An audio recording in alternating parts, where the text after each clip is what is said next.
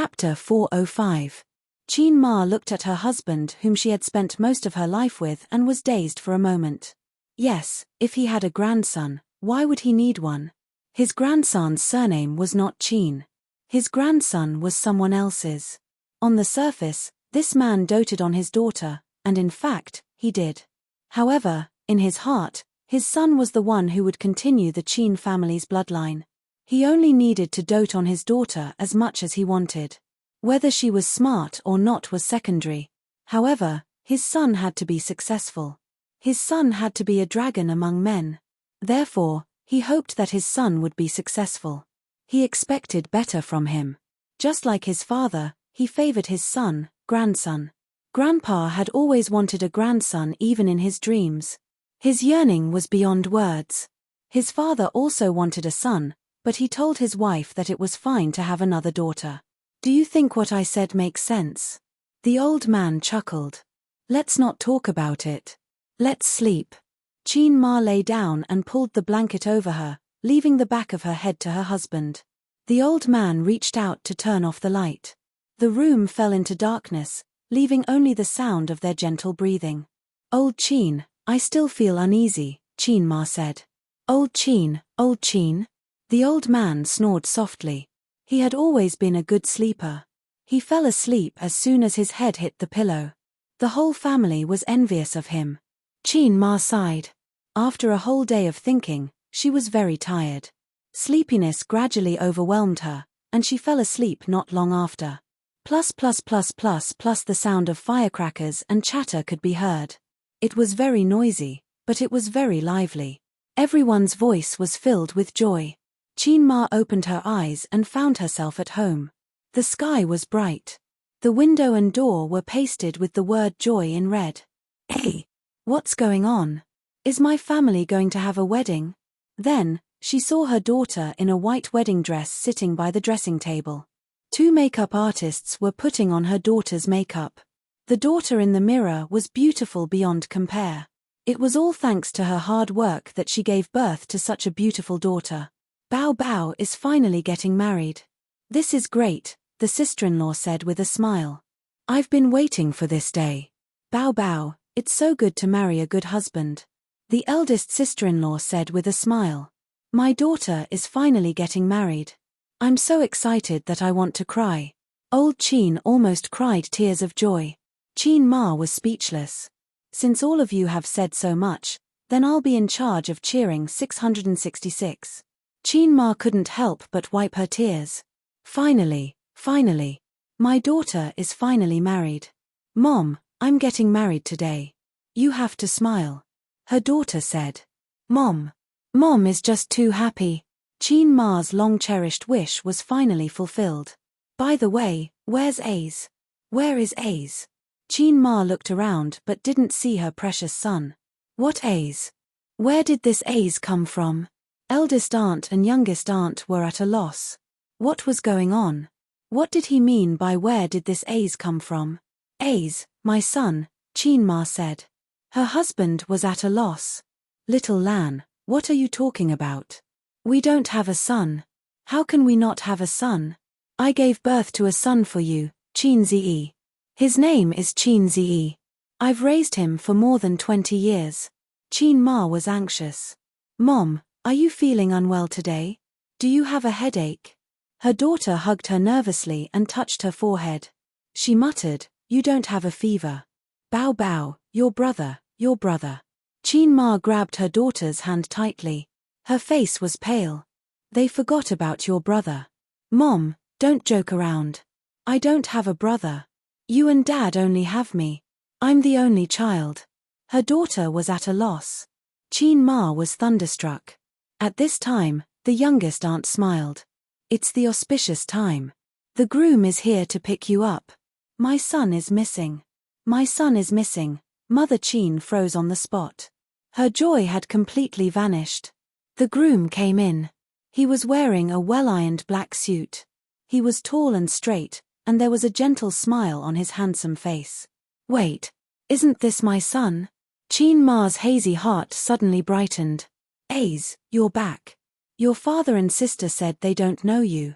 Qin Ma held her son's hand in surprise. Huh! The groom was stunned. Mom, although a son-in-law is half a son, Bao Bao is not my sister. If she's not your sister, then what is she? Qin Ma's heart skipped a beat. Of course she's my wife. The groom said. Of course she's my wife. She's my wife. My wife. Her son's words echoed in Qin Ma's mind. Honey. Her daughter threw herself into her son's arms. Her son took the opportunity to hug his daughter. Both of them smiled happily. What an eyesore. Qin Ma looked at her son and daughter. She felt as though her heart had been pierced through. No, no. You can't get married. You're siblings. You'll be executed if you get married. Qin Ma said loudly. I don't care about being executed. Her daughter pressed her face against her son's chest. Bao Bao, be good. Give me a kiss. The two of them kissed passionately in front of their mother. No, no. You can't get married. You can't get married. Qin Ma screamed as she broke down. How can my son-in-law be my son? No, you can't marry your sister. Doglead, you doglead. How can you marry your sister? But no one cared about her. Her daughter happily married her son. Qin Ma was awakened by the crackling of firecrackers. She opened her eyes and found herself in her own home. The windows and doors were plastered with the word she in bright red. Her relatives and friends were all there.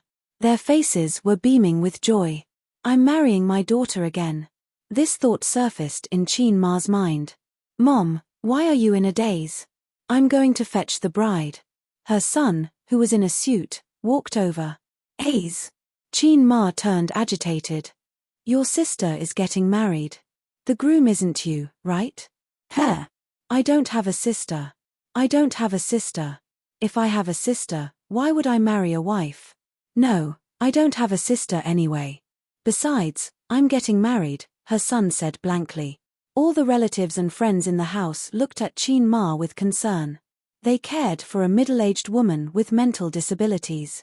Old Qin, our daughter is missing. Qin Ma said a very familiar line. We don't have a daughter. There's no need for a daughter. We just need a son, said the old master. All right, darn old man. You've finally said what's on your mind.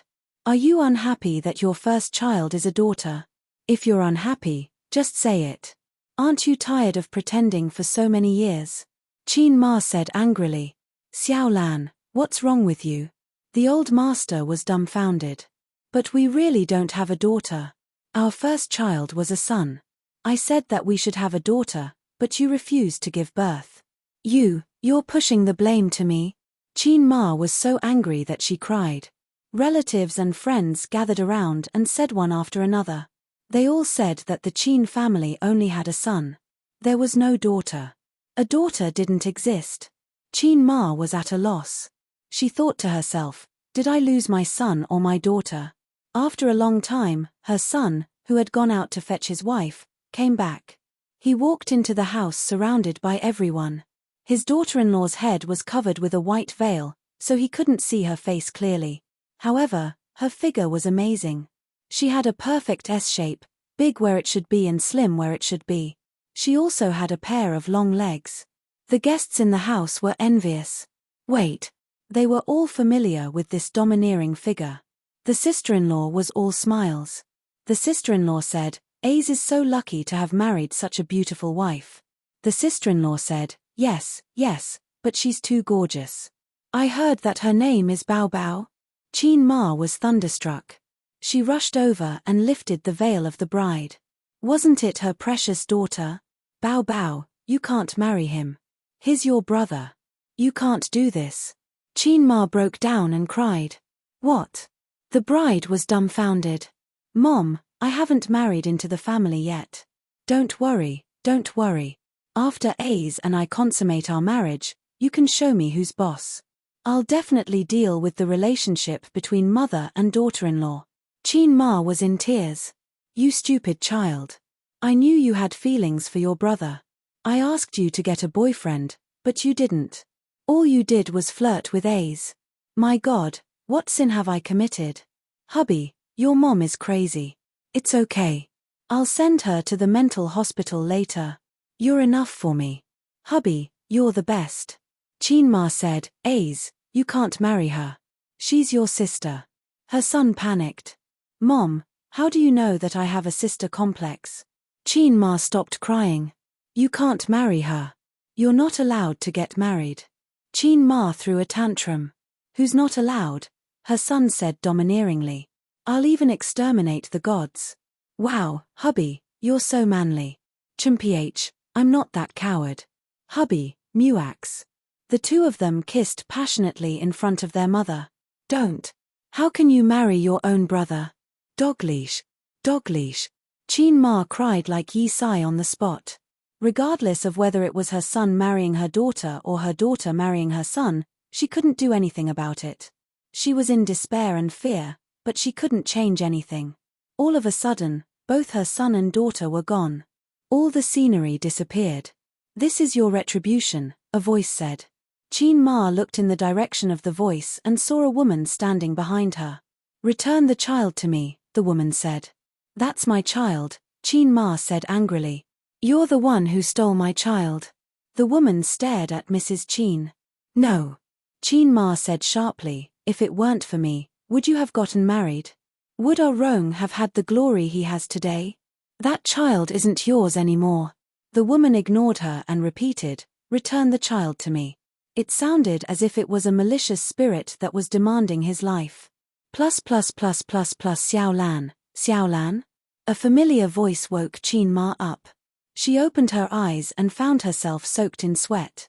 The chandelier was on, and the light was so bright that she couldn't open her eyes. What's wrong with you? Grandpa Shen handed her a glass of water with concern. Chinma propped herself up and sat on the bed. After drinking the water, she gasped for breath and collapsed. It was too scary. It was too scary. Fortunately, it was a dream. This is the first time I've seen you like this. What kind of dream did you have? Grandpa Shen frowned. On one hand, you said that you can't get married, and on the other hand, you said that you can't marry. Look at how shocked you are. Chinma's face stiffened. What else did I say? Grandpa Shen shook his head. I can't hear you clearly. One moment, you said Shanghai dialect, and the next moment, you said your hometown dialect. Chinma heaved a sigh of relief. The dialect was so good. Grandpa Shen laughed. Did you dream that Bao Bao got married? It's really hard on you as a mother. Mother Chin's heart was tired. That's right. She married your son in a flash. Although it was a dream, she had to be careful. She had to think of a way to give them a warning. Yes, she had to think of a reason to let old Chin teach her son a lesson. Chinma looked at her husband. Grandpa Shen? On the other side, Chin Ziyi, who was tossing and turning, suddenly felt a chill in his balls. He turned on his phone and looked at the time. It was 1:30 a.m. Although he pretended to be a man in front of his sister, as if this is just a small matter, don't be afraid, Chin Ziyi was scared to death. He was afraid that his parents would suddenly rush in, one holding a rolling pin, and the other taking out a large Dharma artifact. It was too unrestrained. It was still too unrestrained.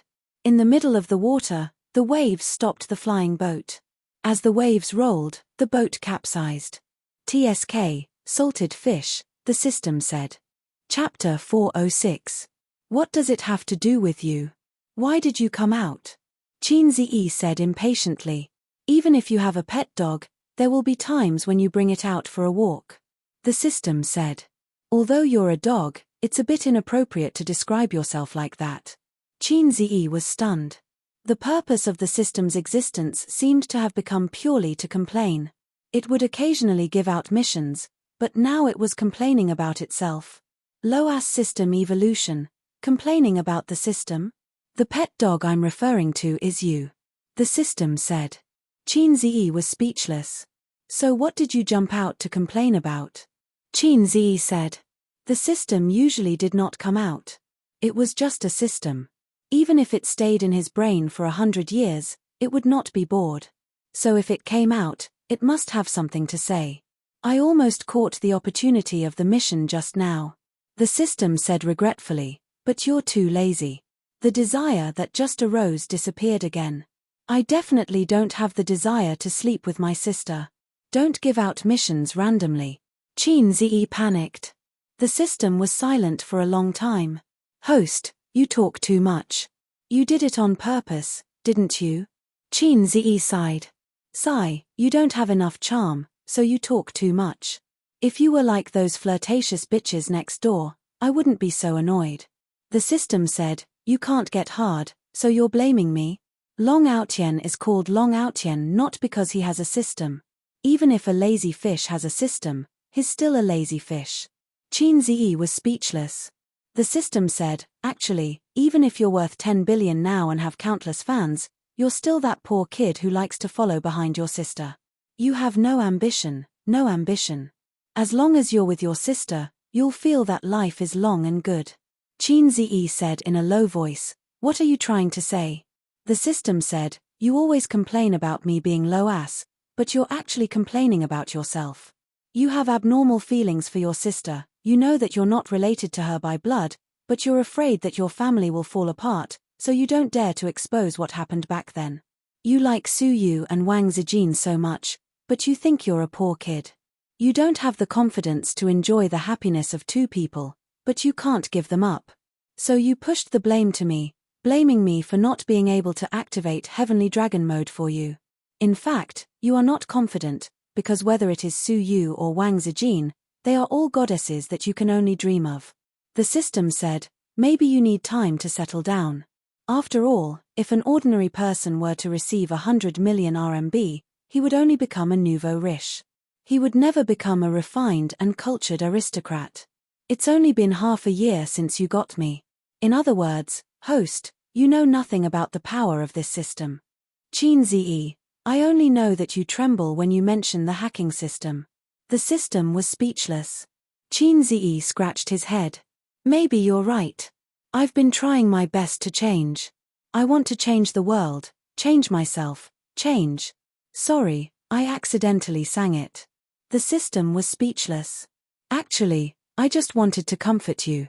You can't reach the sky with a single mouthful of milk. A boy growing up to become a man is bound to experience trials and tribulations. It's not like you're a man just because you've had sex. The system concluded, men and women are different. When a girl changes into a woman, it's just a matter of a membrane. When a boy becomes a man, Qin Ziyi interrupted it and said, when the chrysanthemum blossoms. The system was speechless. It's going through trials and tribulations, you bastard host. Qin Ziyi nodded. Thank you. A heart-to-heart between two salted fish can cause a psychological resonance. I feel like I'm suddenly enlightened. This time, the system interrupted him. The chicken soup for the soul I downloaded from the internet only said the beginning. What do you mean by enlightened? I'm afraid you're the evolution of salted fish Ziyi, RQZE. Qin Ziyi was speechless. It turned out that the system knew exactly what he was thinking just now. It was 2:00 in the morning. Qin Ziyi looked up at the ceiling. Since he had to sort out his messy feelings, he might as well do it one by one. Maybe I should take some time to go to Shujia Town or Wen City, he thought. After spending an awkward weekend at home, Qin Ziyi and Qin Baobao finally breathed a sigh of relief. They did not know if it was a psychological effect, but the siblings felt that their mother was looking at them strangely. She was paying more attention to them than ever before. Once, Qin Ziyi and his sister were chatting on the sofa in the living room. His sister was talking about the endless work for the past few days. She felt sad and leaned on her brother's shoulder. "Aze, I'm so tired, sob sob, sob." Qin Ziyi saw his sister's strange expression and turned to look. He saw Qin Ma standing at the kitchen door, silently observing. The siblings sat upright and still. This feeling was like when you were having sex with your girlfriend in a room and suddenly realized that there were countless onlookers silently watching. It was easy to be traumatized. Qin Baobao and her brother were chatting in the living room. Qin Ma was silently observing. Qin Baobao and her brother were eating chicken in the room. Qin Ma was silently observing. Qin Baobao and her brother were talking on the balcony. Qin Ma was silently observing. Qin Baobao and her brother went out to buy groceries. Qin Ma also wanted to follow and observe. As a result, when the two of them went to work on Monday, they were so guilty that they didn't dare to go out together. Qin Bao Bao left first, and Qin Ziyi left with Prince Su 5 minutes later. Qin Ziyi carried Sister Ziwei's bag. Wang Zijin held his arm. After getting into the car, she said happily, "Aze, come to Uncle and Auntie's place next week, okay?" Qin Ziyi immediately gave her a sideways glance. Sister Ziwei, you're really hopelessly evil. I'm asking you a question. Wang Zijin took out a rubber band from her bag and bit it in her mouth. She tucked her hair behind her head with both hands and tied it into a ponytail. Okay. Qin Ziyi nodded subconsciously. Then, he was stunned. This can't be. I have to be tough. I can't be so soft. What's okay? I don't like listening to their nagging. Let's talk about it later, he said with a straight face. Oh. Wang Zijin nodded. Then I'll bring Uncle and Auntie over. I'll bring the dogs over too. I just feel that they're not young anymore. They live in the same city, so why don't they go home every weekend? We can't forget the kindness of raising them, right? She was talking nonsense with a straight face, but I had nothing to say. Sister Ziwei. I thought about it. It's better for us to come over. Qin Ziyi forced a smile. Good boy. Sister Ziwei smiled generously and sweetly. She didn't get to see mewling monster pestering Qin Ziyi for 2 days. Qin Ziyi drove her to the company. Aren't you coming up with me? Wang Zijin frowned. I'll go to Bowser first. There's a meeting there, Qin Ziyi said. Oh, then go ahead. Have a safe trip. Wang Zijin waved her hand. Watching the car drive into the traffic, she thought to herself, should I come to the meeting a few times a week? These days, she went to the company with Qin Ziyi as a couple. Wang Zijin finally understood why Qin Bao insisted on Qin Ziyi going to work with her. It was because it felt good and happy. They lived together and went to work together, unlike most couples who lived in big cities. For them, home was a place to sleep every day. At dawn, they rushed to go to work. At night, they got off work and drove or took the subway. After dinner, they looked at the time and went to bed. On the other side, Qin Ziyi arrived at Bowser Investment, and the meeting was scheduled for noon. He had to write a draft in the morning. Of course, he didn't have to worry about this kind of thing. Usually, Suyu would help him draft a draft, and Qin Ziyi would polish it a little. After reading it once, he would have a good idea of what he was going to write. Then, he would speak frankly in front of the executives.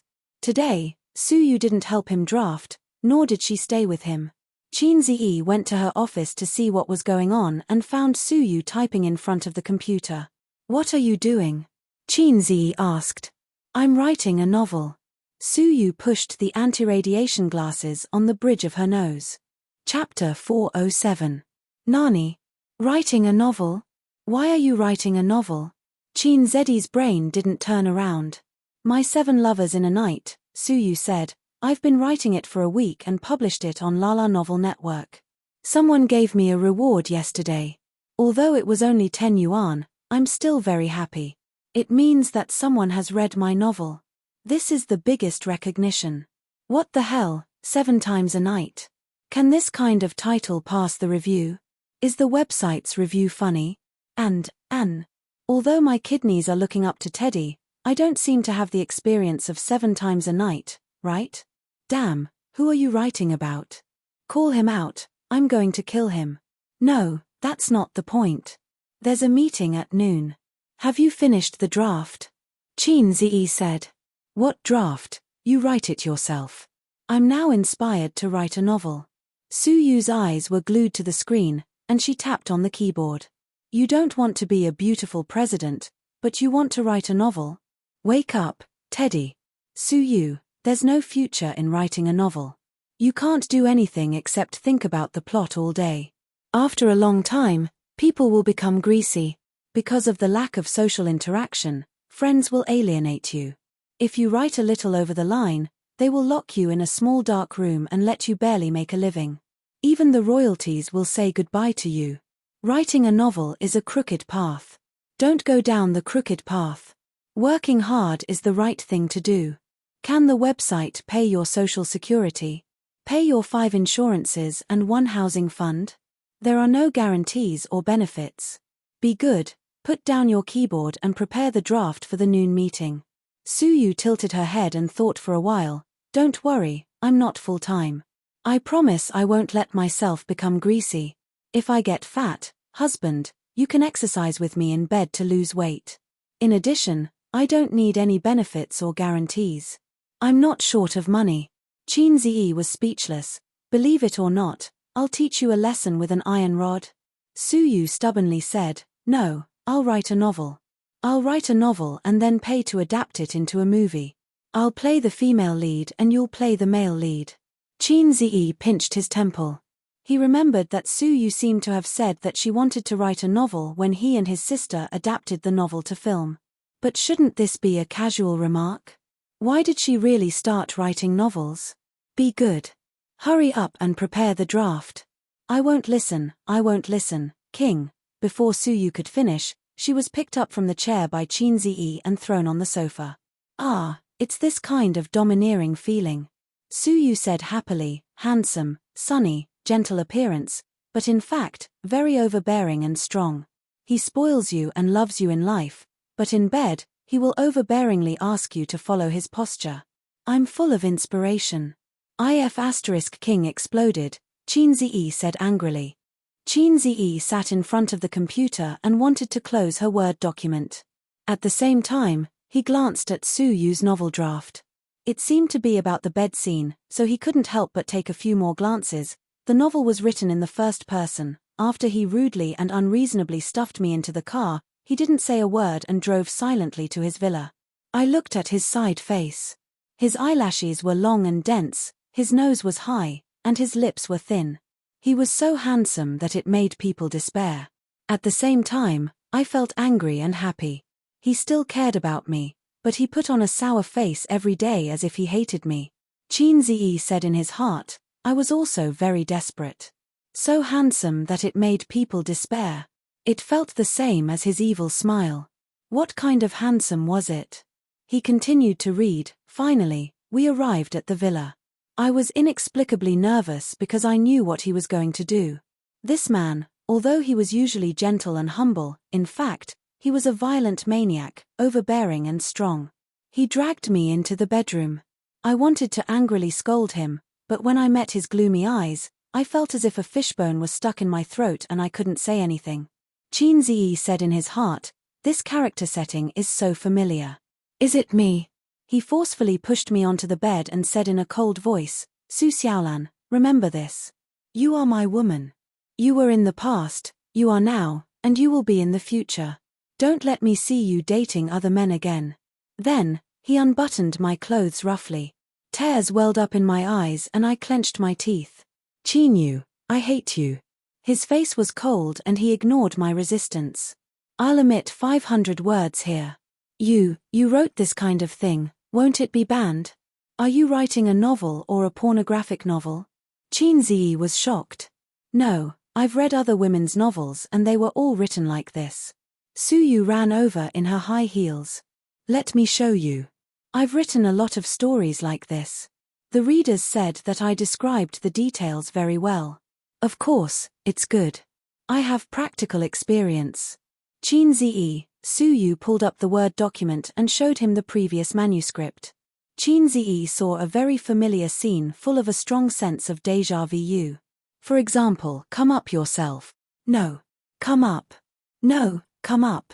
Another example, the shower head spurted out hot water, and he pushed me against the cold wall. Damn it, I'm looking at the stone again. Qin Ziyi, no, there were too many things to complain about. He didn't know how to complain. How is it? My writing is good, right? The plot feels good too. It's very sadistic. Then, hubby, when I finish writing, let's adapt it into a TV series, Suyu said hopefully. Let me tell you, a book like yours can't be made into a movie or a TV series, because it will be finished sooner or later, Qin Ziyi said. Then I'll delete some, but not too much. Suyu pointed her little finger with a serious expression. Just delete a little. The bed scenes can't be left out. Are you sure you can live until the end of the novel? Chin Zedi's eyebrows twitched. It doesn't matter. Even if I'm not allowed to publish it online, I can still write it. When I'm done, you can ask the scriptwriter of Tianfang Film and Television to help me edit it. We can make a TV series ourselves. We don't lack channels, equipment, personnel, and funds. Su Yu said. Shanghai's Naked-ass Bureau won't pass the review. You can give up this idea. Qin Ziyi knocked on her head. We'll talk about this later.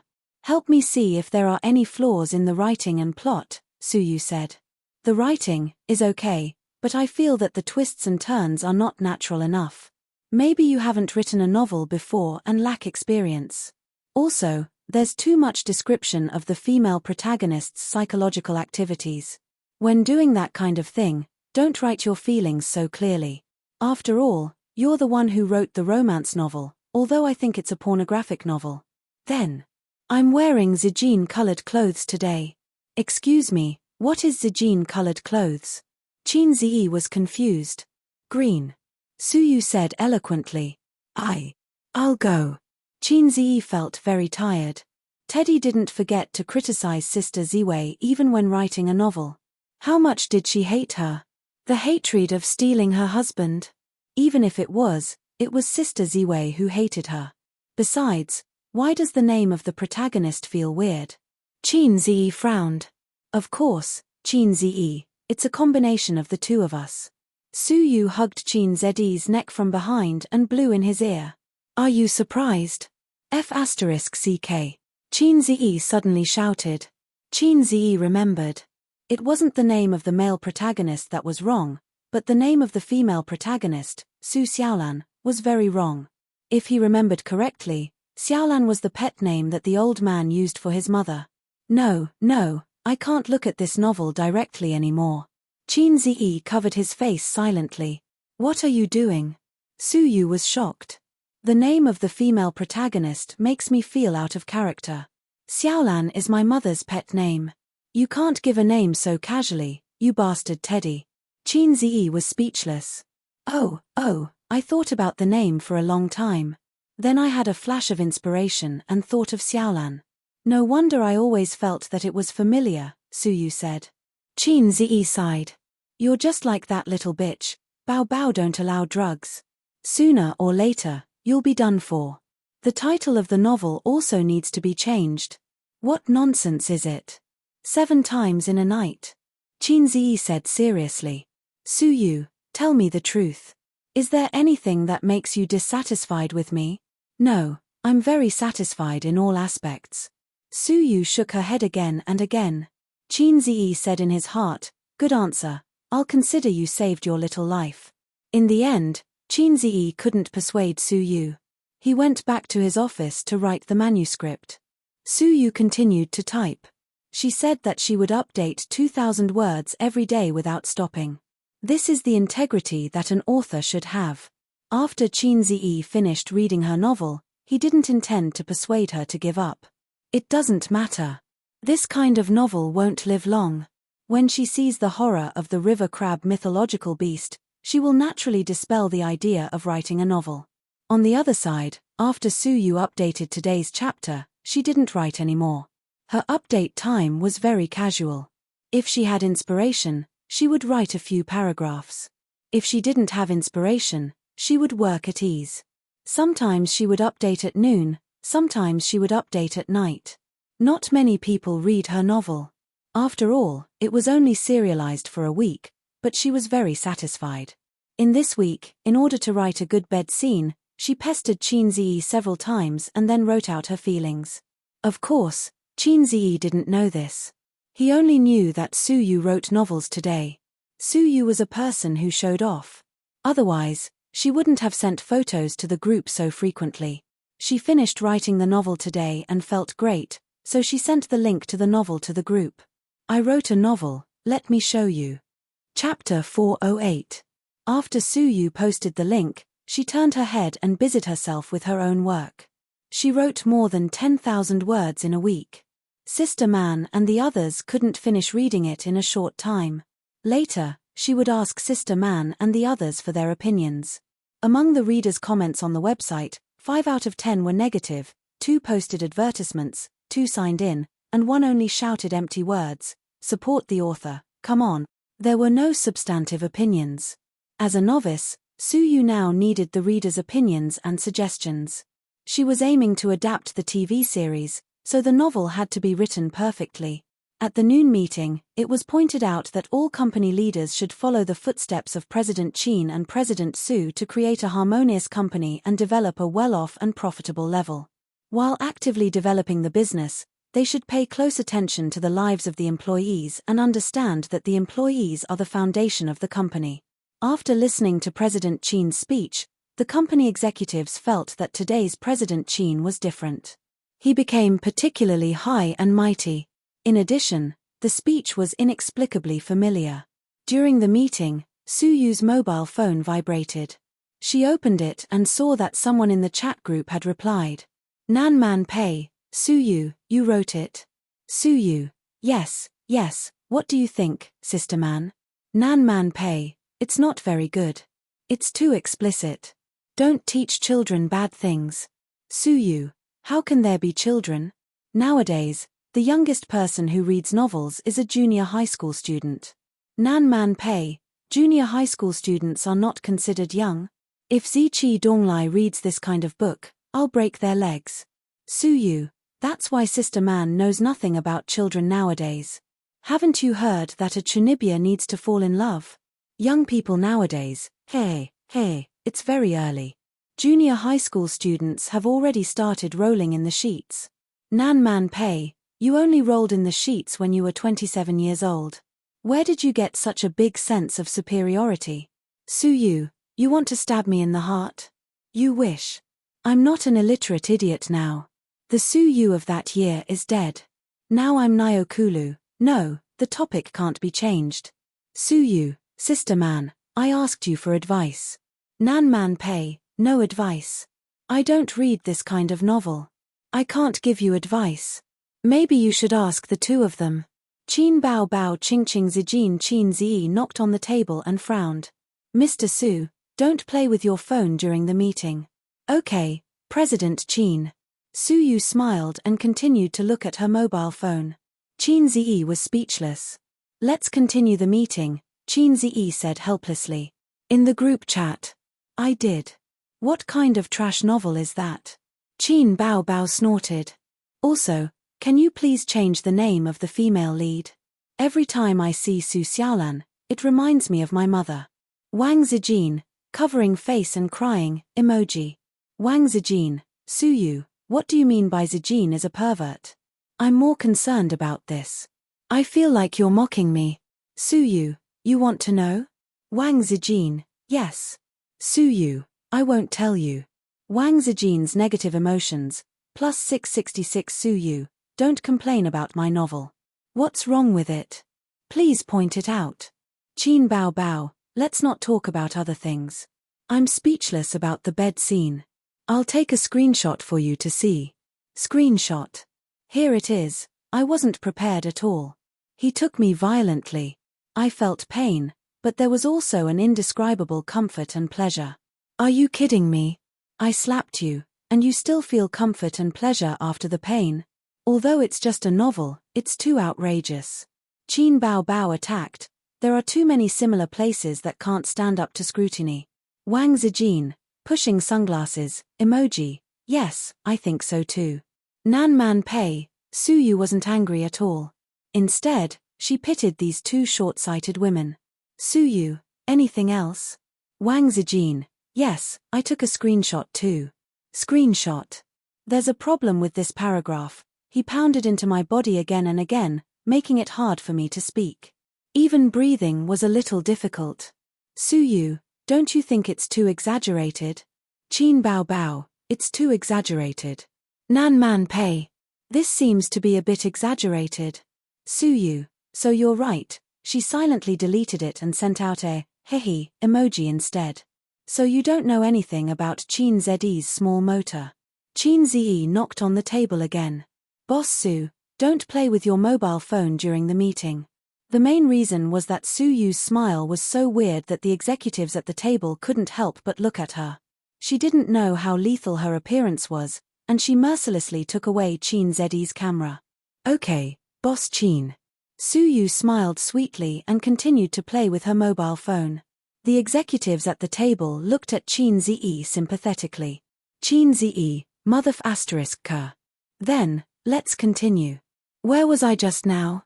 "Boss Qin, you talked about this year's performance targets," an executive said. Qin Zedi's face darkened. "I think I just finished talking about this." The executive looked embarrassed and withdrew his gaze from Su Yu. In the group, Qin Baobao and Wang Zijin went back and forth and attacked each other. Qin Baobao, "I found another part that doesn't make sense." Screenshot, the female lead Su Xiaolan. "Again, please change my mother's name, or I'll let Qin Zi beat you up." Then back to the topic. The female lead Su Xiaolan is eating a cucumber at home, the male lead. "Please change the name of the male lead, don't be surnamed Qin." Back to the topic, the male lead has a naughty smile on his face, saying that if you want to eat a cucumber, you can eat mine. "My size is much bigger than it." Qin Baobao, "Su Yu, you're referring to that thing, right? As far as I know, a cucumber is more than 10 centimeters long, and a man's, is that long? That's too fake." Wang Zijin, "That's not scientific." Nan Man Pei, in the office, Su Yu threw her mobile phone and laughed on the table. After laughing, she saw everyone looking at her. She coughed and said solemnly, "Continue the meeting."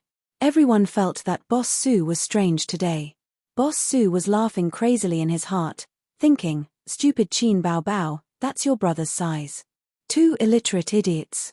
In fact, many girls knew nothing about a man's size before they had a boyfriend. Unlike many men, who had all kinds of cavalry in their hands, as long as they dated a man, they would know. Some girls would watch Japanese action movies, but this did not include Qin Baobao and Wang Zijin. Qin Baobao was a clean freak and would not touch such things. Wang Zijin was a female hipster and would not touch such things. She liked to chase romantic and sad love. Chasing a cavalry movie was not in line with the style of a hipster. Qin Zi was talking when his phone suddenly rang a few times. He glanced at it and thought, "It's rare that Sister Man took the initiative to send me a message." So he picked it up and saw that Sister Man had sent a few screenshots of the chat history of a chat group. After Qin Zi read it, he felt that his body was petrified, China was petrified. His mood was particularly complicated. He was not afraid that his affair with Su Yu would be exposed. After chatting with the Low system, he really felt enlightened. The reason why Long Outyen was that he had a loving and confident heart. In fact, this was very dangerous. If Su Yu said that the content of the novel was purely personal experience, with the sisters' intelligence, they would have guessed it. At that time, Qin Zi really wanted to be benevolent and die. Mainly because of the stupidity of the two sisters. Sister has always been a little fairy. She lived a clean and pure life. Qin Zi has been with her for more than 20 years and knows it in his heart. But why is Sister Ziwei also illiterate? Isn't she an internet veteran? Oh, there will be number 18 pictures on the internet, but how come she doesn't even know a man's size? Half surprise, half funny. Let's adjourn. Qin Zi announced the end of the meeting. The company executives got up and left. Su Yu also wanted to leave, but was pulled back by Qin Zi, who pressed her on the conference table and slapped her. "Don't you think your ass is not big enough? I'll help you develop it," Qin Zi said angrily. Ouch. Su Yu's heart was full of grievances. "Why did you suddenly hit me? I say, what were you doing just now? Sister Man sent me a screenshot. If you want to write a novel, just write it. What do you mean by showing it to my sister? Nonsense, I write a romance, not a pornographic novel." Chapter 409. At 5:30 in the afternoon, Qin Zi left Bowser in advance and drove to pick up Wang Zijin from work. Wang Zijin had the ideological awareness of a party member. She said that she wanted to respond to the country's call to live a low-carbon life, so she insisted on not buying a car. Qin Baobao thought that she actually wanted Qin Zi to pick her up every day. Wang Zijin came to Shanghai in a fit of pique. She didn't plan to stay for a long time. Her initial plan was to stay for 10 days to half a month, and then go home to negotiate with her father. If he continued to meddle in her marriage, she would stay for a year and a half, or even longer. Anyway, she was her father's only daughter, and she had the confidence to be willful. She didn't expect that she would be addicted to living there. First, the Qin family was serious and full of warmth. Her father was strict, her mother was kind, and her sister and brother were a pair of clowns. Wang Zijin longed for this kind of family atmosphere. She didn't expect that she would be addicted to her best friend's brother in the end. She didn't try his glib tongue, nor did she experience his two-finger technique, but she was addicted. He was handsome, had the right temperament, and was very talented. He was interesting. Although he was a little timid occasionally, such a talented man should be strong and domineering. But because of this, he was cute and made women more curious. Moreover, a strong and domineering man didn't meet Wang Zijin's aesthetic standards. There was no lack of pursuers of the domineering CEO type in Beijing. Wang Zijin was very opinionated, and she was not stupid and sweet, so she was actually very disgusted with the domineering CEO type. On the contrary, a talented but timid type like the little red guy was in line with Wang Zijin's taste. Wang Zijin held the wall with her hand. When she took off her high heels and changed into cotton slippers, her mobile phone rang. "Aze, help me get my mobile phone." Her Louis Vuitton bag was hanging on Qin Zi's shoulder. Qin Zi took out his mobile phone and glanced at the caller ID, "Mom." His expression was strange. "Who is calling?" Wang Zijin asked curiously.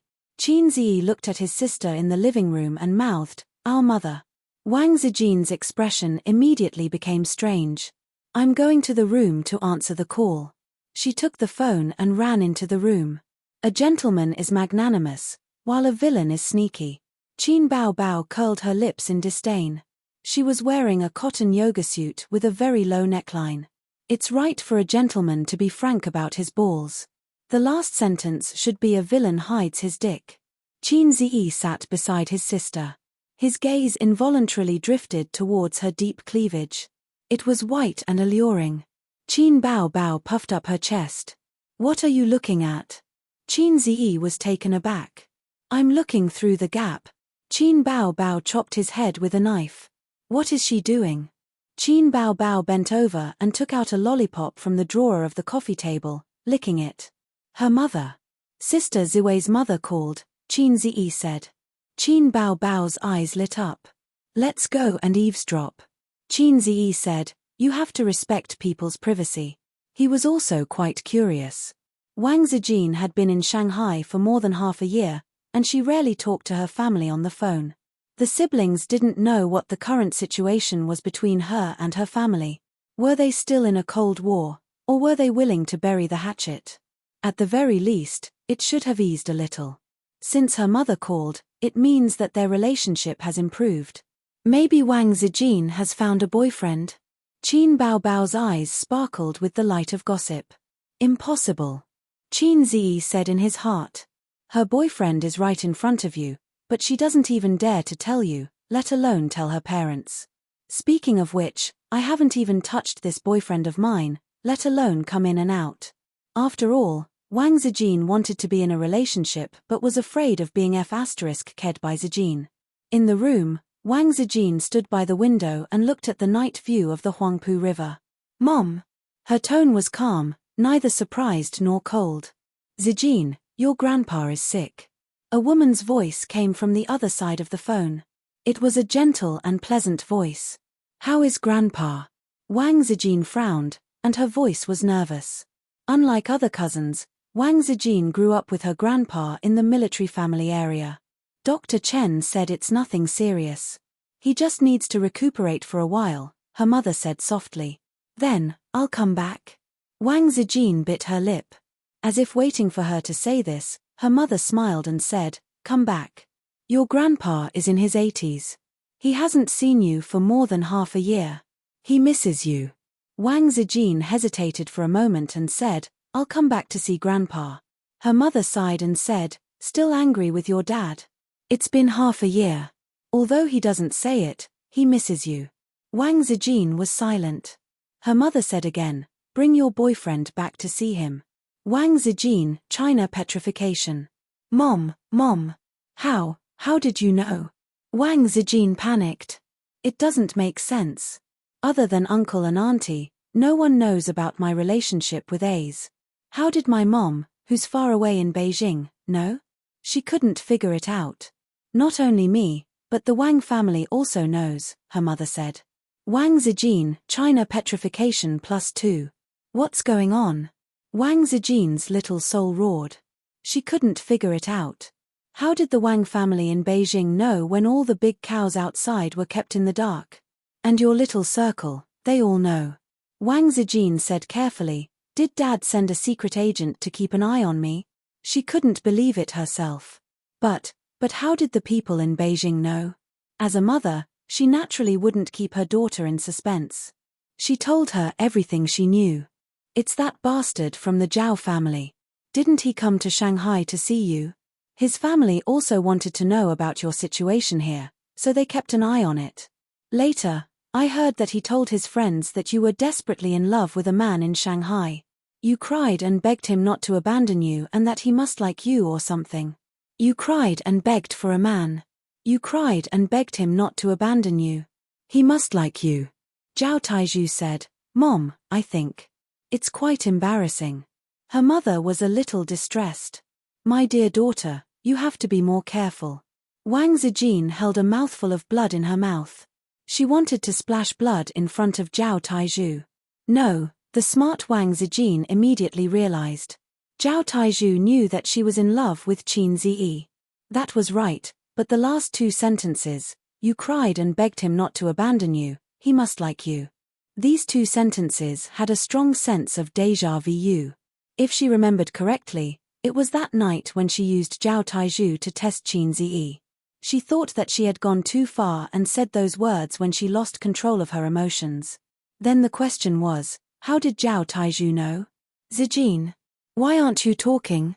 Her mother said, are you shy? Shyness doesn't exist. Wang Zijin said softly, Mom, my brain is trembling. Her mother was confused. I know. I'll come back tomorrow and bring him back on the way, but... Wang Zijin said bitterly, I'll clean up the house first. Goodbye, Mom. Wang Zijin hung up the phone and looked at the night view of the river. Don't ask the person who loves me the most how deeply he hurt me. Reality is always too cruel. In the living room, Ying was practicing yoga. The little guy was admiring his sister's figure without looking sideways. Wang Zijin came to the living room and said as if nothing had happened, Bao Bao, my grandpa is in the hospital. In fact, he was not in the hospital. With old Master Wang's identity, there was no reason for him to be a doctor. But Wang Zijin wanted to make the situation more serious. Qin Bao Bao was stunned. Are you going back? There's no other way. Wang Zijin sighed. Then my grandpa kept talking about my marriage and wanted me to get married early. My family used this reason to force me. I'm so helpless. Qin Ziyi said in his heart, what are you crying for? Qin Bao Bao frowned and felt bad for her best friend. I told them that I have a boyfriend. My family didn't believe me and asked me to bring him back to meet them, Wang Zijin said. So you want my brother to pretend to be your friend? Qin Bao Bao understood. Qin Ziyi said in his heart, he's actually your real boyfriend, sister. Wang Zijin nodded. I'll buy a plane ticket back to the capital tomorrow and stay for 2 or 3 days. Qin Bao Bao agreed readily. Then I'll lend you the little guy for a few days. Don't break him. Qin Ziyi was speechless. Why did he feel like a toy? Bah, a toy. Then, he suddenly understood what his sister meant. The Wang family was such a big rich family. If the eldest daughter of the family hooked up with a wild man outside and brought him back, she would definitely be looked down upon. But since her best friend had spoken, Qin Bao Bao could not refuse. Then, she could not bear to see her brother being looked down upon for no reason, so she hinted to Wang Zijin not to break him. I'm not lending my brother to you purely to block arrows for you. You have to watch over him and don't let him suffer too much. Thank you, Bao Bao. Then, A's, come with me. I'll tell you about my family's situation, Wang Zijin said with a smile. Go, go. Qin Bao Bao waved her hand.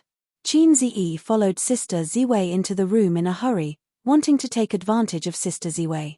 But as soon as he entered the room, Wang Zijin pushed him onto the bed. Wang Zijin sat on top of him and looked down at him. Qin Ziyi was shocked. He thought to himself, Sister Xian is so unrestrained today. Didn't she want to date but was afraid of being F***ked? Then should I eat grapes first, or the fungus? Qin Ziyi's heart stirred. Wang Zijin looked down at him and sneered. Tell me, how do you want to die? Okay, she's playing with emotions. Qin Ziyi said with a smile, Yu Xian wants to die. I'll F***king slap you to death. Wang Zijin waved her hand and chopped his head. Seeing Qin Bao Bao waving her hand and chopping her brother many times, she also learned it. Don't hit me, don't hit me. The hand knife was quite painful. Qin Ziyi blocked it a few times and grabbed Sister Ziwei's wrist. He was confused. What are you doing? Why are you hitting me? I'm not the one who hit your grandfather and sent him to the hospital. Wang Zijin said with a straight face, I'll give you 3 seconds to tell the truth. Qin Ziyi panicked. My affair with Su Yu was finally exposed. Yes, Sister Ziwei was so smart. After reading Su Yu's novel, it was impossible for her not to have some ideas. She finally speculated. At this time, I should snort coldly. Yes, Su Yu is my woman. Then Wang Zijin said, how can you treat your family like this? He said, but my heart for you is unchanged. Wang Zijin, I don't want it, I don't want it. He said, then you will lose me. Wang Zijin, don't leave me. As long as you have me in your heart, I don't care how many women you have. But the fact was that his little heart was trembling, and he was terrified. Forget it, since the matter has been confessed, then face it bravely. Although I am a salted fish, I am also a salted fish with responsibility. I'm sorry for this matter. Qin Ziyi said in a deep voice. Chapter 410. Although he had fantasized that the moment of confession would never come, just like 2012. How good would that be? But Qin Ziyi felt that he could not be as unreliable as the master of brick. If a salted fish was put into the sea, it would be the Harai's king. The Harai's king should be a king. I know I'm a scumbag. I shouldn't have hidden it from you for so long. Qin Ziyi paused, took a deep breath, and gave himself 3 seconds to prepare. Wang Zijin snorted, you really have an affair with Taizhu. Qin Ziyi, what? Zhao Taizhu? Qin Ziyi was stunned on the spot. What does this have to do with Zhao Taizhu? How could I have an affair with him? Wait, Sister Ziwei said, you really have an affair with Taizhu. In other words, she was not talking about Su Yu. I'm really a man with a system. I'm blessed everywhere. Do you want to say it yourself, or do I force you to say it? Wang Zijin pinched Qin Ziyi's neck. She did not use much strength, but her eyes were fierce, and her lips were tightly pursed. She looked very delicate and naive. Sister Ziwei rarely lost her composure like this. I'll say it, Qin Ziyi confessed, that day, when I was sleeping in your car, Taizhu texted me and told me about it. And then? Wang Zijin clenched her silver teeth. Sister Ziwei, tell me first, how did you know? Qin Ziyi was more curious about this. My mom just called and told me. Wang Zijin pursed her lips. My family knows about it, and it's also spreading in my circle of friends. Everyone is probably laughing at me. Look, Wang Zijin has such a day, begging a man to like her. She's simply throwing herself at him. You don't know, I've taught a lot of people a lesson when I was young. Then how did your mom know? Zhao Taizhu said it. Qin Ziyi did not understand. Didn't they agree to keep it a secret? Taizhu didn't look like a blabbermouth. Wasn't it good for this guy to be alive? Why did he have to court death? In that case, I could put the blame on him with a clear conscience. I was very happy at that time because my sister Ziwei didn't like another man. I was so happy that I wanted to shout to the sky. Acting mastery activate. Qin Ziyi said with lingering fear, if you really like another man, I will never be able to recover from this setback. I will never believe in love again. Wang Zijin was stunned. She thought to herself, this should be glib-tongued, But why are his eyes full of affection and joy? That is the expression of his true feelings. Sister Ziwei's anger immediately subsided. And then Taiju asked me why I didn't pursue Sister Ziwei boldly since I liked her so much.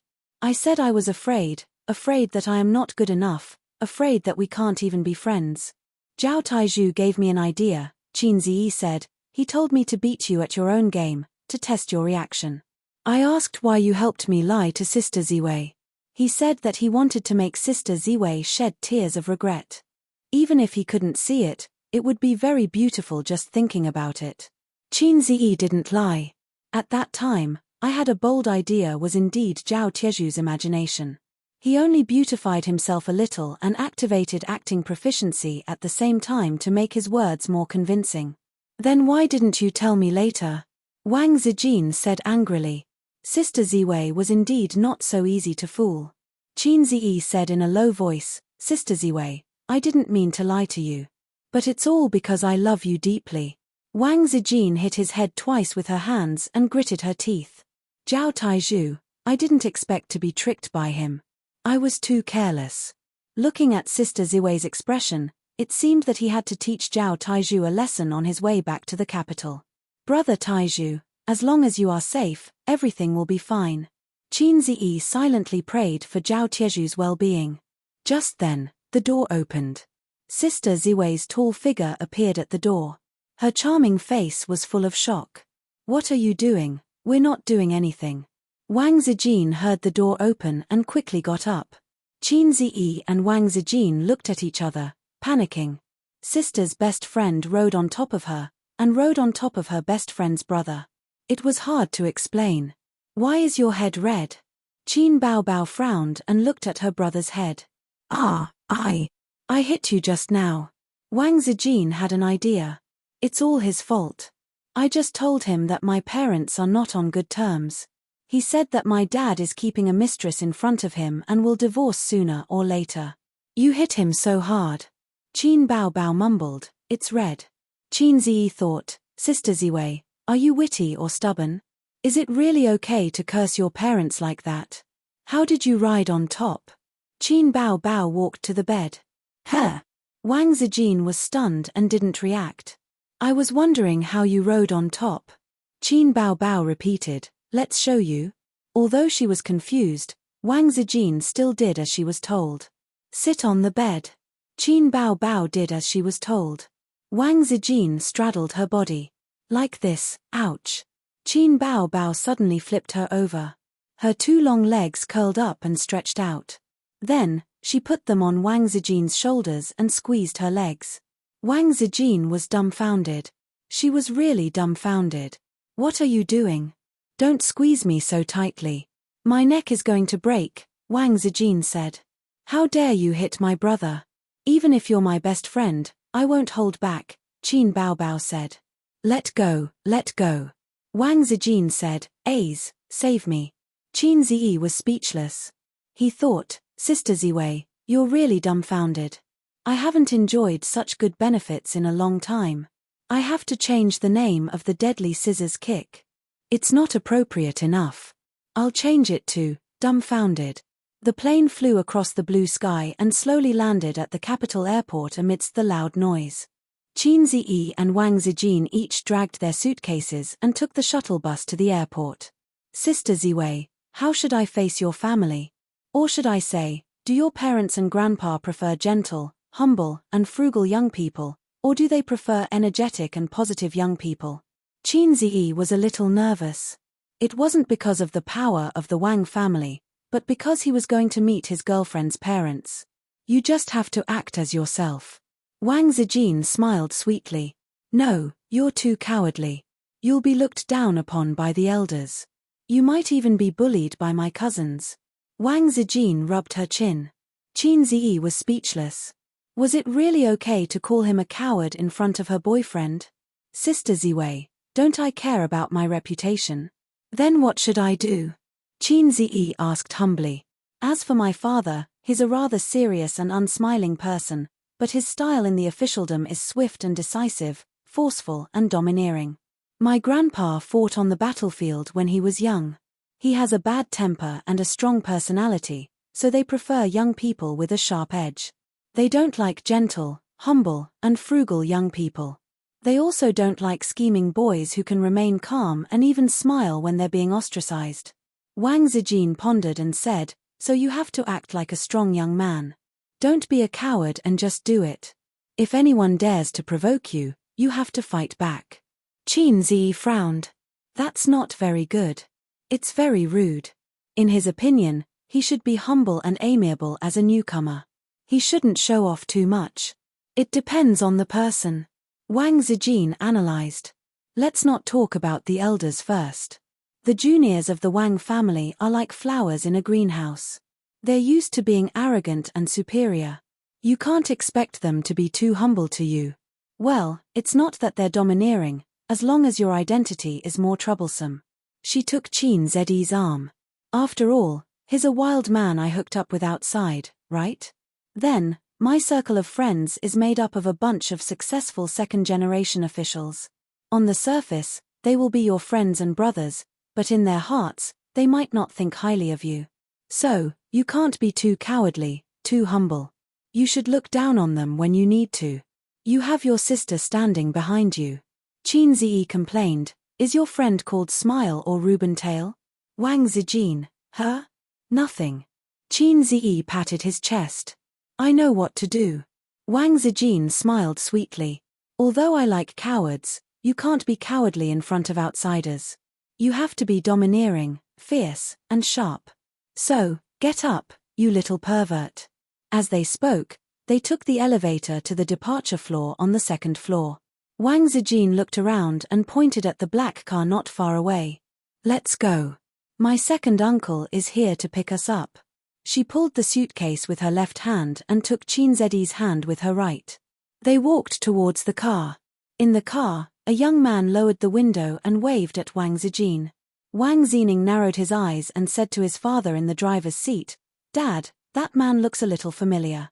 The middle-aged man said calmly, Go down and help your sister with her luggage. The young man answered happily, Okay. The young man was like a wild dog. He first shouted with a face full of smiles, Sister. Then, he reached out to help Wang Zijin carry her luggage and stuffed it into the trunk of his father's car. Then, he closed the trunk with a bang. The little brat ignored Qin Zi and went back to the car.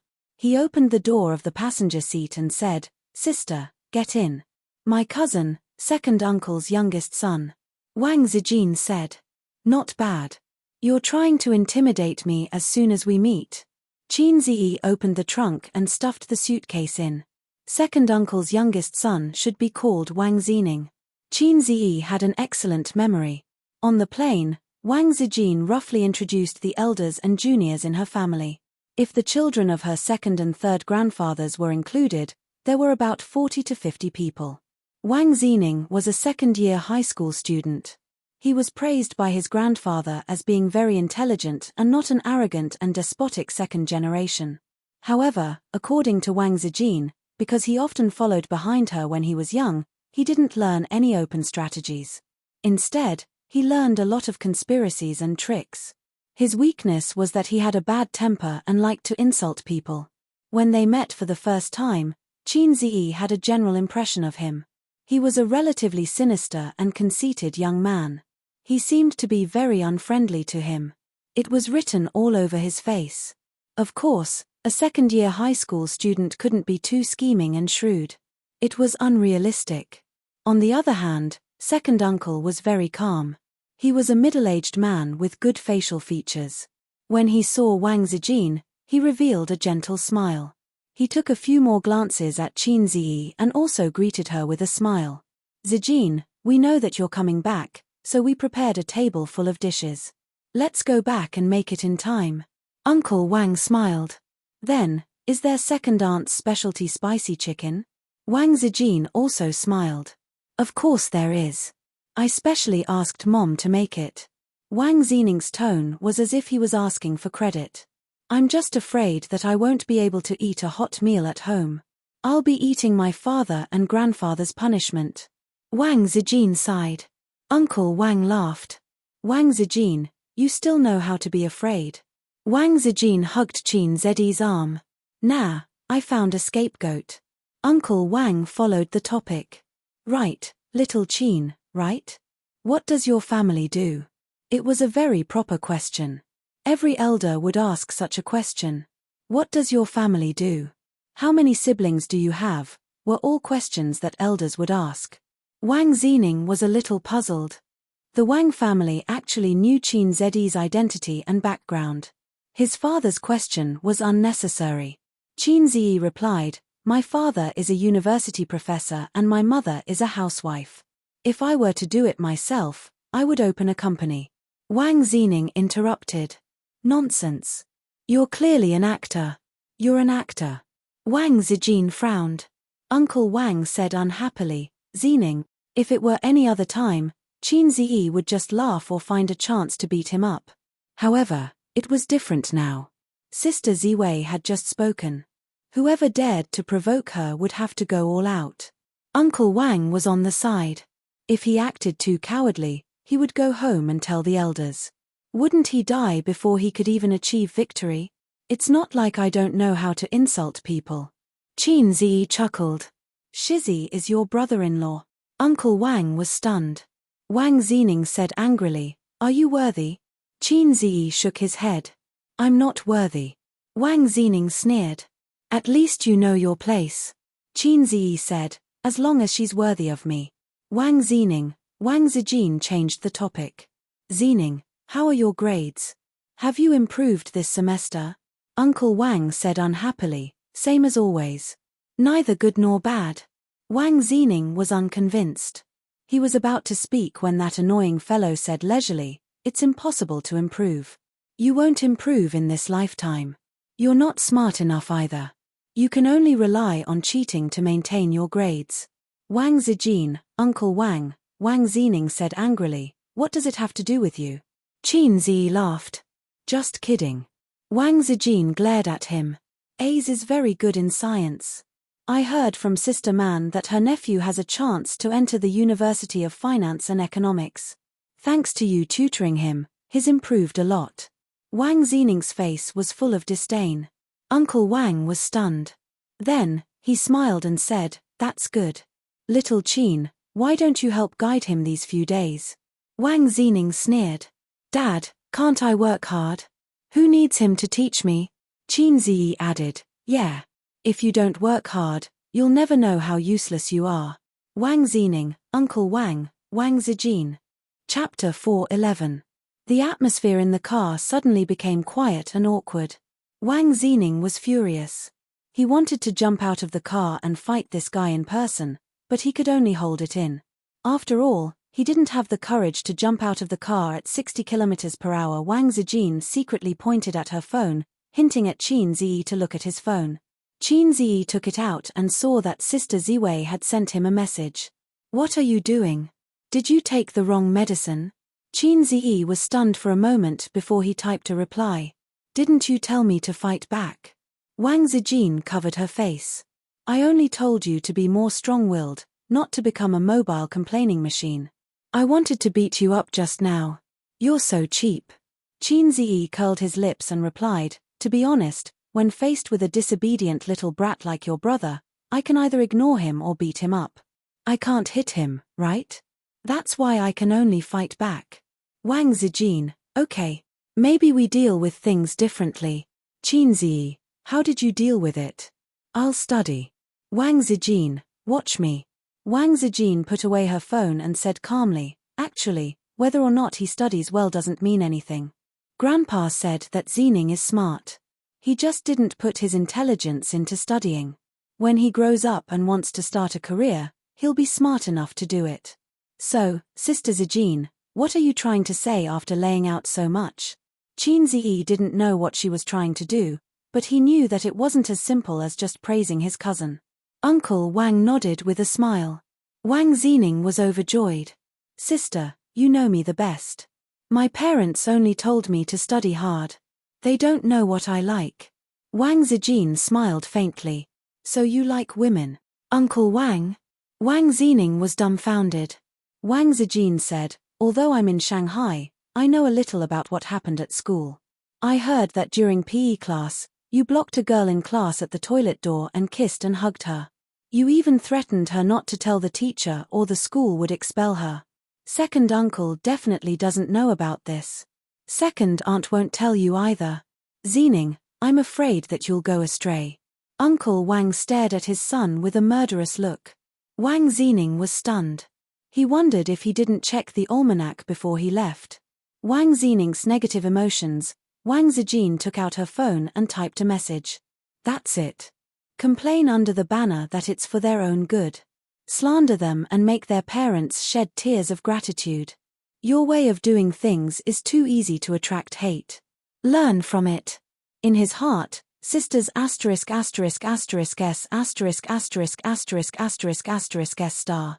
Sister Ziwei's actions were like a scheming bee asterisk tch in a TV series.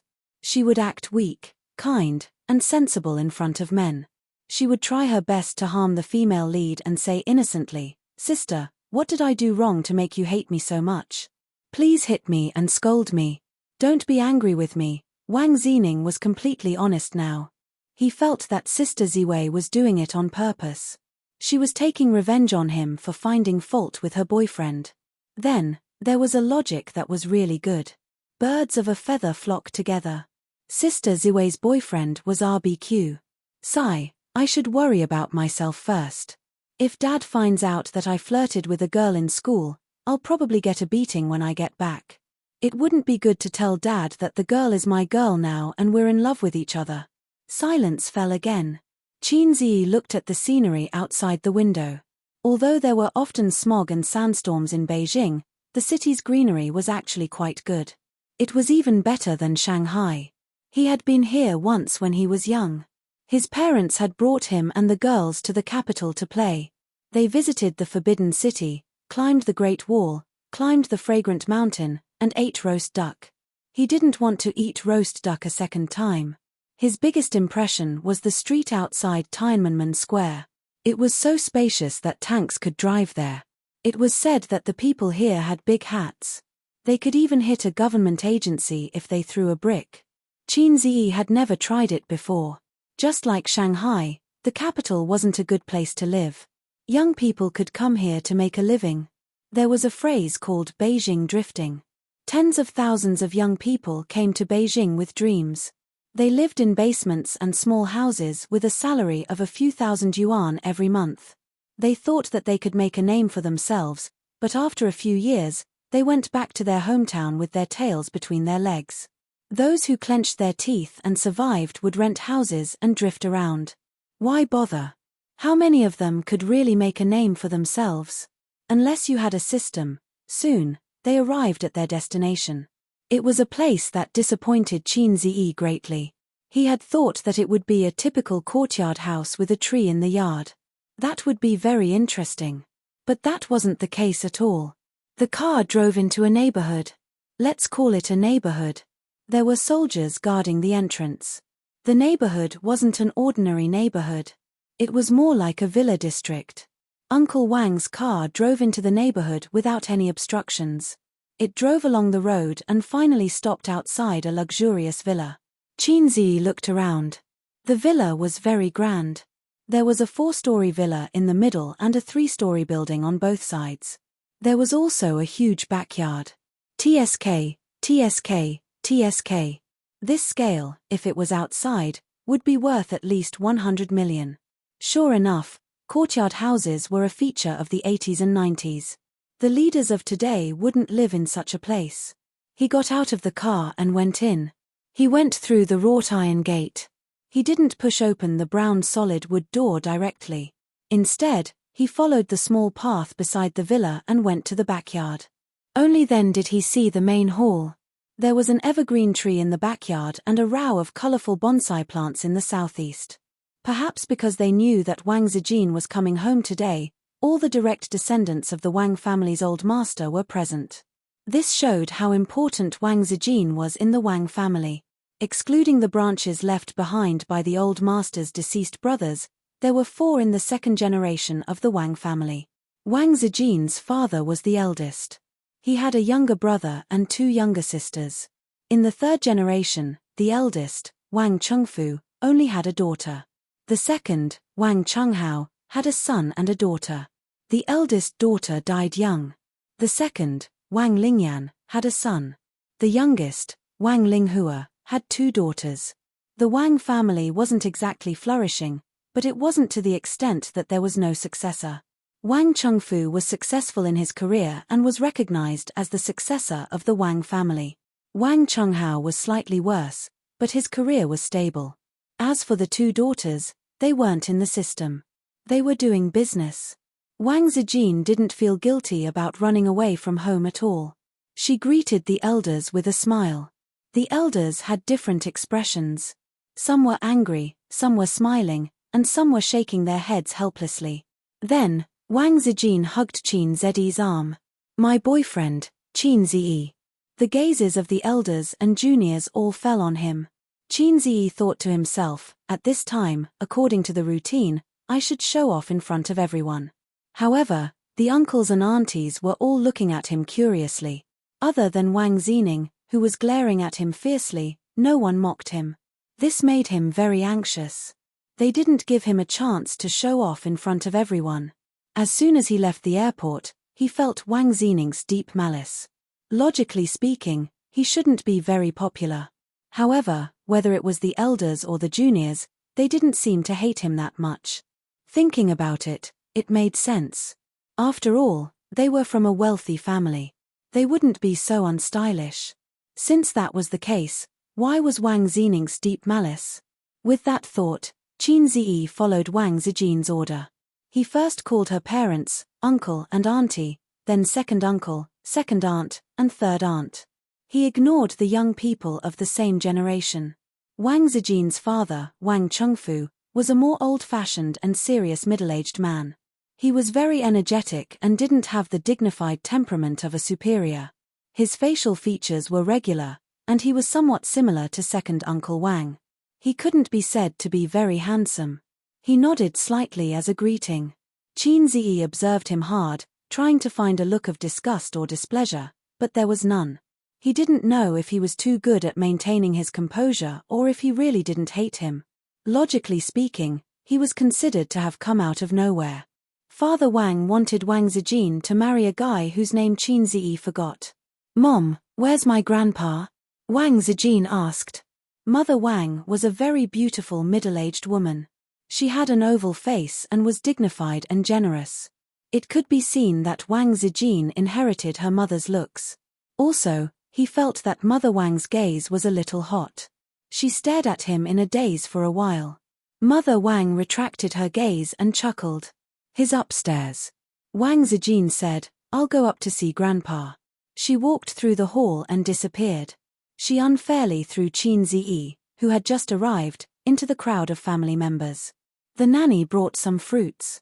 The elders sat in a circle, and the juniors sat in a circle further away.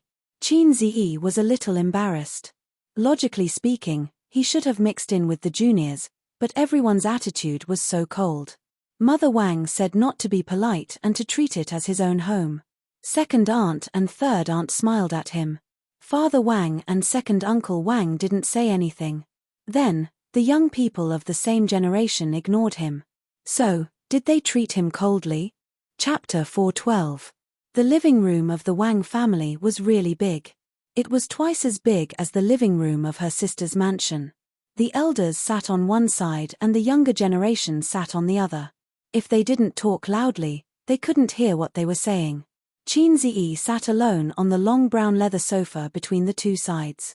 Wang Zijin had a total of 6 brothers and sisters of the same generation. They gathered together to chat about their daily lives. Wang Zining was the youngest and was still in high school. His brothers and sisters were either graduating from university or working. He couldn't join in the conversation, so he lowered his head and played with his phone. Wang Zining was the only male in this generation of the Wang family. Although he couldn't be considered to be the moon surrounded by the stars, the elders were more or less partial to him. His status in the family was second only to Wang Jin. Wang Zijin was the eldest daughter of the Wang family and was raised by Old Master Wang. These brothers and sisters didn't disrespect her, so she wasn't afraid. Although Wang Zijin was a little unscrupulous, she had inherited the art of controlling people from old Master Wang. She knew how to use the carrot and stick. For example, Wang Zijin was a troublemaker. He learned his little tricks from his cousin. Unfortunately, he only learned how to be sinister. He was young and didn't know how to combine right and wrong, so he was always causing trouble. Sometimes, even a doting mother couldn't stop a furious father from beating him. At times, as long as Wang Zijin helped him say a few words, although it wouldn't let him escape punishment, at least his father would soften the blow. For example, Wang Xining's sister, Wang Ziran, who was ranked second in the Wang family, had a gentle personality. She was really gentle, and Wang Zijin's fake gentleness and generosity were all learned from her sister. They ate and lived together when they were young. Wang Ziran would go to her grandfather's place every weekend and sleep with her sister, Wang Zijin. For example, Wang Lingyan's son, Xu Yuwen, was very naughty when he was in school. He fell in love in junior high and was in a relationship all the way until high school. In the end, his first love, who he planned to date all the way until college and then get married, slept with a guy who was also a second-generation official. It was a bolt from the blue. After 4 or 5 years of dating, he never explored his girlfriend's depth. In the end, someone else found out about it. Xu Yuwen fought with the son of an official, but the other party outnumbered him and he didn't like to form cliques, so he was beaten black and blue. Later on, Wang Zijin came forward to settle the matter. She gathered a group of rich second generations and gave that guy a beating in school. 2 of his teeth were knocked out, and when he returned home, his parents didn't even recognize him. Then, there were the 2 daughters of Wang Linghua. Wang Linghua's husband was a businessman who relied on the Wang family's connections to make a name for himself in the business world. However, he had always been on the fringes of the Wang family's circle. Therefore, Yang Ping and Yang Shui, the 2 outer daughters, had no right to speak. The Wang family's indifference was expected. After all, if any family's daughter suddenly brought home a boyfriend of her own accord, her parents would definitely be unhappy. She might even doubt the authenticity of this boyfriend. Couldn't he be a shield pulled back by her daughter? If that was the case, then there was no need to treat him warmly. Qin Ziyi did not care about this. He was more concerned about the number of children in this generation of the Wang family. Damn it, didn't they agree on family planning? Second Uncle Wang had a son and a daughter, while Aunt Wang had 2 daughters. Things like policies were indeed targeted at us commoners. My poor mother specially went to the countryside to give birth to me. Before I was even born, my motherland could no longer tolerate me. Could this be considered an alternative version? This child must not be allowed to live. As the few youngsters chatted, the topic turned to Qin Ziyi. They were all rather curious. Although they did not chase after celebrities, they were familiar with the matters of the entertainment industry and liked celebrities. He can keep his composure. Wang Ziran glanced at Qin Ziyi, who was not far away. This is called being thick-skinned. Wang Zining looked up and said disdainfully, I like him a lot. I like his role as Mo Chenfeng the most. Yang Shui said. Compared to her sister who liked Qin Ziyi, Yang Ping did not seem to have a good impression of Qin Ziyi. She said softly, what's so good about him? He's just an actor. How can he be worthy of cousin? Xu Yuwen, who had been in the political system for a year, lowered his head and drank his tea. He did not express his opinion. Yang Shui retorted, so what if he's an actor? There are actors who enter the CPPCC. What era is this? Besides, acting is just his side job. He's already rich. Wang Zining snorted. Is he as rich as cousin's family? Yang Shui rolled her eyes. The others shook their heads and laughed. Xu Yuwen smiled and shook his head. Zining, it's different. Qin Ziyi was certainly not as rich as his family, but the nature of the 2 was different. Their starting point and resources were not equal. The difficulty of earning money was also different. There was no comparison at all. Xu Yuwen actually admired Qin Ziyi. It was incredible for him to have such achievements at such a young age without any help. Yang Ping said, the truth is the truth. Zhongming Cheng is more worthy of cousin. Yang Shui said, yo, You're so close to his sister that you don't know your surname? See if cousin will beat you up if she hears this. Yang Shui spat. Little chest sister. Yang Ping was furious. Although she was the elder sister, she was left behind by her sister in terms of chest development. Her sister went from A to B, and now C, and her little lotus was just showing her tip. The two sisters used to quarrel, and the younger sister would always say such words to hurt her. At first, she was furious, but now that her skin was thick, it didn't matter. Yang Ping snorted. I'm flat, I'm proud. I'm saving cloth for the country. Yang Shui was speechless. Everyone turned around in shock. Qin Ziyi stood behind them and nodded kindly. Fat. Yang Ping laughed unkindly. The others also tried to hold back their laughter. Wang Zining opened his mouth and suddenly thought of something. He held back his words. Yang Ping, who came back to her senses, was furious. She felt that she had been ridiculed and her self-esteem was severely hurt. She's just an actress. She has no quality. Yang Ping retorted. Qin Ziyi glanced at her. Horizontal line, flat as a wash. After that, he saw Yang Ping's chest rise and fall violently as if she was about to explode. He thought to himself, this retort is 666. Yang Ping was completely furious. Just as she was about to speak, Qin Ziyi spoke first and smiled kindly at Yang Shui. You're so nice to have a sister and a brother. Yang Shui didn't react. If it was a brother, she only had one cousin, Shu Yuan. She glanced at Shu Yuan. In the next moment, both of them understood. Yang Shui, Shu Yuan. Yang Ping's lungs were about to explode. There was nothing wrong with the sister, but the brother at the end was still mocking her. Yang Ping looked down at her chest. She felt wronged. Qin Ziyi returned to his seat in satisfaction. He might not be able to gain their friendship by doing this, but he could gain their fear and perhaps even disdain. But no matter what, if they wanted to talk back to him face to face, they had to think twice. Wang Zining whispered, Cousin, this person is especially despicable.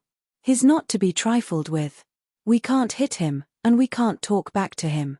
Yang Ping, among the younger generation of the Wang family, only Yang Ping and Wang Zining didn't like Qin Ziyi. Yang Ping and Zhong Ling were best friends, so her heart was definitely on the Zhong family's side. Wang Zining admired Zhong Mingcheng and hoped that brother Mingcheng could be his brother-in-law. The others didn't like or dislike him and remained neutral. Yang Shui was the only one who admired Qin Ziyi. On the other side, Uncle Wang smiled and said, This young man is quite interesting. It was indeed unexpected. Since he was approved by his eldest niece, it was impossible that he didn't know about the Wang family's background. But he didn't seem to be reserved at all. He directly insulted his son in the car and even insulted Yang Ping in front of his elders just now. Didn't he care about his image? Wang Lingyan frowned and whispered, He's too showy. He's neither humble nor reserved. How did he earn hundreds of millions with such a temper? A few 100 million was what she heard from Wang Zijin. Wang Zijin was just being perfunctory with her aunt. Moreover, Wang Zijin really didn't know how much Qin Ziyi's net worth was. Although I have the opportunity to become the boss's wife, 1/3 of my future husband's property is occupied by the crying monsters, and 1/3 of it is managed by Su Tadi. At this moment, a voice sounded behind Wang Lingyan, Aunt, it's 20 billion. Wang Lingyan jumped in fright and turned her head to look. Qin Ziyi was standing behind her silently. Wang Lingyan, Qin Ziyi said again, I used my hands to achieve my dreams. With that, he went back. Wang Lingyan's face darkened. She could tell that Qin Ziyi was mocking her. He was mocking her for leaning against a big tree. The elders could tell that there was a hidden meaning in his words. They were speechless. Wang Linghua smiled and said, Big brother, this young man is quite similar to you. Weren't you like this when you were young? Showing off his ability and not willing to suffer any losses. Uncle Wang nodded. That's why Big Brother was the one who was beaten the most when he was young. Wang Lingyan said, He's the most like Dad.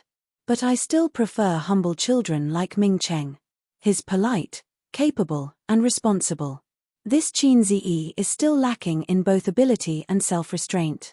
Besides, Ming-Cheng and Zijin were childhood sweethearts. They studied together from primary school to university. They know each other well and have a good relationship. Big brother, don't you think so? Wang Chengfu smiled. Zhong Ming-Cheng was the most promising member of the Zhong family in this generation. He graduated from Peking University with a doctorate. Of course, he had a good character. Otherwise, he wouldn't have been chosen by the Wang family. Currently, he was a smooth and slick junior who didn't lose his edge. Big brother, don't you think so? Wang Lingyan asked. Wang Chengfu nodded. At this moment, Wang Zijin walked over with a white-haired old man. Wang Chengfu's brothers and sisters stood up one after another, and the juniors even straightened their backs. Qin Ziyi followed the crowd and stood up. Chapter 413. Old Master Wang was much older than expected. He was 85 years old this year, while Qin Ziyi's grandmother was only 72 years old. On the plane, Qin Ziyi joked that Old Master Wang was born late. Wang Zijin said that Old Master Wang got married when he was 18 years old, but not long after, he went to North Korea with the army to fight the Eagles. The fight lasted for 8 years, and his new wife was with another man. After that, he went to Vietnam and married Wang Zijin's grandmother when he was 30 years old. Old Master Wang had been in the military all his life and had experienced many vicissitudes. Wang Chengfu's siblings were very reserved in front of Old Master Wang, not to mention the younger generation. Even Wang Zining, the only male in the Wang family, didn't dare to be arrogant when he was praised for being smart. He didn't dare to be alone with Old Master Wang.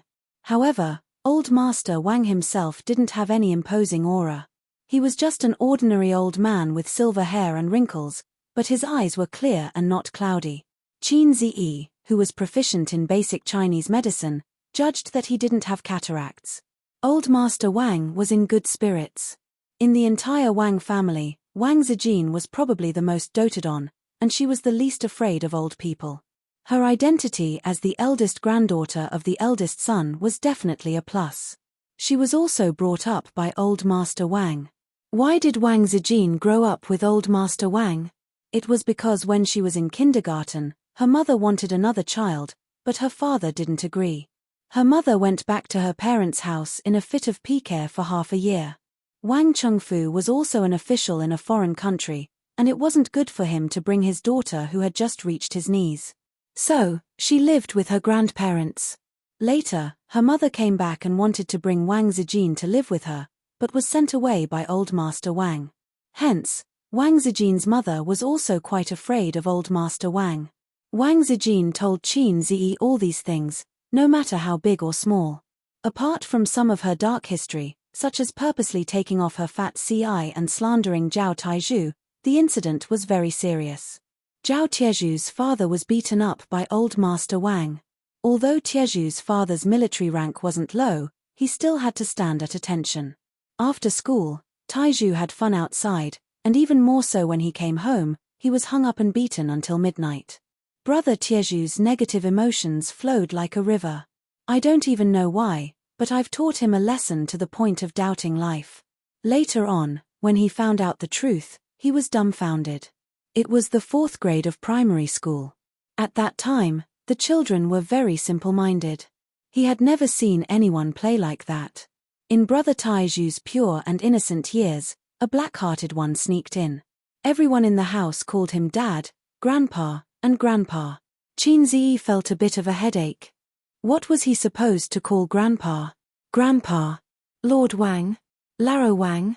Actually, there was no need for him to shout, because the old man only glanced at him indifferently and then retracted his gaze, no longer paying attention to him. Qin Ziyi thought to himself, both father and son are like this. Wang Zijin's father ignored me, and Wang Zijin's grandfather also ignored me. The nanny brought the dishes to the table, and the whole family sat at the long dining table, eating in silence, occasionally whispering to each other. Qin Ziyi was like a mascot at the dining table, attracting the attention of the elders and juniors. The old man's meal was different from others. It was bland, with little meat and fish. Wang Zijin occasionally picked up some meat and put it in the old man's bowl. Wang Chengfu tried to hold it in but failed. Zijin, your grandpa should eat less meat. Wang Zijin said indifferently, "It's not like he won't eat less." Wang Chengfu said angrily, "You've already eaten 3 times." Wang Zijin's tone was still indifferent. 3 times is enough." Wang Chengfu's mouth twitched, but there was nothing he could do. The old man laughed. "Zijin, you're more promising than your father." Wang Zijin smiled sweetly. "Yes. Otherwise, wouldn't I be worse with each generation?" The old man laughed even louder. "That's true." Wang Chengfu, Qin Zi thought to himself, if even the old man is like this, then what I said just now was not too much. The old man said, "Now that you're back, don't go to Shanghai. Grandpa is old, and his days are numbered. You should stay at home and accompany Grandpa." Wang Zijin pouted. "Then I'll bring Grandpa to Shanghai." Wang Zijin's mother said angrily, "Nonsense. How is it nonsense? It's only right to support your parents." The old man seemed to be hinting at something. "It's also right to have children." Mr. and Mrs. Wang lowered their heads and ate. The old man's words implied that the two of them did not have a good relationship. For example, when Mrs. Wang abandoned her daughter for half a year. For example, Mr. Wang refused to have a son no matter what.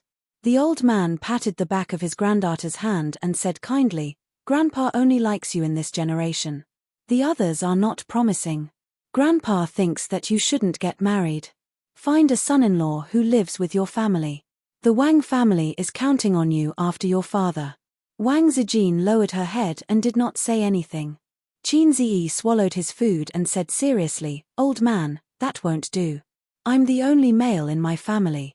The task of carrying on the Qin family's bloodline is on me. I can't be the son-in-law of the Wang family." The air suddenly went silent. The elders had strange expressions. Wang Chengfu even looked at Qin Zi with a rare look of admiration. He did not know if the other siblings understood his father's meaning, but he did. This sentence was directed at Qin Zi.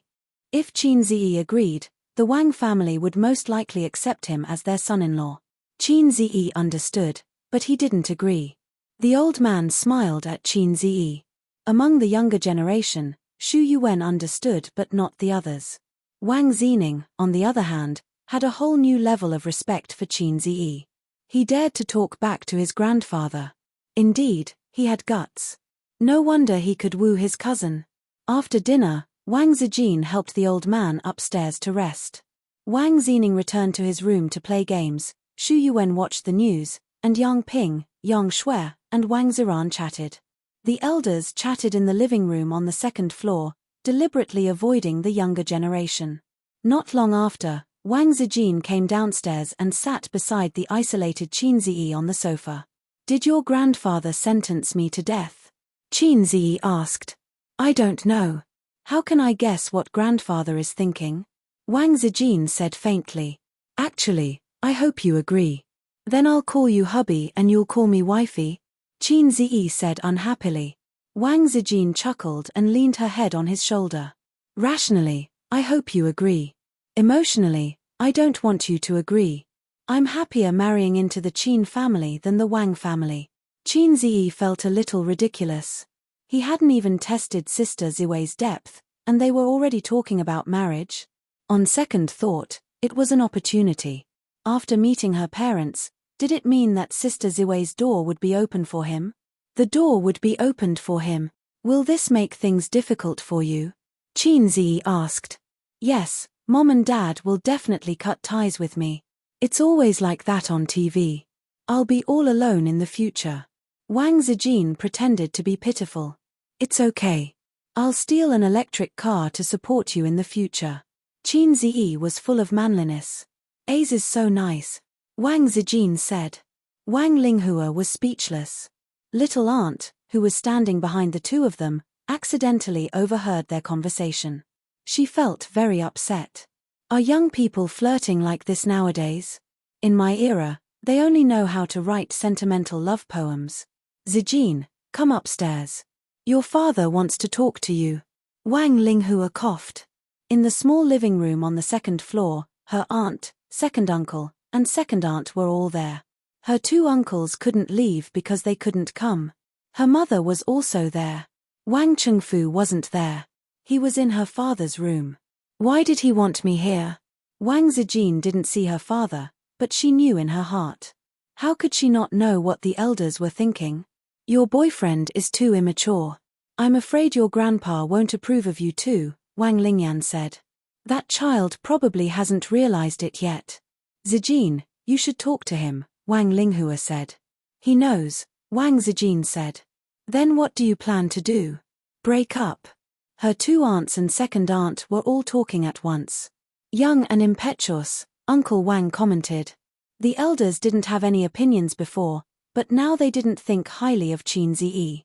However, their attitudes were different.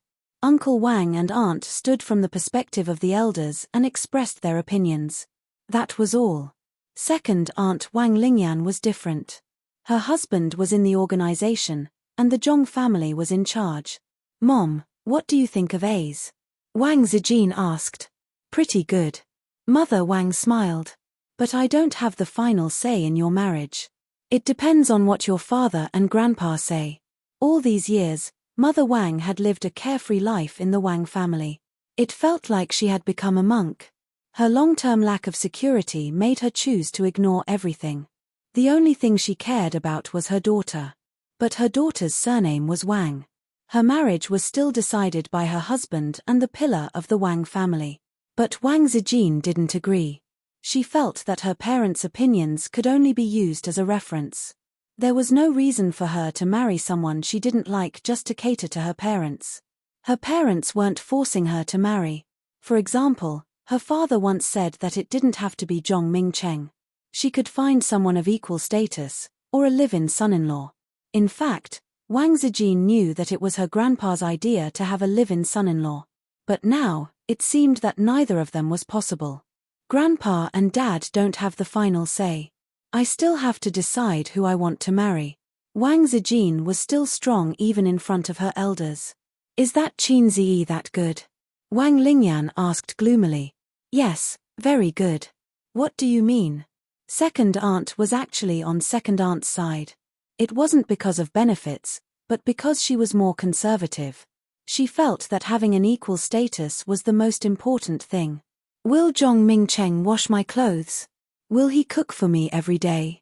Will he drive me to and from work? Can he write songs? Can he play the piano? Can he make movies? Can he talk? Wang Zijin listed Qin Ziyi's strengths in one breath. Talking is a strength. Second aunt couldn't understand. But after all, she was an experienced woman. After thinking for a while, she understood. Suddenly, her expression became strange.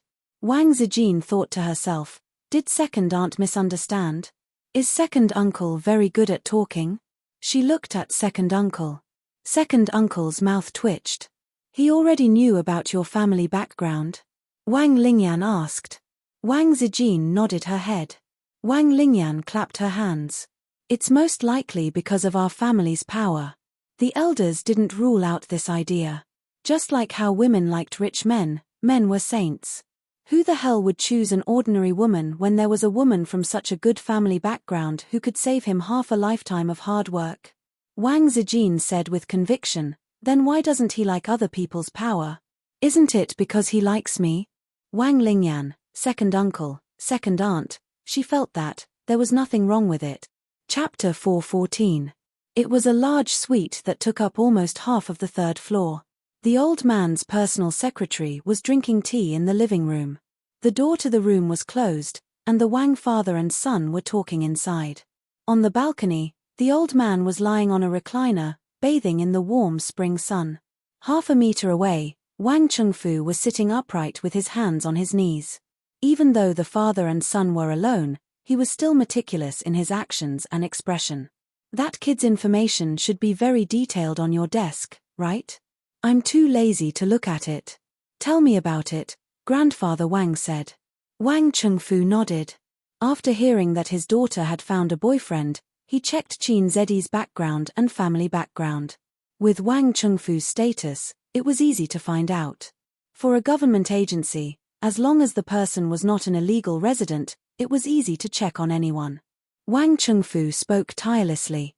From his family background to his school record, Qin Zedi's 24 years of life could be summarized in a few dozen words. But since July of last year, this unknown young man suddenly changed. He began to become overflowing with talent. Fine songs were like free street stalls. One by one, he released them to the public. He made his sister Qin Bao Bao famous, and he also made himself famous. Then, he stood out in the increasingly popular stock market. He was jokingly called the stock god on the internet, but in the end, he was wholeheartedly acknowledged as the stock god. He made a lot of money in the stock market. Then, he withdrew from the collapsing stock market. At that time, he was already worth more than 10 billion yuan. In addition, he had a thriving entertainment company. There were many industries that made money faster than money printing machines. Entertainment companies could barely be considered one of them. Of course, the premise was that he could manage it well. Like Sister Man, who was struggling at death's door, it was impossible. Then there was the ransomware incident a while ago. Even Wang Chengfu had heard about it. Compared to the entertainment industry, the birth of Golden Shield antivirus was another way to benefit society and save the people's property. Throughout the whole process, Grandfather Wang closed his eyes and listened quietly. His fingers gently tapped on the armrest. "He's quite interesting. His new company is called Amethyst." Zijin called her mother and said that she was managing the company. It seems like the company was given to her. But in the registration of the company, neither the legal person nor the shareholder is Zijin. Wang Chengfu smiled. If the legal shareholder was Wang Zijin, he would have some objections. No one in the Wang family wanted Wang Zijin to do business. How was she going to enter the system in the future? Which family's money tree is this? Finally, Grandpa Wang spoke. "I thought so too at first, but later I realized that it wasn't the case." Wang Chengfu said, "But he is very close to the sister-in-law of the Li family in Shanghai. However, they are only business partners, not dependent." Old Master Wang frowned and muttered to himself. This time, Wang Chengfu guessed what his father was thinking. He had the same question before, but he still hadn't gotten an answer. How did Qin Ziyi do it? It had only been a year or so since this person had suddenly risen to the top and earned a net worth of 10 billion. This was a terrifying figure. This was not the era of reform and opening up. Some people said that even a pig could fly at the head of the tide. That was an era where current events created heroes. Many people's success and sudden riches were due to the spring breeze of reform and seizing the opportunity. There was a certain degree of coincidence. However, in the current era, if you wanted to become a billionaire from scratch, you needed to accumulate an unimaginable foundation, life experience, social experience, knowledge, and so on. None of these could be missing. A young person who could reach this step was very scary. Qin Ziyi, who could walk the path of half a lifetime or even a lifetime in half a year, was even scarier. What do you think? Grandpa Wang opened his eyes. Very good, I'm very satisfied. Wang Chengfu nodded. I'm even more satisfied than Zhong Mingcheng. Previously downstairs, Wang Lingyan asked him if he agreed with her. She said that Qin Ziyi was inferior to Zhong Mingcheng in terms of ability, accomplishment, and talent. Wang Chengfu didn't say anything the first time. He nodded the second time because he didn't want his second sister to continue this topic because it was embarrassing. Family members could say anything behind closed doors, but with Qin Ziyi beside them, wasn't it embarrassing to say such things? However, his second sister didn't know much about Qin Ziyi, so it was normal for her to have such thoughts. Zijin still doesn't know that I'm the one who wants to marry into the Zhong family, not you. Do you have any resentment in your heart for letting you be the bad guy? Grandpa Wang laughed self-deprecatingly. I've been strong for most of my life, but when it comes to thinking about the future generation, I still admit defeat. I'm enough for the Wang family, Wang Chengfu said in a deep voice. Grandpa Wang glanced at him. What about you? Wang Chengfu, just as you said, Zijin is smart, scheming, and resourceful. What's rare is that she has the perfect combination. How far she can go in the future is up to her. It doesn't matter whether the Zhong family marries into the Zhong family or not. Grandpa Wang nodded and didn't say anything. After a while, Grandpa Wang said calmly, I didn't bring this up because I wanted you to force Zijin to marry into the Zhong family, but you didn't allow her to refuse and caused her to leave home in a fit of anger." Wang Chengfu was silent. The father and son were silent. After a while, Grandpa Wang sneered. "You want to use this method to provoke her and make her slap my face, right? Am I a failure as a father? Why did you hold a grudge for so long?" Wang Chengfu shook his head. "No." Grandpa Wang said softly, "You're just like this, stubborn and stubborn. You'd rather gamble for half your life than say it out loud, and you're even more unwilling to quarrel with me." Wang Chengfu was dazed. "What's the use of quarreling?" Grandpa Wang said faintly, "I'm used to being strong all my life. This is a habit that I developed when I was in the army. Whether it's managing the army or fighting a war, I can't tolerate any weakness. You're competitive because you can't afford to lose. Back then, there were many battles that you couldn't afford to lose. When a group of old men like us went into battle, we never thought about what would happen if we lost. We only thought that we had to win even if we had to die. If no one cherished their lives, they wouldn't be able to live to this day. If you cherished your life, the backbone of the nation would collapse. I'm also competitive towards all of you. I won't allow any disobedience. In our era, marriage was decided by the parents and the organization. How could you make the decision on your own? You're my son. This is fate. You have to accept it." Wang Chengfu smiled bitterly. "You don't want a son. You're also angry with me. The more I wanted a grandson, the more you disagreed. You clenched your teeth and insisted on being stubborn to the end," Grandpa Wang said. "You could have had a grandson." Wang Chengfu stared at his father. "And let you marry that woman?" Grandpa Wang said softly, "Then where do you think Zijin is? Parents treat each other like ice.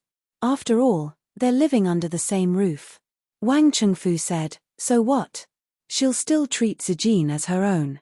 Grandpa Wang slapped the armrest and shouted, "That will be a stain on your life. Your career is over." Wang Chengfu clenched his fists. They fell into silence again. The knot between father and son had been there for decades. Under the warm sunlight, Grandpa Wang sighed. That child is not fated to be with the Wang family. Afternoon, 1:00. After finishing his game, Wang Zining strolled to the hall. Although he hated Qin Ziyi, he was happy to stay with his cousin. He hoped that his cousin could teach him how to manage people. Wang Zijin had conquered the world before she graduated from primary school. Wang Zining had heard of it since he was a child. He worshipped her. Wang Zijin received a call from Zhao Taizhu. Brother Taizhu called and said that he had paid his respects to the queen. Wang Zijin's face darkened. She said, "If there's anything, go to hell." Zhao Taizhu smiled cheekily. "Don't do that. Sister Ziwei, can you bear to lose me, a tiger general? Everyone knows that you're back. They want to ask you out to have some fun and meet the man who made Sister Ziwei so distracted." Wang Zijin glanced at Qin Ziyi beside her and said with a fake smile, "Does that mean that you're prepared to be cut into pieces?" "Aya, Sister Ziwei, I think I can still be saved. I'm willing to lick your shoes." Zhao Taizhu was very thick-skinned. "Go F King Sha T," Qin Ziyi shouted into the phone. Hey, you teased Sister Ziwei."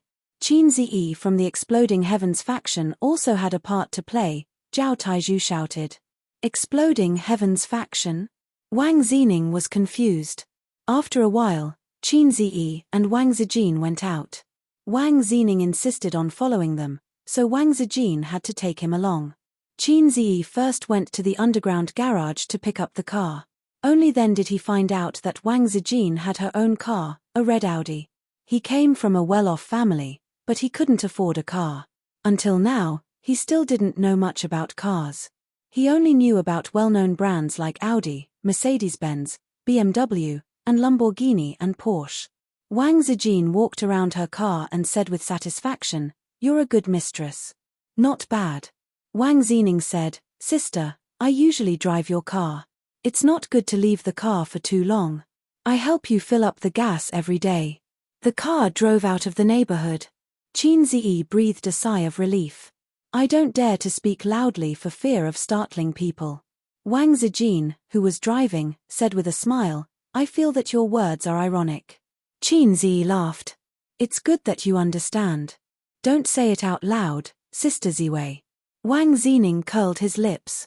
Angry youth. Wang Zijin frowned.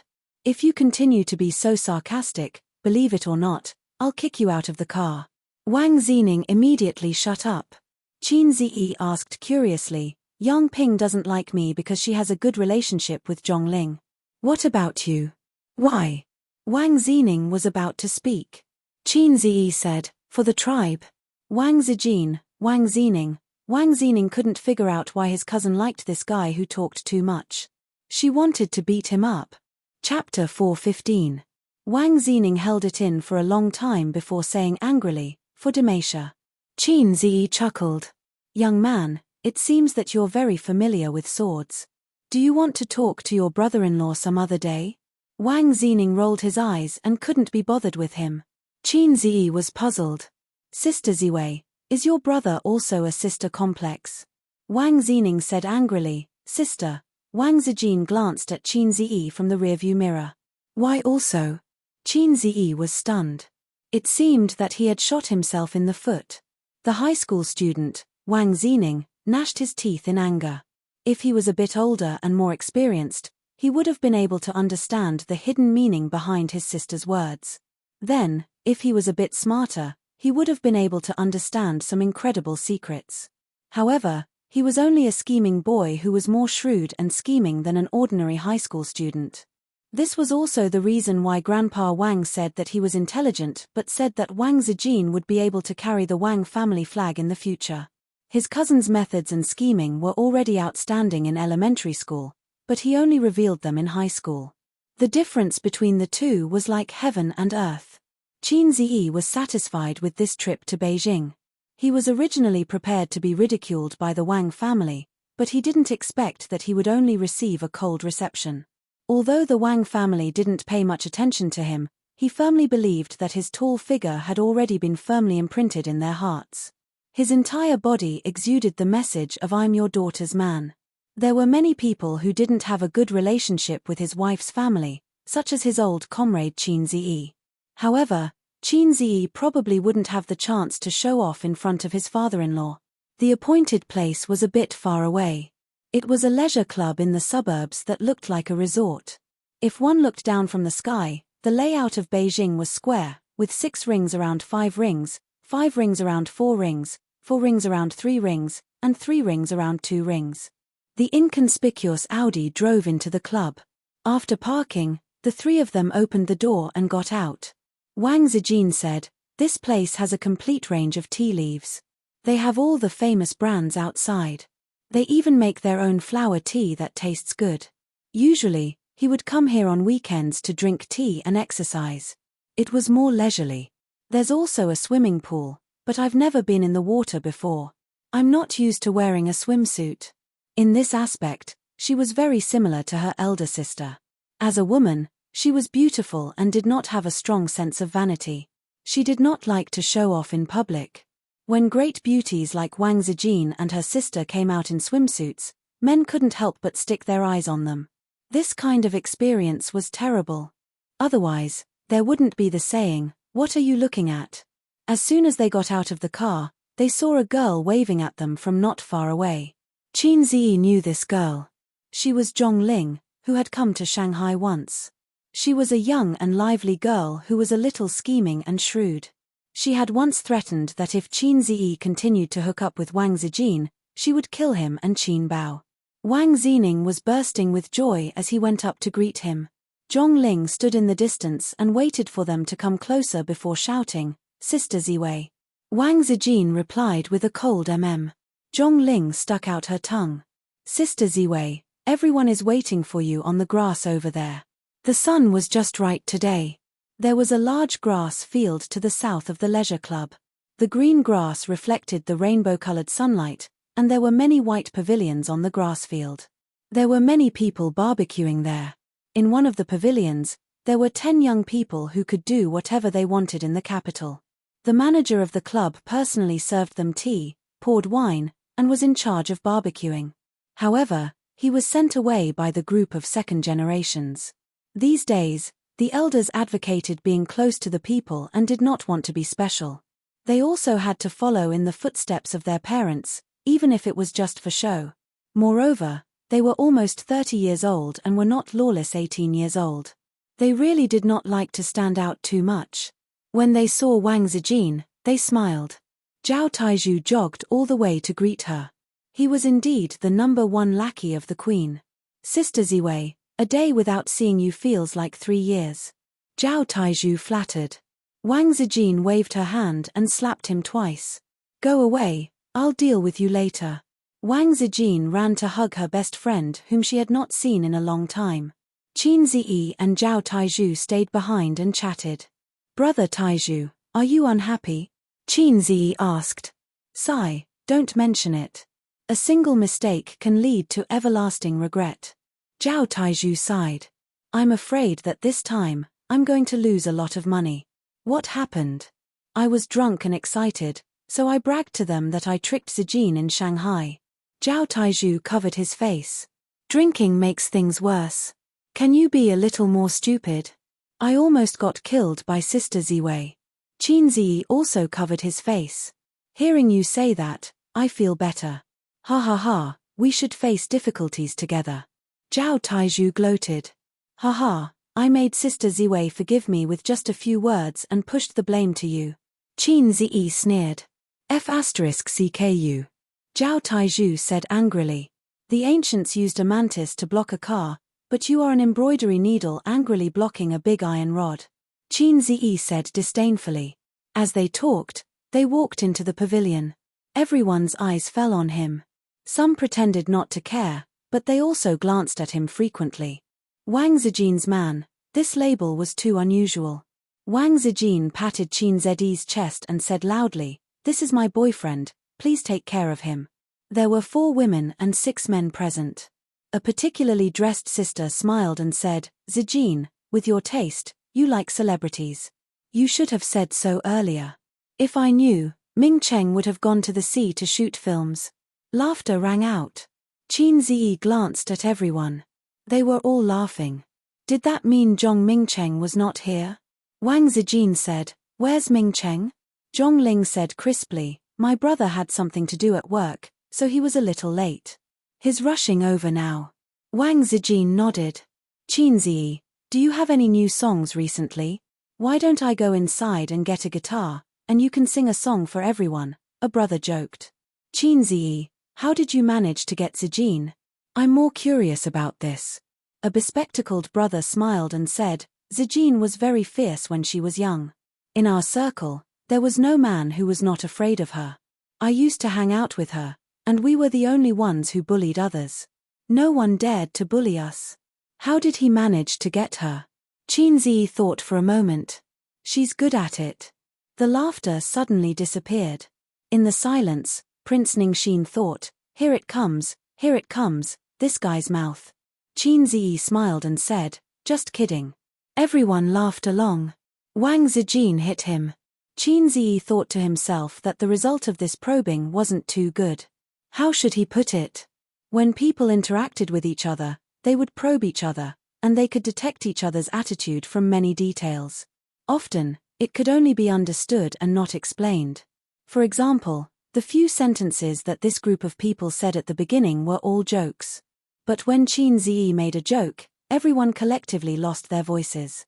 Did they feel that his joke was abrupt? In the end, it was probably a psychological advantage of being superior.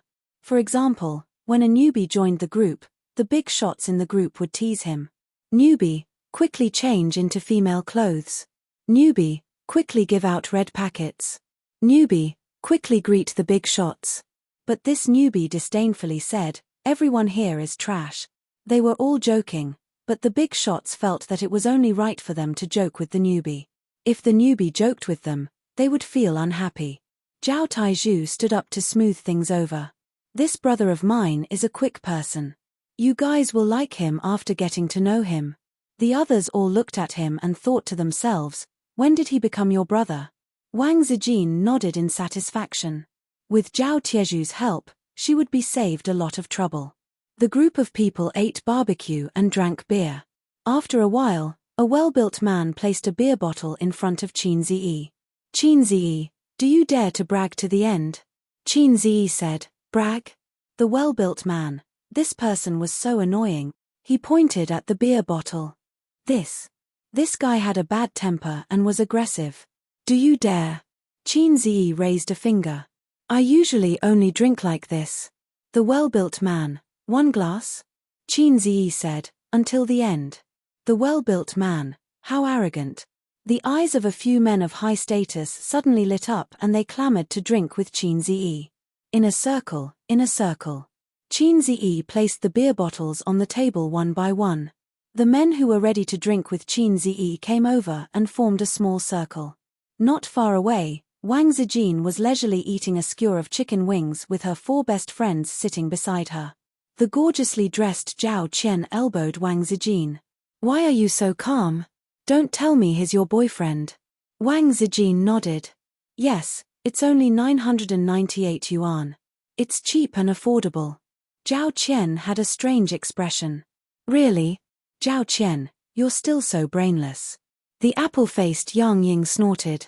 If Sister Ziwei wanted to find a fake boyfriend, would she have to go to Shanghai? In Beijing, there are too many men who would be willing to block arrows for her. Zhao Taizhu walked over while gnawing on a skewer of kidney. Wang Zijin glanced at Zhao Qian. "Are you happy that I found a fake boyfriend?" Chapter 416. "Actually, I still hope that you and Mingcheng can be together. After more than 10 years of friendship, I will definitely stand on Mingcheng's side." Zhao Qian pointed at the men surrounding Qin Ziyi and said, "They are the same. They all hope that the two of you can get married. We grew up together, so it's best to digest the beauties in our own circle. Don't let the goodies flow into other people's fields. Look at them, bullying their boyfriends. Don't feel bad when your boyfriend is drunk later." The apple-faced Yang Ying laughed and said, "Of course, he dares to steal our Sister Ziwei. Who else can we bully if not him?" Taizhu. Zhao Taizhu pursed his lips. "Forget it. If it wasn't for the fact that I didn't control my pants well back then and married another woman, Sister Xian would be mine now. Zhong Mingcheng wouldn't have a chance." Wang Zijin kicked him and said, "What are you doing here? Go and block the alcohol." Zhao Taizhu sighed and said, "My wife and I are planning to have a child this year, so I quit smoking and drinking. Sister Ziwei, please be magnanimous and let me go." Wang Zijin pouted at Qin Ziyi and said, "You know." Zhao Taizhu immediately said, "Don't worry, Qin Ziyi's business is my business in the future." Taizhu thought that Sister Ziwei had really changed. If it was in the past, he would have to promise countless benefits and pay a lot of money to beg for her forgiveness. There was no other way. Sister Ziwei had a lot of information that could be used against him. Now, Sister Ziwei was much more restrained. For a woman, the best way to please her was to please the person she liked. Zhongling walked over with her phone and said, "I called the club to bring some hangover medicine, Sister Ziwei." Ling is still so obedient. Zhao Qian pushed the hangover medicine in front of Wang Zijin and joked, "Remember to feed it to your man later." The big sisters laughed out loud. About half an hour later, the smiles of the sisters gradually disappeared. The guy who had threatened to drink beer with Qin Ziyi was the first to fall. His record was 6 bottles of beer, and he had vomited twice in between. At this time, he was lying on the grass, gasping for breath. He was not drunk, but his stomach could not hold anymore. Moreover, the alcohol would gradually get to his head. Then the second, the third. After 5 of them died, no one dared to drink with Qin Ziyi anymore. Qin Ziyi's eyes were bloodshot and his face was flushed red. However, he still had some strength left. It wouldn't be a problem for him to drink 1 or 2 more. Again, Qin Ziyi looked around at the crowd. Those who weren't completely drunk had actually drunk quite a bit. They were burping and drunk and didn't dare to fight. Wang Zining watched the entire process of Qin Ziyi drinking everyone to the ground. His heart was filled with admiration. Wang Zijin threw the hangover medicine back to Zhongling with a smile. "Here, go and give your brothers some hangover medicine. Wake them up so that they can continue playing later." Zhongling opened her mouth and ran over with her tail between her legs. The four sisters were stunned. Zhao Qian said in surprise, "Not bad, your little boyfriend can drink quite well." Yang Ying nodded. "Wei Hu's alcohol tolerance is the best among us. He's already passed out." Zhao Taizhu curled his lips. He didn't pass out. He didn't get drunk that quickly. He just drank too quickly and his stomach couldn't take it. Qin Zedi's body is really good. Sister Ziwei, you're not bragging, are you? Wang Zijin squinted. You're getting carried away again. Zhao Taizhu waved his hand. I'm just joking, just joking. Wang Zijin said, I think he's almost done drinking. I'll help him to the toilet to vomit. Wang Zijin went to help Qin Ziyi. Qin Ziyi shouted, help me up, I can still have one more round. Wang Zijin thought to herself, this little punk is really a punk. Just a little alcohol and he's already showing his true colors. If I let him continue, he'll spit out all kinds of nonsense. Be good, don't mess around. I'll help you to vomit. There's no need to vomit. My kidneys are teddy bears. I'm not afraid. Wang Zijin was speechless. What does drinking have to do with kidneys? Shouldn't it be the liver? Because when you're forcing the system, if you continue to train the times are calling, your kidneys will be comparable to teddy bears. Qin Ziyi was 1.82 meters tall and weighed 150 pounds. In the past, he only weighed 130 pounds. After continuous training, his weight increased to 20 pounds. His body was even more well-proportioned. Wang Zijin had a hard time supporting him. There was no one in the men's toilet. Wang Zijin helped him in. Qin Ziyi leaned over the toilet and vomited. After vomiting, he felt much better. Previously, his stomach was overturned and he felt uncomfortably bloated. However, even if he lost, he couldn't lose. Those guys were obviously targeting him and trying to get him drunk. Qin Ziyi couldn't back down. A bunch of cowards. I can still drink one more box. Qin Ziyi bragged. Yes, yes, yes. You're the best. Zijin took out a tissue and handed it to him. Qin Ziyi wiped his face casually and rushed to the sink to wash his face. Wang Zijin handed him another tissue. Qin Ziyi raised his wet face. Sister, help me wipe it. Wang Zijin glared at him. She raised her head and carefully wiped his face. Qin Ziyi hugged her and smiled. Sister is the best. Wang Zijin's heart skipped a beat. Which sister? Qin Ziyi said, Sister Ziwei. After all, he wasn't drunk to the point of losing consciousness. He was just a little excited. Not only was his body floating, but his emotions were also floating. However, Wang Zijin's words had a hidden meaning. His brain froze for a few seconds before he reacted. Wang Zijin snorted. Good boy. Qin Ziyi buried his face in her neck and kissed her. Sister Ziwei is the best. I'll leave a mark for you. Don't mess around. Wang Zijin pushed him. It'll be embarrassing if our family sees this. Just leave a mark. Qin Ziyi sucked hard. At this moment, he felt that there seemed to be someone standing at the door. He looked up and saw a handsome man standing at the door in a daze. Qin Ziyi quickly moved his face away from Wang Zijin's neck. It wasn't good to show off their affection in the men's washroom. It was fine if there was no one around, but it would be awkward if there was someone around. Wang Zijin turned her head and was stunned. She squeezed out a smile. Mingcheng, you're here. Zhong Mingcheng was in the state of having his primordial spirit out of his body. He was in a daze, and his eyes were empty. So he was Zhong Mingcheng. Qin Ziyi looked at him with pity. Mingcheng? Wang Zijin called again. Zhong Mingcheng forced a smile.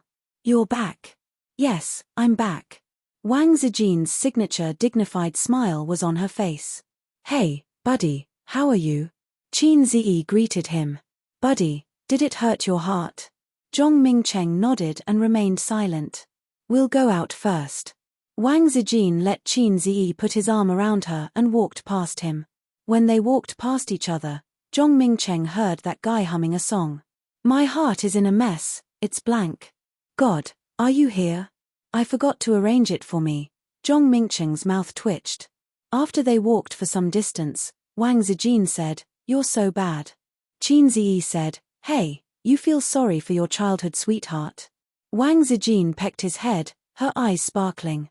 Yes, I feel sorry for him. Qin Ziyi's face darkened. Then I'll beat him to death today. Wang Zijin laughed heartily, overjoyed. I like to see you jealous, she said. Shallow, Qin Ziyi said. I like to see you naked. Bah, you're the shallow one, Wang Zijin said.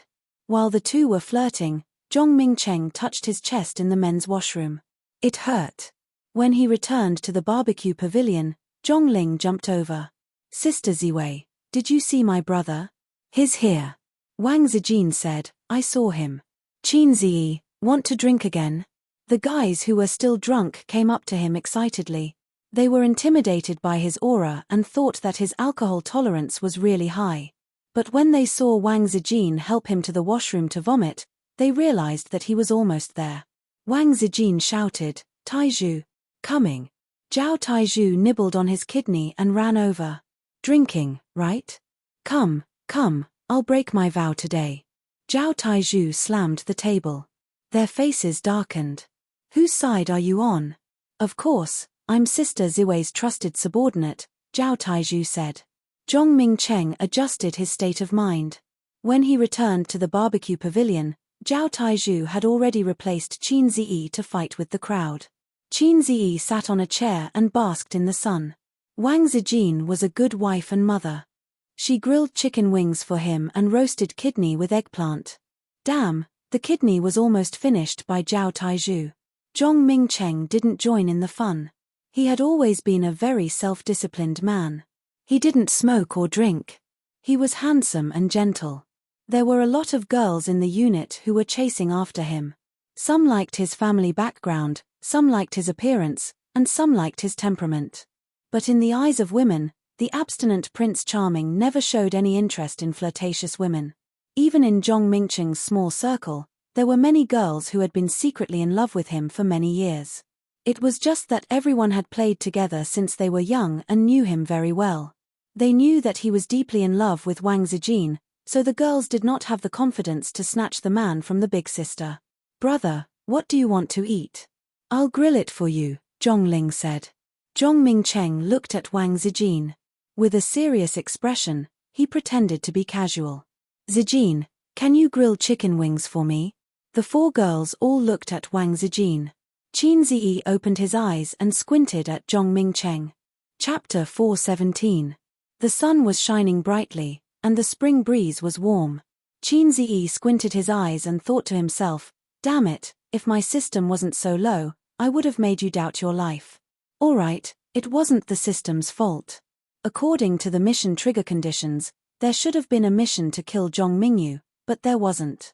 That was because he didn't have the psychological desire to do so. After all, he was the winner, and the winner only needed to look at the loser with contempt. Just think about it. His childhood sweetheart, a beautiful girl, was snatched away by this Cheng Yaojin who appeared out of nowhere. How much hatred would he feel? Ha ha ha. Oh no, isn't this the template of a main character? Looking at it from another perspective, if Zhong Mingcheng had the system, the one who would have been beaten to a pulp today would have been him, salted fish CE. I'm busy. Why don't you ask Zhongling to grill it for you? Or I'll grill it for you after I feed my A's, Wang Zijin said with a smile. Wang Zijin thought to herself, I'm not grilling it, get lost. Sister Zijin's barbecued meat can never fill my stomach for the rest of my life. Qin Ziyi said, Sister Zijin, let me try your abalone. Do you want it spicy? It's definitely spicy. Wang Zijin placed the spicy abalone skewers in front of Qin Ziyi, and the two of them started to show off their love. Zhong Mingcheng's expression darkened. Zhongling's pretty face was filled with anger. She wanted to say something, but Zhong Mingcheng shook his head at her. She held it in and gave Wang Zining a look, then stood up and walked to the side. Wang Zining followed her obediently. Seeing this, Qin Ziyi suddenly understood why Wang Zining hated him so much. It was to please his little lover. The apple-faced Yang Ying tried to smooth things over. She picked up a chicken wing skewer and said, Mingcheng, I'll grill it for you. Zhong Mingcheng thanked her with a smile and looked at Wang Zijin. They were still showing off their love. Qin Ziyi ate half of the abalone and passed it to Wang Zijin. They took a bite. Zhong Mingcheng's heart was pierced. Qin Ziyi did it on purpose. He wanted to show off to Zhong Mingcheng. It would be best if Zhong Mingcheng could give up and stop thinking about his girlfriend. Sister Ziwei was so cooperative. They must be thinking the same thing. I clearly know that you're coveting my girlfriend, and I'm still being polite to you. A man's magnanimity should not be used in such a place. If he was too magnanimous in this aspect, he might just wear a hat one day. Zhong Mingcheng felt very uncomfortable. All these years, Wang Zijin treated him more and more coldly. She could laugh and curse with Zhao Taizhu, but she was reserved and polite to him and kept a distance. Zhong Mingcheng would rather Wang Zijin do everything she could to trick him. He felt pain and happiness at the same time. There was nothing more heart-wrenching than the woman you liked deliberately keeping a distance from you. True non-love is turning a blind eye. On the other side, Wang Zining was whispering to Zhongling, "How's your family?" "Nothing." Zhongling frowned. "What do you mean nothing? Isn't your family trying to matchmake my brother and your sister?" Wang Zining said helplessly, "So what? He's my sister's boyfriend. Are you going to chase him out? This isn't a novel where a rich young lady brings a man home and treats him like an enemy. Second aunt dislikes Qin Ziyi so much, but isn't she still nice to him? She has to consider my sister's feelings." Zhongling sneered. "Why not? My brother is so nice. He likes your sister and is willing to treat her well. What does Qin Ziyi have to do with it?" Wang Zining was unconvinced. "That depends on whether my sister is willing or not." Zhongling was furious. "Wang Zining, what are you talking about? Go away. Don't come looking for me this year." Wang Zining was silent. Zhongling snorted. Wang Zining had always wanted to chase after her. He listened to everything she said. When she said that Qin Ziyi was despicable, Wang Zining patted his chest and said that he would help her deal with him. Wang Zining was a spy she had infiltrated into the Wang family. However, this spy was not firm and easily swayed. But it didn't matter. As long as she was angry, Wang Zining would listen to her obediently and coax her. As she was thinking, Wang Zining got up and walked towards the barbecue pavilion. Zhongling was stunned. "What are you doing?" Wang Zining turned and said, "My sister doesn't like your brother. Even I can tell. I don't care what the adults in the family think. I feel that I will only be happy when I am with the person I like. So even if I like Qin Ziyi, as long as my sister likes him, I will support him. I help you because I like you, but Wang Zijin is also my sister." After that, he walked back to the barbecue pavilion, leaving a stunned Zhongling behind. After the barbecue, the men suggested that they play boxing. The boxing room was as big as 2 basketball courts. There was a ring in the middle and sandbags were hanging from the 4 corners of the room. This group of second-generation heirs had already broken away from the low-level fun of cars and dancing. It was the hobby of the Punk family to play with pancakes. They preferred drinking, climbing, swimming, horseback riding, shooting, and playing golf. It was both fitness and entertainment. A well-built guy went on stage, took off his coat and shirt, revealing his strong muscles. Then he put on his boxing gloves and bumped his fists together. He looked around at the crowd. "Who wants to play with me?" Beside Qin Ziyi and Wang Zijin, Zhao Qian praised, "Great body." The apple-faced Yang Ying said, "Well, I like this kind of man with a good body. Unfortunately, my boyfriend doesn't like to work out. He has a small belly." The other 2 sisters said, "Wei, who didn't waste his time in the army these years." Zhong Mingcheng took off his coat and jumped into the ring. "Let me." After he took off his coat, unexpectedly, he had well-proportioned muscles. It was not the kind of explosive muscles that could be trained in the gym. It was very beautiful. Mingcheng's body is also good. Very sexy. I haven't seen him fight for a long time. His body is still so good. The sisters whispered to each other like men admiring girls' long legs, thin waists, and big breasts. Zhongling said proudly, "My brother works out every day." While talking, the 2 people in the ring began to fight. It was particularly fierce. At least, it was more intense than Qin Ziyi hitting Su Yu's butt. Both sides had a solid foundation in fighting and boxing. You punch me, I punch you. Occasionally, they could make a few beautiful dodges by leaning back and leaning over. Zhongming Cheng was particularly fierce today. He had a stomach full of anger and was about to vent it in the ring.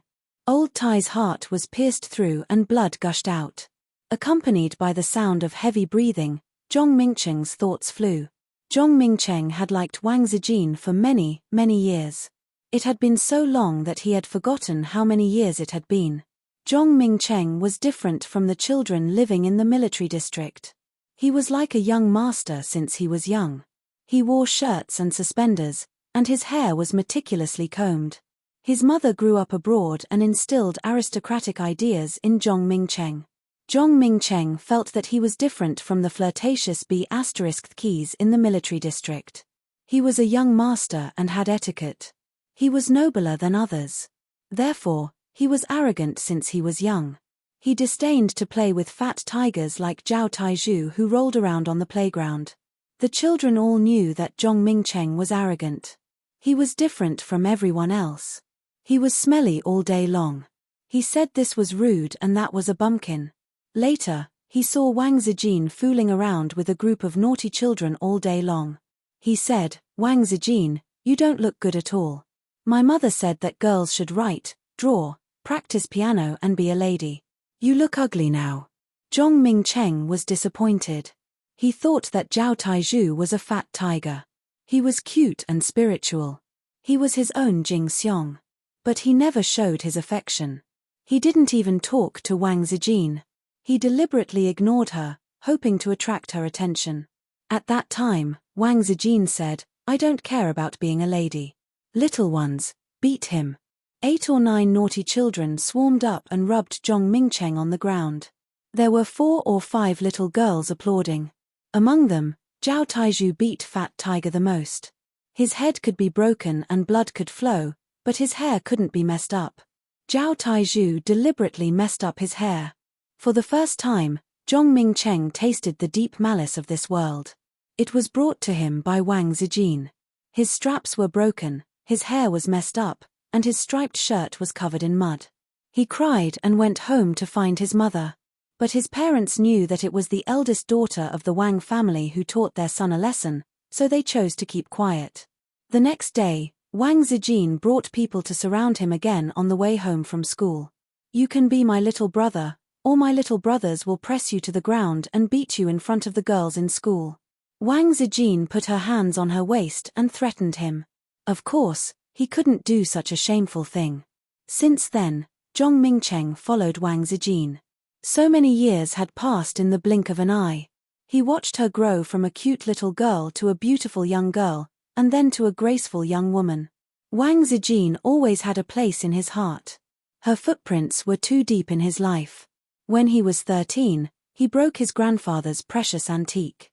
Feeling that the world was ending, he ran to big sister Zijin for help. When Wang Zijin heard that, she crossed her arms and said, "It's okay, leave it to me."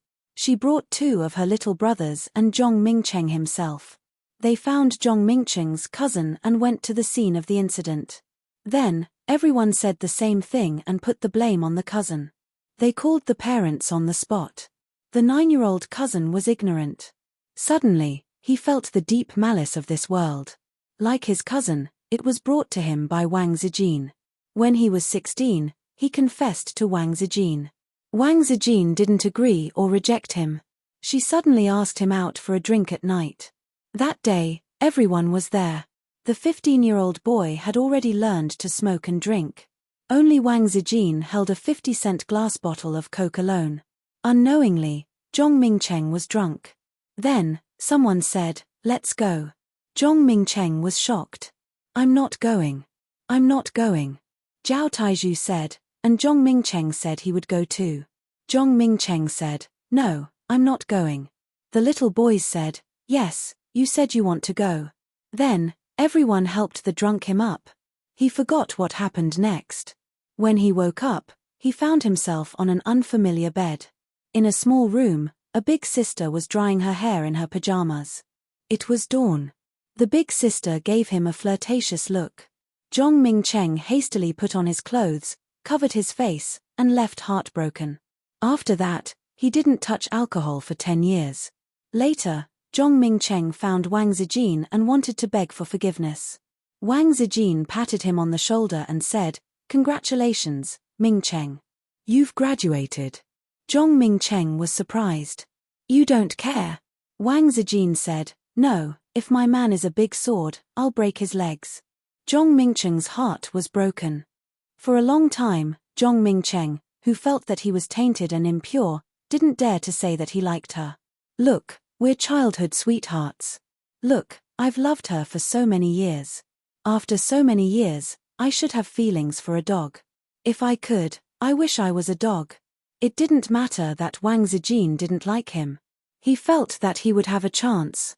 But now, today, she was in the arms of another man. She was kissed on the neck by another man. They were showing off their love in a frenzy. Zhong Mingcheng roared and knocked down his opponent with a punch. He turned around and shouted at Qin Ziyi, "Qin Ziyi, if you're a man, come and fight me. Qin Ziyi, I'm going to beat you up until you doubt your life." Chapter 4:18. With Zhong Mingcheng's status, he had many ways to deal with Qin Ziyi. Don't be jealous. In this day and age, one's future was mostly determined by one's family background. Unlike Zhongling's bravado, the resources and power that Zhong Mingcheng could mobilize were far beyond Qin Ziyi's. Of course, if they really fought, the Wang family would most likely help Qin Ziyi. Wang Zijin's attitude was definitely the Wang family's stance. In Shanghai, Nan Manpei was determined to help Qin Ziyi, and the Li family would most likely help too. It would be a fight between the gods. However, Zhong Mingcheng disdained to use such methods. If he had to resort to schemes for love, then he would be too pathetic. Moreover, if he did that, he would lose Wang Zijin completely. That was why he preferred to fight like a warrior for the girl he loved. Hot-blooded, simple, and hearty. He hated Qin Ziyi to the core. How many unforgettable girls could a man meet in his life? Even now, he had not thought of giving up. As long as he worked hard enough to grind an iron rod into a needle, Wang Zijin would not agree to his pursuit. Perhaps he did not put enough effort into it, or perhaps Wang Zijin was too thick and could not be ground into a fine iron rod for the time being. In the spacious boxing room, Zhong Mingcheng's roar echoed. He was sweating profusely, his muscles were bulging, and his expression was crazed. Those who were familiar with him knew that Zhong Mingcheng was serious. Zhong Mingcheng was a very proud person. He did not want to fall behind others in any aspect and wanted to be number one in everything. He had trained hard in boxing and had always been the famous boxing kangaroo in the circle. To put it in a more pretentious way, I, Zhong Mingcheng, have never been weaker than anyone. Even Wang Zijin could not make him bow down to her willingly. Therefore, Zhong Mingcheng had always wanted to be the man of the big sister. At the side of the ring, Qin Ziyi, who was whispering to Wang Zijin, was dumbfounded. He did not know why he was called out. Looking at Zhong Mingcheng, who was bursting with anger, there was a message all over his body: "You can't control our fury. Qin Ziyi, do you dare to go up?" A guy on the side jeered. "Let me tell you, Mingcheng has liked Zijin for many years. If you want to be with her, you have to go through him first." Another person said, "You can even tolerate this. If it were me, I definitely wouldn't be able to bear it." The bespectacled guy was also perverted. "Go on, if you're a man then draw your sword," the short and skinny guy said. The group of second-generation heirs who didn't mind watching the show cheered excitedly, fanning the flames. In comparison, women were always kind and honest people. Maybe it was because of Qin Ziyi's celebrity aura that increased their favorable impression of him. Zhao Qian frowned and said, "I don't think that's a good idea." If Mingcheng doesn't control his strength, the apple-faced Yang Ying nodded. "You might accidentally break the bridge of your nose or your teeth." As she spoke, she poked Wang Zijin's waist and said, "Don't be in a daze. Go and tell Mingcheng that it's best if he doesn't hit him. If he does, he should hold back a little." The other two sisters also tried to persuade them. They were on Zhong Mingcheng's side. After all, they had been friends for decades. However, if Qin Ziyi was beaten up too badly, it wouldn't look good for everyone. Zhongling walked over lightly and looked at Qin Ziyi as if she was announcing something big. My brother is angry. You know the consequences. Qin Ziyi grunted. This is the legendary anger of a single dog. Zhongling glared at him angrily. Wang Zining was right. This person was despicable, and his mouth was even more despicable. Everyone was speechless. The sisters rolled their eyes. They were all thinking of how to persuade him, but he was still fanning the flames. Was he happy to be beaten up for no reason? Or did he think that he had a chance of winning? Zhong Mingcheng's muscles were not just for show. He was proficient in boxing and taekwondo. One punch from him would be the end of the match. Those who were more flexible would think that it was probably because Wang Zijin was present that Qin Ziyi wasn't afraid. Men didn't want to appear too cowardly in front of the woman they liked. Wang Zijin glanced at Qin Ziyi. Did you hear that? Hold back a little. Qin Ziyi nodded and vowed, I'll end it quickly. I won't make things difficult for you. Wang Zijin nodded in satisfaction. Towards Zhong Mingcheng, she could only express her apologies. Big sister Zijin had a feeling of helplessness that it was the hardest to accept the grace of a beauty. She confessed her feelings, but Zhong Mingcheng's unwavering determination made big sister Zijin's heart ache. She could only deliberately keep a distance. Zhong Mingcheng liked her. She knew that Zhong Mingcheng couldn't wait to kneel down and propose to her. He would say, Zijin, you're lightning, you're light, you're the only legend. I only love you. I don't know how to speak English later, I forgot, she still knew. However, when it came to relationships, it wasn't about giving and receiving. If you didn't like me, you didn't like me. Did I have to marry you and bear your children for the rest of my life just because you were faithful to me? Wang Zijin didn't want to bear children. If she wanted to, she wanted a bunch of salted fishes. Zhong Mingcheng was indeed outstanding. However, Qin Ziyi wasn't bad either. In fact, he was even more outstanding. Moreover, she was happy to be with Qin Ziyi. However, if she were to marry Zhong Mingcheng, she would feel that she was f***ked by her brother. Every time Wang Zijin thought about it, she would slowly shiver. Zhao Taizhu shouted happily, wait, let's open a banker.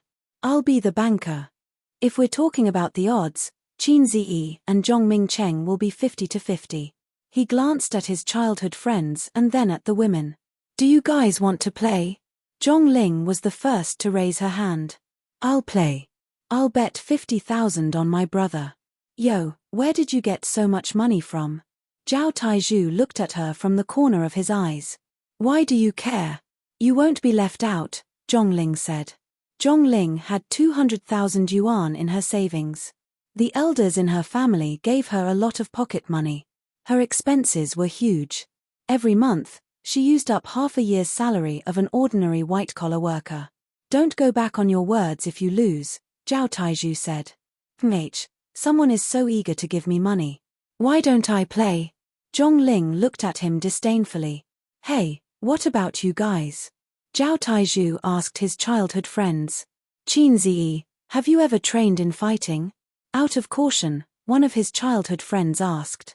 Do you think this is a wuxia novel where you can find someone to practice martial arts? That doesn't exist. Zhao Taizhu waved his hand. Then why 50-50? His childhood friends asked. Zhao Taizhu had always been rough on the outside. Why would he do a losing deal? Because we're brothers on the surface. Heh. Why are you talking so much nonsense? Qin Ziyi doesn't care about his reputation. This is a friendly payout. It's good for everyone's reputation, Zhao Taizhu said. Then, a few of his childhood friends whispered, are we going to buy it? Buy it. They play upstairs, we play downstairs. Haha, earn some pocket money from Taizhu. The bespectacled guy raised his hand.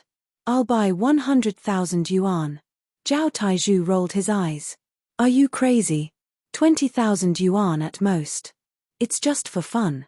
The bespectacled guy asked, then why did Zhong Ling buy 50,000 yuan?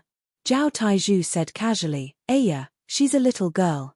I have to take care of her. He thought to himself, this girl's words are harsh and unlikable. Of course I have to cheat her. The bespectacled guy was relieved and said, looks like it's not a trap. Otherwise, he would be more than happy to cheat us. That's right. Let's buy it. Then, everyone raised their hands. I'll buy 10,000 yuan, Ming Cheng. I'll buy 20,000 yuan, Ming Cheng. I'll buy 5,000 yuan, Ming Cheng. I'll buy 20,000 yuan, Ming Cheng. After a round of bidding, 2 of the 12 or 13 friends bought 2,000 yuan for Qin Ziyi and 20,000 yuan for Zhong Ming Cheng. The others only bought Zhong Ming Cheng. The sisters all bought Qin Ziyi, but then bought Zhong Ming Cheng. Obviously, buying Qin Ziyi was to save Wang Zijin's face. Zhao Qian asked Wang Zijin, "Zijin, you're not buying?" Yang Ying said, "Of course not. Are you going to bet on Zhong Ming Cheng? That'll hurt my boyfriend more." The other two said, "If it were me, I'd bet on my boyfriend even if I knew I was going to lose." Wang Zijin shrugged. "Forget it. It's not easy for Taizhu to earn money. Let's not cheat him." She had seen Qin Ziyi in action before. Back then, in the commercial and residential area, Qin Ziyi had easily taken down 2 pickpockets. He was so fierce. Also, Zhao Taizhu had said that he wanted to fight with Qin Ziyi over dinner. Qin Ziyi casually crushed a bone porcelain cup and Zhao Taizhu backed down. At that time, Qin Ziyi was still a Bu Jingyun who had been single for 23 years. Under everyone's gaze, Qin Ziyi went up to the stage. He put on the boxing gloves and didn't take off his clothes. Otherwise, everyone present would have seen what it meant to be sexy and fit. The system's gift of gymnastics was constantly tempering his body, making him far more energetic than ordinary people. Correspondingly, his speed, strength, and reflexes were all improved. Although the essence of this matter was that the system was working hard to turn him into a power bank. Qin Ziyi automatically filled in the worrisome truth that the system was helping him become Superman. If he wanted to live a good life, he had to wear a little cuckold. It was not accurate. He had to have the spirit of RQ and know how to entertain himself. The guy who was defeated by Zhong Mingcheng was the referee. After Qin Ziyi put on the gloves, he asked, "Aren't you going to take off your clothes?" "No." Qin Ziyi shook his head. "Clothes can also become your weakness and restrict your movements," he advised out of kindness. "No." Qin Ziyi shook his head again. The audience below the stage was both angry and amused. Not only was he a layman, but he was also freaking arrogant. Zhong Mingcheng raised his hand, indicating that he had something to say.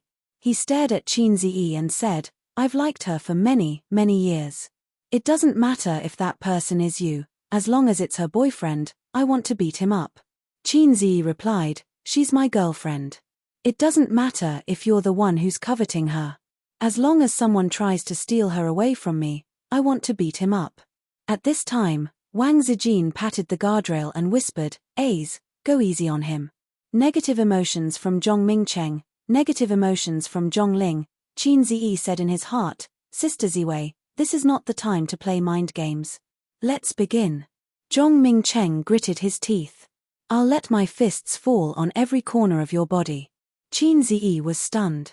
"Including the balls?" Zhong Mingcheng was speechless. The referee got into a horse stance and swung down with one arm. "Begin." Zhong Mingcheng raised his fists and jumped slightly towards Qin Ziyi. He tested him with his fists first. When he saw that Qin Ziyi did not move, he immediately knew that he was really an idiot in boxing. He immediately let out a low growl, took a step forward, and punched straight at Zhongling's face. The battle began and the audience was excited. Then, Qin Ziyi waved his hand casually as if he was swatting a fly. Bam! Zhong Mingcheng's face was punched. He did not even have the chance to stabilize himself and fell to the ground. The battle ended and the audience was dumbfounded. What happened? Chapter 419. What happened? Everyone was dumbfounded. KO with one punch. They even suspected that Zhong Mingcheng and Qin Ziyi were acting. Even if Zhong Mingcheng had missed, he shouldn't have been knocked out with one punch. The shock came too fast, like a tornado, so everyone was dumbfounded. In reality, Zhong Mingcheng was lying on the ground. His mind was in a mess. He had been beaten silly. The feeling just now was like a battering ram wrapped in a boxing glove hitting his face. At that moment, He heard the sound of the sea in his head. Qin Ziyi took off his boxing gloves and threw them to the referee. Take off your clothes. It's just a matter of one punch. Qin Ziyi equals Hai Ziyi King equals Sensei Saitama. The referee, who was 1.8 meters tall with a lasso pole, was so shocked that he looked like a mantis shrimp. He stared at him in disbelief. Is this the legendary miracle of strength? How much strength does it take to knock a grown man to the ground with one punch? This Qin Ziyi, as expected, had a big tool and a good job, extraordinary. Qin Ziyi felt the burning gaze. He turned his head and asked, "You want to spar with me too?" The referee shook his head and said in shock, How did you do it? Even if he had practiced boxing, he couldn't have done it. This was the strength of a professional boxer, and not a lightweight one. Don't you know my nickname? Qin Ziyi said lightly, for a fast shooter, there is no fastest, only faster. What a master. The referee, Sun Weihu, looked at him with admiration. Brother, how are you? Zhong Ling climbed into the ring and helped Zhong Mingcheng up. She glared at Qin Ziyi. The onlookers rushed over and took a closer look at the bruised left side of Zhong Mingcheng's face under the pretext of passing him mineral water. Well, it's a real injury, not an act. No wonder his big sister's man. Everyone looked at Qin Ziyi differently. You hit him too hard. Wang Zijin whispered beside the ring. I'm already very careful. Qin Ziyi shrugged. His grip was strong enough to crack a porcelain cup. He had only used 40% of his strength in this punch.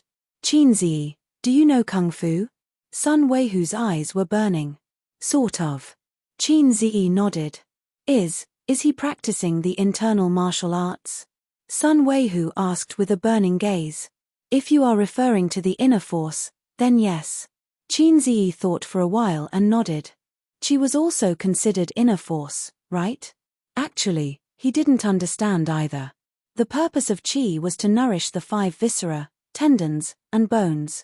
It was not something that could be used for external release of qi.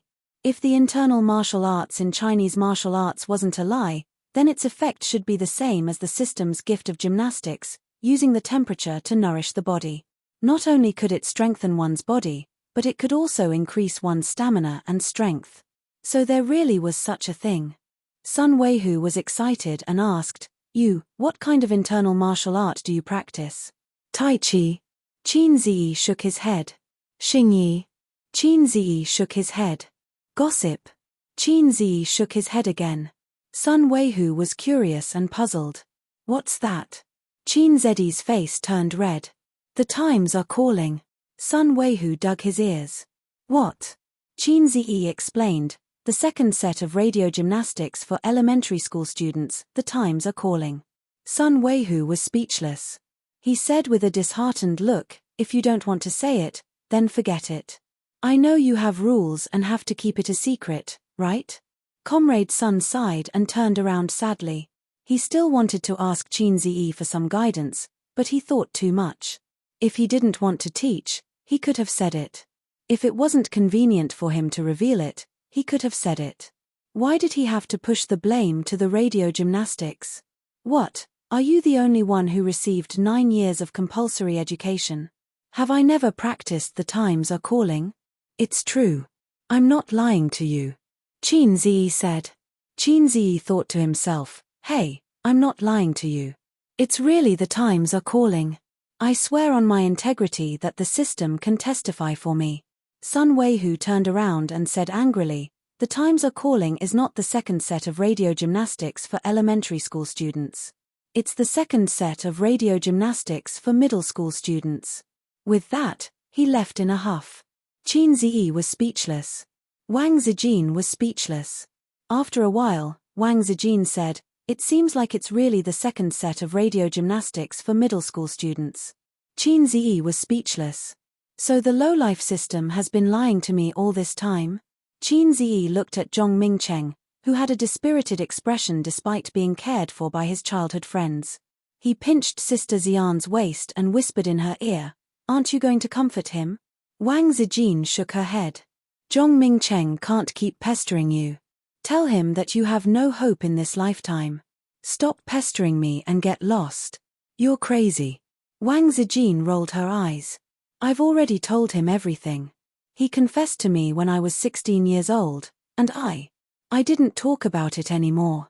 I came to Shanghai to study in high school, and I thought that he would forget about me after seeing so many forests. Who knew that when I went back to Beijing to study, he would pester me again? Ayo, why did I do that? I've always treated him like a brother since I was young. Qin Ziyi suddenly thought of a saying, I treat you like a brother, but you want to *ck me. This was the biggest malice between brothers. It was even scarier than the wife running away with the brother. It was really difficult for Sister Ziwei. She wanted to be in love but was afraid of being *ked.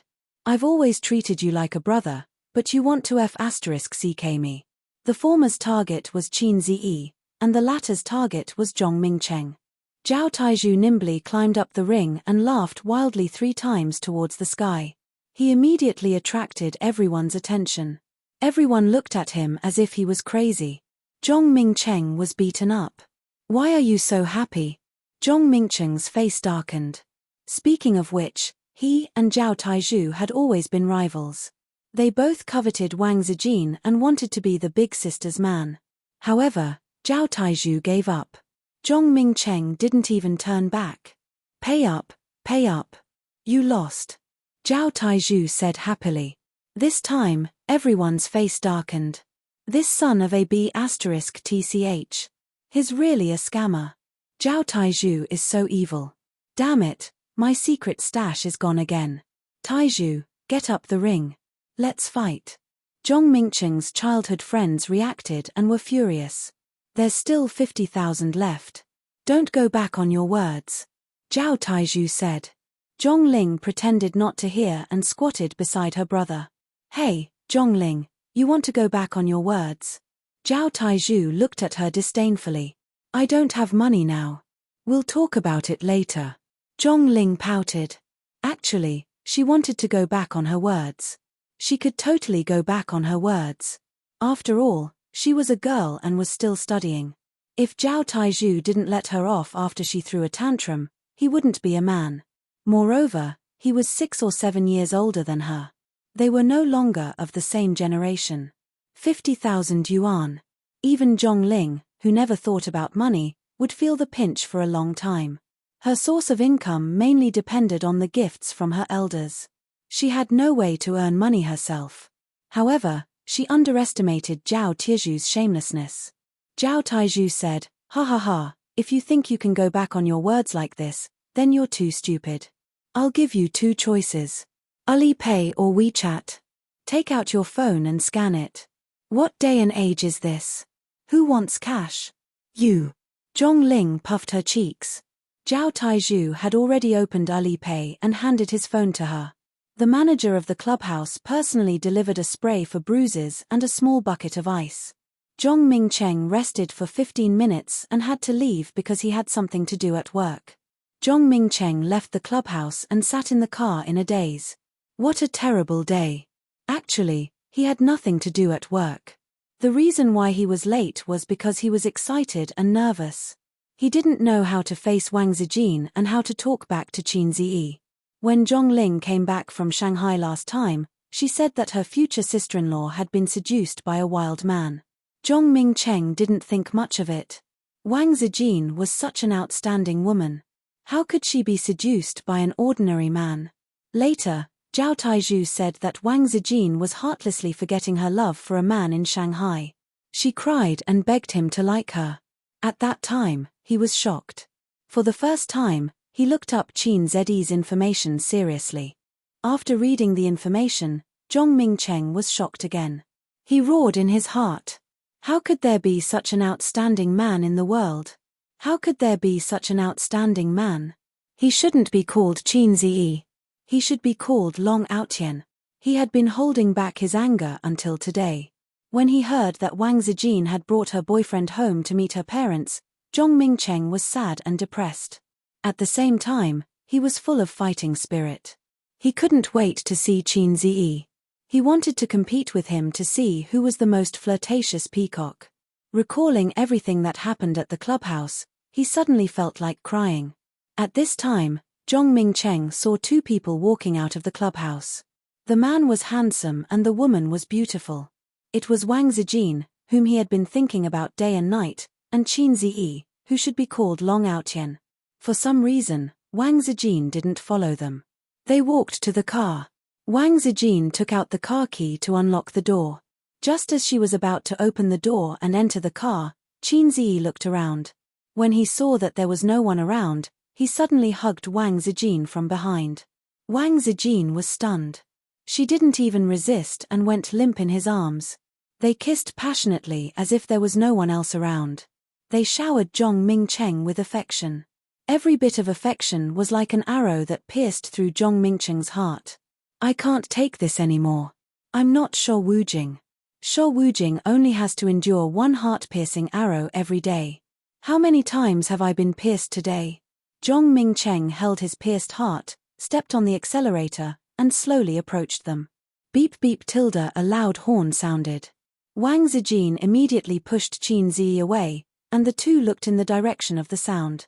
Zhong Mingcheng slowly lowered the car window.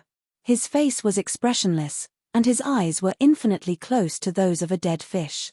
Mingcheng, you haven't left yet, Wang Zijin said awkwardly. Zhong Mingcheng didn't say anything. He looked at Qin Ziyi with his dead fish eyes. Qin Ziyi thought to himself, what are you looking at? Do you think you're Secretary Dakang? The two sides were in a stalemate for a moment. Zhong Mingcheng vented his anger on these two guys.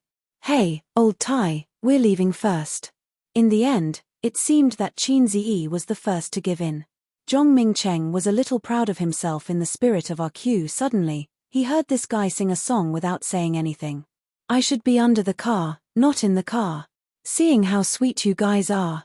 This way, it's easier for me to give up and give me the courage to leave. As he sang, Qin Ziyi got into the car, lowered the car window, and waved.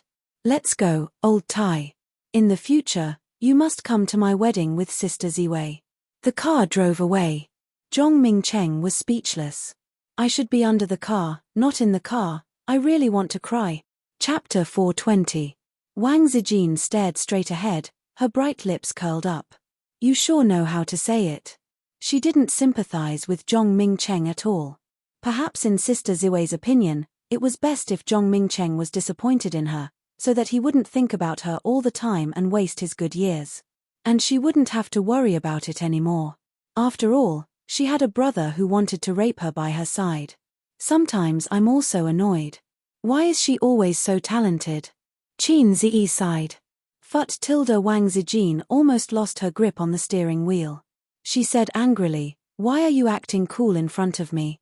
Yes, I shouldn't show my slight skill in front of an expert, Qin Ziyi said.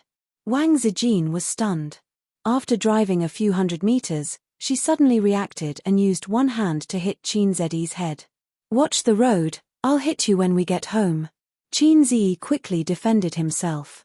Wang Zijin snorted and pouted, but her eyes and eyebrows were smiling. There were many reasons why she liked Qin Ziyi, but one of them couldn't be ignored. Qin Ziyi was sometimes flirty, but when they were together, they could laugh and play, and they were very happy. The reason was probably that she had enough of her parents' cold and indifferent treatment since childhood, which created a psychological shadow. She hated and even feared the respectful relationship between husband and wife.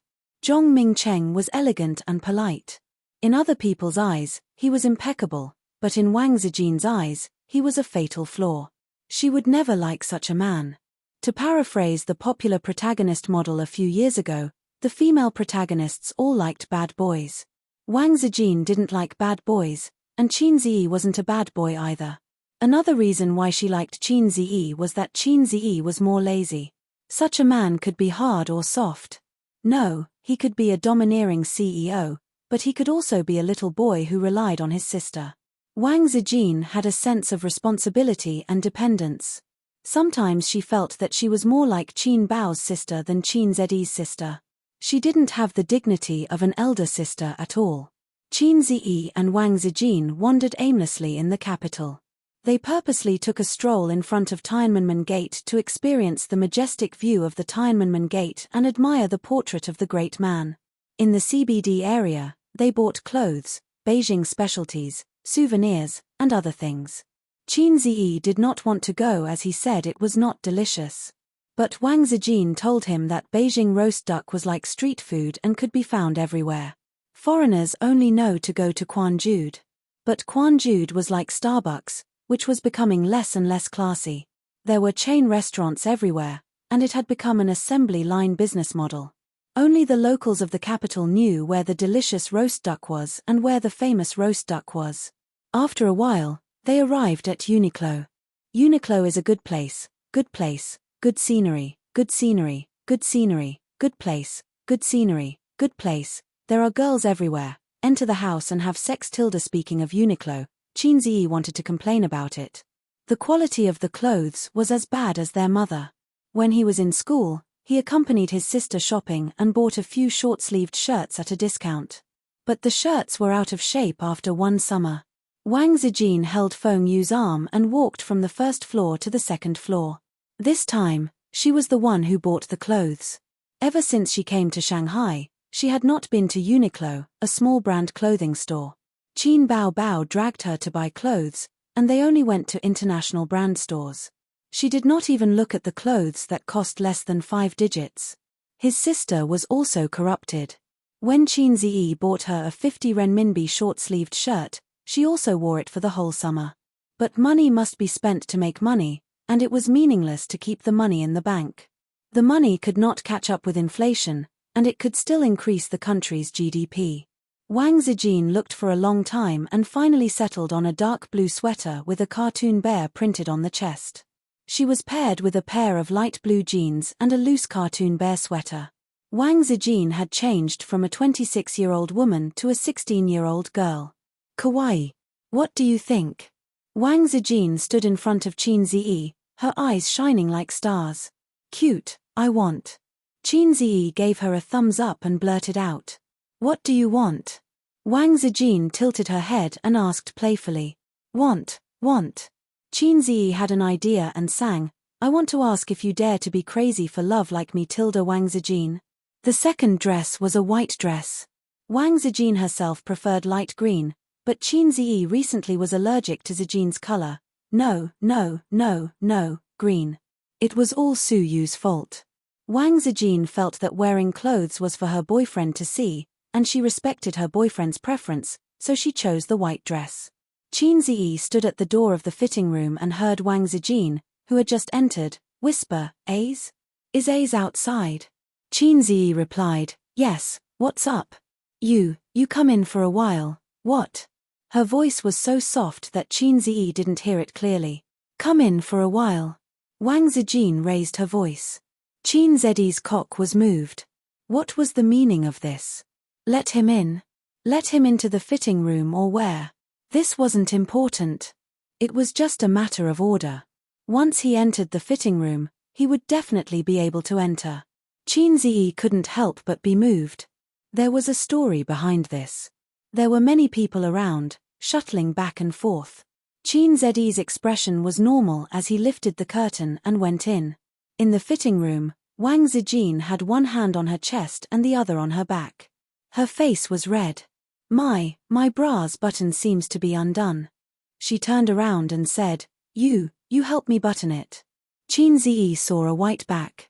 Her skin was white and tender, her back was perfectly curved, and her waist was small. Was this Sister Ziwei's hint? Qin Ziyi slowly approached her. His hands slipped into her dress and held her waist. What are you doing? Wang Zijin was surprised. Doing it. Qin Ziyi nodded. Sister Ziwei was so embarrassed that she hit the back of her head. She was angry and amused at the same time. I asked you to help you button your bra. Qin Ziyi covered his nose in disbelief. Just button my bra? Nonsense. Wang Zijin sneered. Qin Ziyi found that the button was made with special leather. Unless he stood with both hands behind his back, he couldn't button it by himself. He silently buttoned her bra and said unwillingly, Isn't this your hint? Sister Ziwei, there's no need to be pretentious between us. There's no such thing as a hint. I don't believe you. Does a woman's bra have to be buttoned by someone else? Because this bra is sexy. It was designed for a husband and wife to wear together. You bought it for me. It's none of your business.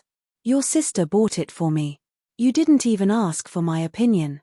Qin Ziyi quietly left the fitting room. A few minutes later, Wang Zijin came out. She turned around and her skirt fluttered. Does it look good? Qin times World times Tasteless times Ziyi times nodded. Nice. At 5 o'clock in the afternoon, they returned to the Wang family. Only Mrs. Wang was at home. Grandpa Wang was enjoying the cool breeze in the yard. The mother and daughter chatted. Wang Zijin told her about the Qin family in Shanghai. Qin Ma's father was a very serious but not old-fashioned university professor. Qin Ma's mother was very gentle. There was also her best friend, Qin Baobao, who sat next to her for 3 years in high school. I remember her. Baobao, isn't she that beautiful girl? Mrs. Wang almost blurted out the word gorgeous. Others dressed up gorgeously, but Qin Baobao's facial features were gorgeous. She had a sharp and pretty oval face, cherry lips, and especially charming and lively eyes. Wang Mema had seen Qin Baobao once when she picked up her daughter from school. Back then, Qin Baobao had left a deep impression on Wang Mema when she was 17 or 18. Mrs. Wang hated that kind of girl. She hated women who reminded people of vixens.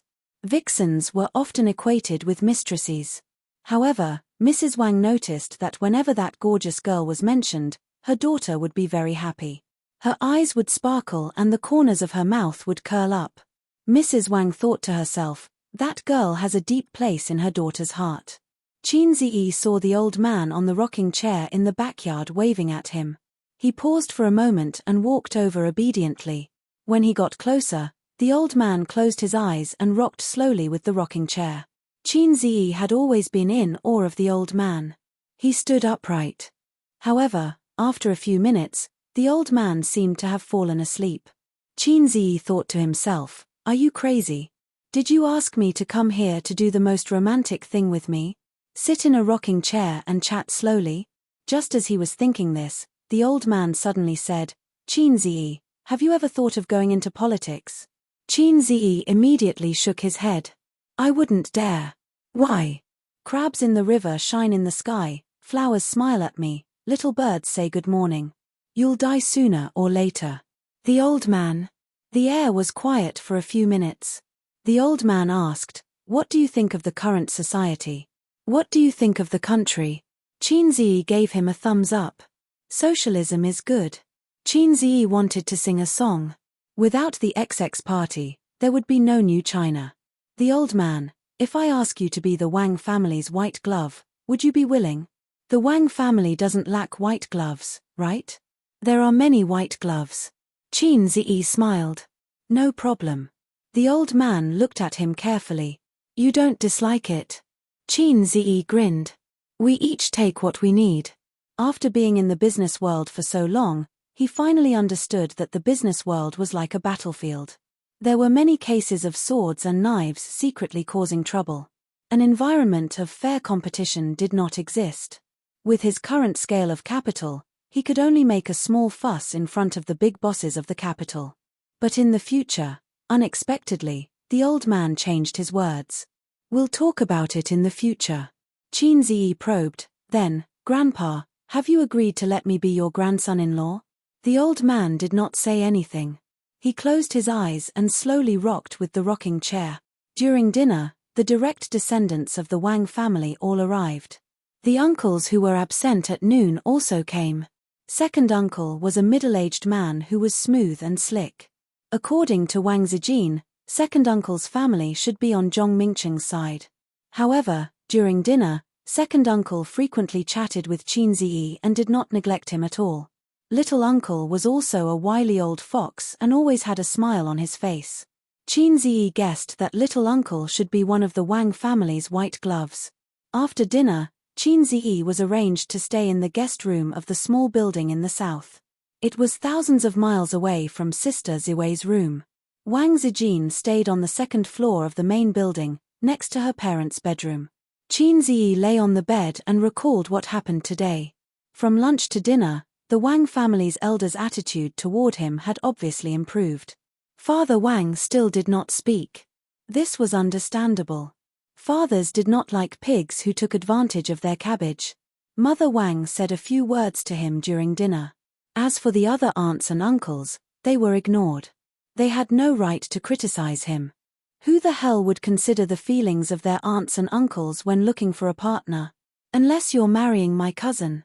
However, Grandpa Wang's attitude was a bit unpredictable. What did "we'll talk about it in the future" mean? Was he prepared to observe him for a long time? Regardless, he did not directly reject him. This was a good sign. The phone screen lit up. There was a message. Wang Zijin, the night is long. Qin Zed's heart skipped a beat. No mood to sleep. Wang Zijin sent a thumbs up emoji. Sister Ziwei, this thumbs up is so flirtatious. Qin Zi was pleasantly surprised. He got out of bed, put on his clothes, and sneaked toward the main building. He knew where Wang Zijin's room was. She had taken him there earlier in the day. Qin Zi was familiar with the place and soon found Sister Zijin's room. But just as he was about to knock on the door to the master bedroom at the end of the corridor suddenly opened. A beam of light poured out of the room and shone on Qin Zi. It was like a demon mirror, exposing him. Qin Zi froze on the spot. It was Father Wang who opened the door. Father Wang was stunned to see a pig sneaking into his daughter's room. Then, a sharp light flashed in the middle-aged man's eyes. Qin Zi panicked. Father-in-law, listen to me. Chapter 421. Without any precautions or concerns, you just appeared like this. Qin Zi was once again petrified in China. The corridor fell into an eerie silence. Mr. Wang stood at the door, and the sound of the television broadcasting the news came from the room behind him. Mr. Wang's back was facing the light, so Qin Zi couldn't see the expression on his face. However, he knew that his expression would be seen by Mr. Wang, so he had to keep his cool. Luckily, I'm proficient in acting. He was in despair. Mr. Wang had been unsmiling the whole day, and his favorability towards him was 0. Now, his favorability was probably in the negative. He was already disliked as his future son-in-law, but this time, good things were really hard to come by. Wang Chengfu's favorability towards him, 10086. Before opening Sister Ziwei's door, Qin Zi was still singing in his heart, "My passion is like a fire." In the blink of an eye, a basin of cold water was poured over me. What should I do? She rushed over and said, "Father-in-law, please listen to my explanation. Sister Xian and I are innocent." Innocent? Why would a boyfriend and girlfriend want to be innocent? But I haven't received the approval of the Wang family. In the end, I sneaked into Sister Ziwei's room in front of Mr. Wang. Qin Zi had 24 years of life experience, but he didn't know how to deal with this awkward situation at all. Uncle, he said with a dry smile, the night is long. I'm here to talk to Sister Ziwei about the glorious deeds of the revolutionary martyrs. Terrible lines, lame excuses. The corner of Mr. Wang's mouth twitched. He gently closed the door and turned on the lights in the corridor. Do you like to drink? Qin Zi was stunned and answered honestly, just so. Mr. Wang's study was at the other end of the corridor. On the entire second floor, other than Mr. and Mrs. Wang's master bedroom and Wang Zijin's boudoir, there was only this study. The study was F*King bigger than Qin Zed's living room. A room within a room could be used as a place to rest.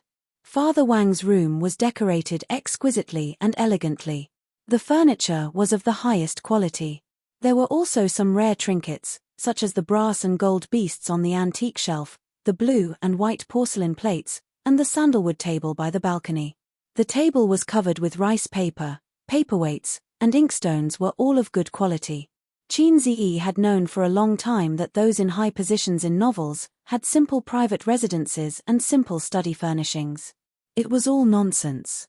Sitting in the study that many people could only dream of entering, he felt a little flattered. There was a bottle of marotai and a plate of peanuts in front of them. The housekeeper had specially heated up the braised beef for them, cut it and served it to them. Qin Zi thought to himself, Father Wang is a person who knows how to enjoy life. After drinking half a glass of white wine, Mr. Wang finally spoke. Wang Zijin has caused trouble for your family in Shanghai. As he spoke, he poured some wine for Qin Ziyi.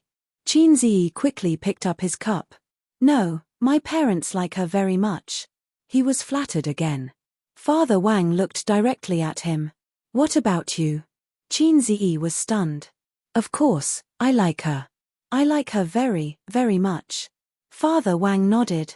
That's good, that's good. When he said this, his eyes were a little dazed. Qin Ziyi scratched his head. He couldn't figure out what Father Wang was thinking. It was 10:30 at night when they finished drinking. Father Wang didn't pour his heart out with Qin Ziyi. He only talked about some very ordinary things, such as politics and business, but he didn't overdo it. Most of the time, he asked about Qin Ziyi's family situation. Then, Father Wang would talk about the Wang family. It was like two families of different social status trying to find the right place to start a conversation. Qin Ziyi found this strange. He felt that Father Wang didn't seem to dislike him or his relationship with Sister Ziwei. Strange. Didn't Sister Ziwei say that Father Wang liked Zhong Mingcheng and was very firm about it? Father Wang turned off the light in the study and closed the door. He said faintly, "Go back to sleep." Qin Ziyi didn't know what to say. The meaning was obvious. Don't even think about chatting with my daughter tonight. The glorious deeds of the revolutionary martyrs? Go to hell. That was a pain in the ass. A lot had happened today, especially after the meeting at the club. His relationship with Wang Zijin had obviously improved. Otherwise, Sister Ziwei wouldn't have sent him a message. He also wanted to be intimate with Sister Ziwei. Have you ever seen a man who didn't want to be intimate with his girlfriend? Qin Ziyi nodded sullenly and turned to leave. After returning to his room, he turned on his phone and saw that Wang Zijin had sent him several messages. Where are you? Ace, are you asleep? Little bum, if you don't reply, I'm going to get angry. Maybe the room was soundproof, but Sister Ziwei didn't hear the conversation outside the door. Qin Ziyi typed a message and replied, Sister Ziwei, I was at your door just now and was caught by your father. Wang Zijin sent him a string of ellipses. Ace, how did you survive? Humph, of course it's because of my strong moral character. Bragging, ha ha ha. My father might have thrown you into the cold palace. Sister Ziwei, you're really wrong this time. I'm not that unlucky guy who sold newspapers. Your father and I have a good chat. Qin Ziyi thought of a question. Sister Ziwei, if your father insists on opposing our relationship, what will you do? Wang Zijin sent an emoji of rolling its eyes. I'm getting married, not him. Just like I won't marry someone I don't like because of his request, I won't leave the person I like because of him. Then, what about you? Qin Ziyi replied, me too. Wang Zijin replied, what if Bao Bao opposes it? Qin Ziyi pressed his fingers on the screen and couldn't type for a long time. What if it's his sister? What if she opposes it? 10 seconds later, he typed, me too. Wang Zijin sent a smiley emoji. In the room, Wang Zijin was lying on the bed, holding the phone high with both hands. The fluorescent light illuminated her oval face. Idiot, your silence has already told me. Qin Ziyi was about to go to bed when Sister Ziwei sent him another message. Come over. My parents should be asleep. What's wrong with Sister Ziwei today? Did the sheep die? Qin Ziyi said happily, I'll be right there. You didn't lock the door, did you? Why do you lock the door at home? Come over, idiot. Wang Zijin sent him a picture of Brother Funny lying on the bed and taking pictures of the empty bed next to him. Qin Ziyi lifted the quilt and put on his clothes X2 this time. Qin Ziyi crouched down, stuck close to the wall, and moved as fast as a mutant. He quietly swept across the corridor, opened the door to Sister Ziwei's room, and quickly entered. Perfect. The light in Wang Zijin's room was turned off, and the bedside lamp was lit with a dim yellow light. She was leaning against the headboard, reading a book. Qin Ziyi took off his pants and clothes, leaving only a pair of boxers, and pounced on Wang Zijin. Wang Zijin pushed him away. Don't, Qin Ziyi pressed Wang Zijin on his body and kissed her passionately. Wang Zijin gasped and tried to respond to his enthusiasm. Sister Ziwei's mouth was also soft, but different from her sister's shy avoidance, she would respond implicitly, giving Qin Zi a great kissing experience. Sister only knew how to avoid, and kissing. When filming a kissing scene, she would be very nervous, and her two small hands pinched his arms tightly. Then it was Su Yu. Su Yu's response was the most enthusiastic and bold, often turning from defense to offense. After sucking for a full 5 minutes, Qin Ziyi didn't let her go until Wang Zijin punched him a few times. Sister Ziwei, can I test your depth? Qin Ziyi expressed his love implicitly. Next, I may have a chance to shoot like a dragon. Non-combatants should evacuate immediately. No, scram. Wang Zijin panted and said angrily. She touched her lips, which were burning. Then I'll touch, Qin Ziyi said. Sure enough, Sister Ziwei could accept kisses and touches at most now. It's okay, I'll teach her slowly in the future. No.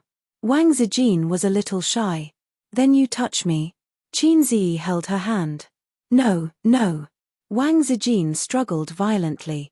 Qin Ziyi was not disappointed. After all, she was not Su Yu's sibling demon.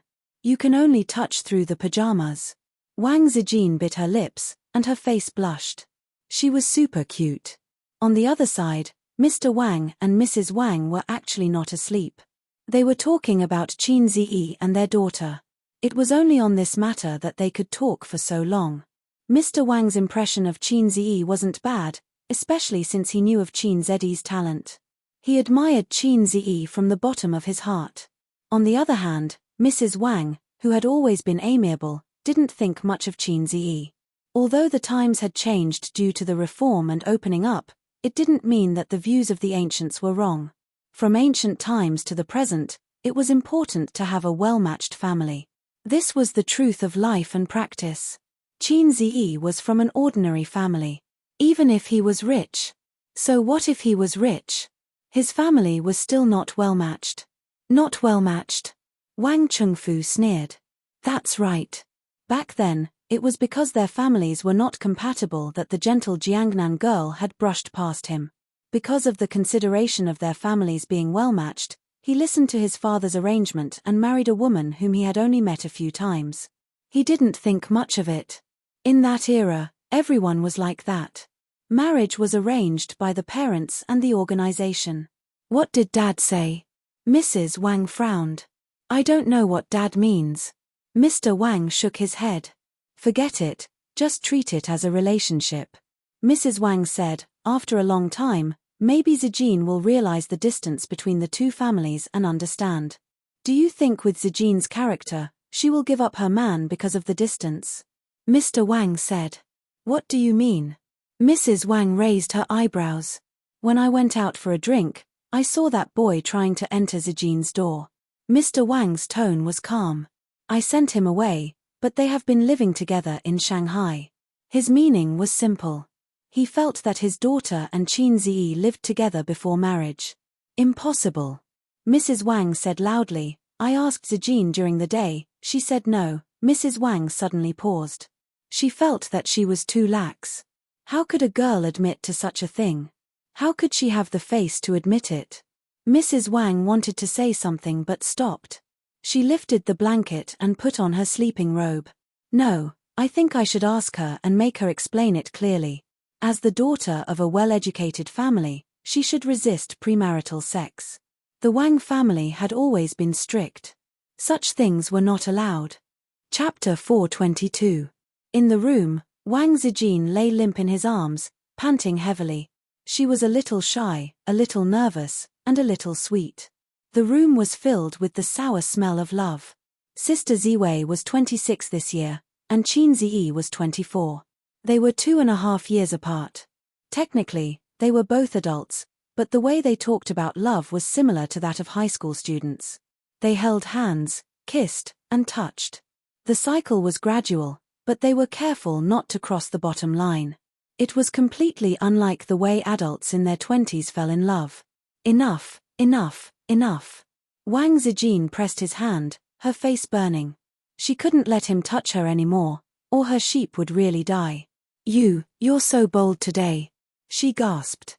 This is called drinking to strengthen one's courage. Qin Ziyi burped at the right time. Just now in the study, He drank 2 glasses of white wine with Father Wang. Good Lord, the alcohol was too strong, and now his brain was a little excited. Before drinking, he was a salted fish.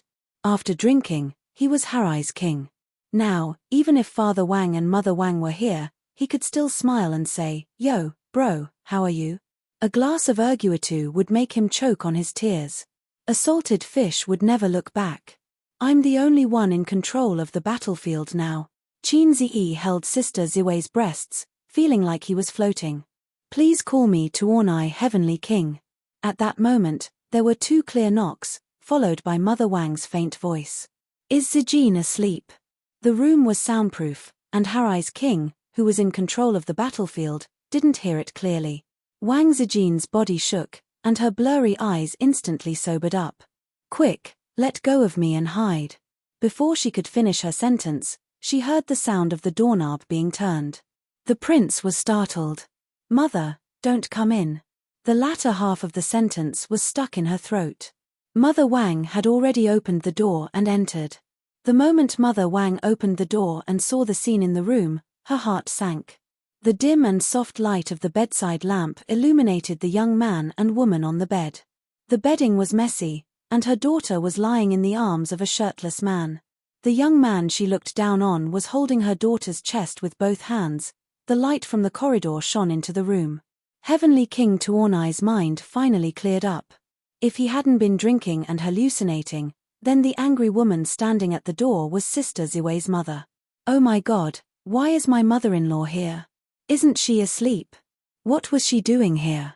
Are you here to have fun? Come on, let's have some fun. Anyway, there's still a lot of time ahead of us. Tilda to such a mother-in-law, I would give her a knee. Auntie, you haven't slept yet? Qin Ziyi said awkwardly. He wasn't afraid at all. He was just a little embarrassed. I got into bed with my own ability, so why should I be a coward? Unless the one standing at the door was a wailing monster. Mother Wang took a deep breath and put on a fake smile. Aren't you awake too? We were just about to sleep. Mom, if you don't have anything else, you can leave. Qin Ziyi said. Wang Zijin was speechless. Mema Wang was speechless. Who's your mother? Mema Wang was furious. A mother-in-law looking at a son-in-law? No way. She didn't like Qin Ziyi, and premarital sex didn't conform to her views. Auntie knows that you young people are open-minded, but sometimes being open-minded isn't necessarily a good thing. Mema Wang was a cultured woman. She forced a smile. Auntie hopes that you can control yourselves. When you get married, at least get engaged first. Qin Ziyi said happily, no problem, Auntie. When do you think Zijin and I should get engaged? Mema Wang was stunned. That's not what I meant. Qin Ziyi nodded. I also think that an engagement is unnecessary. Then, when are we getting married? I'll get my parents to come to Beijing someday. That's not what I meant either. Qin Ziyi shrugged, feeling wronged. Then, Auntie, are you deliberately making things difficult for me, fat? Qin Ziyi? Mema Wang was speechless. She thought to herself, why am I the one making things difficult for him? Mema Wang walked to the bedside and sat down. She crossed her arms and looked at Qin Ziyi as he put on his pajamas.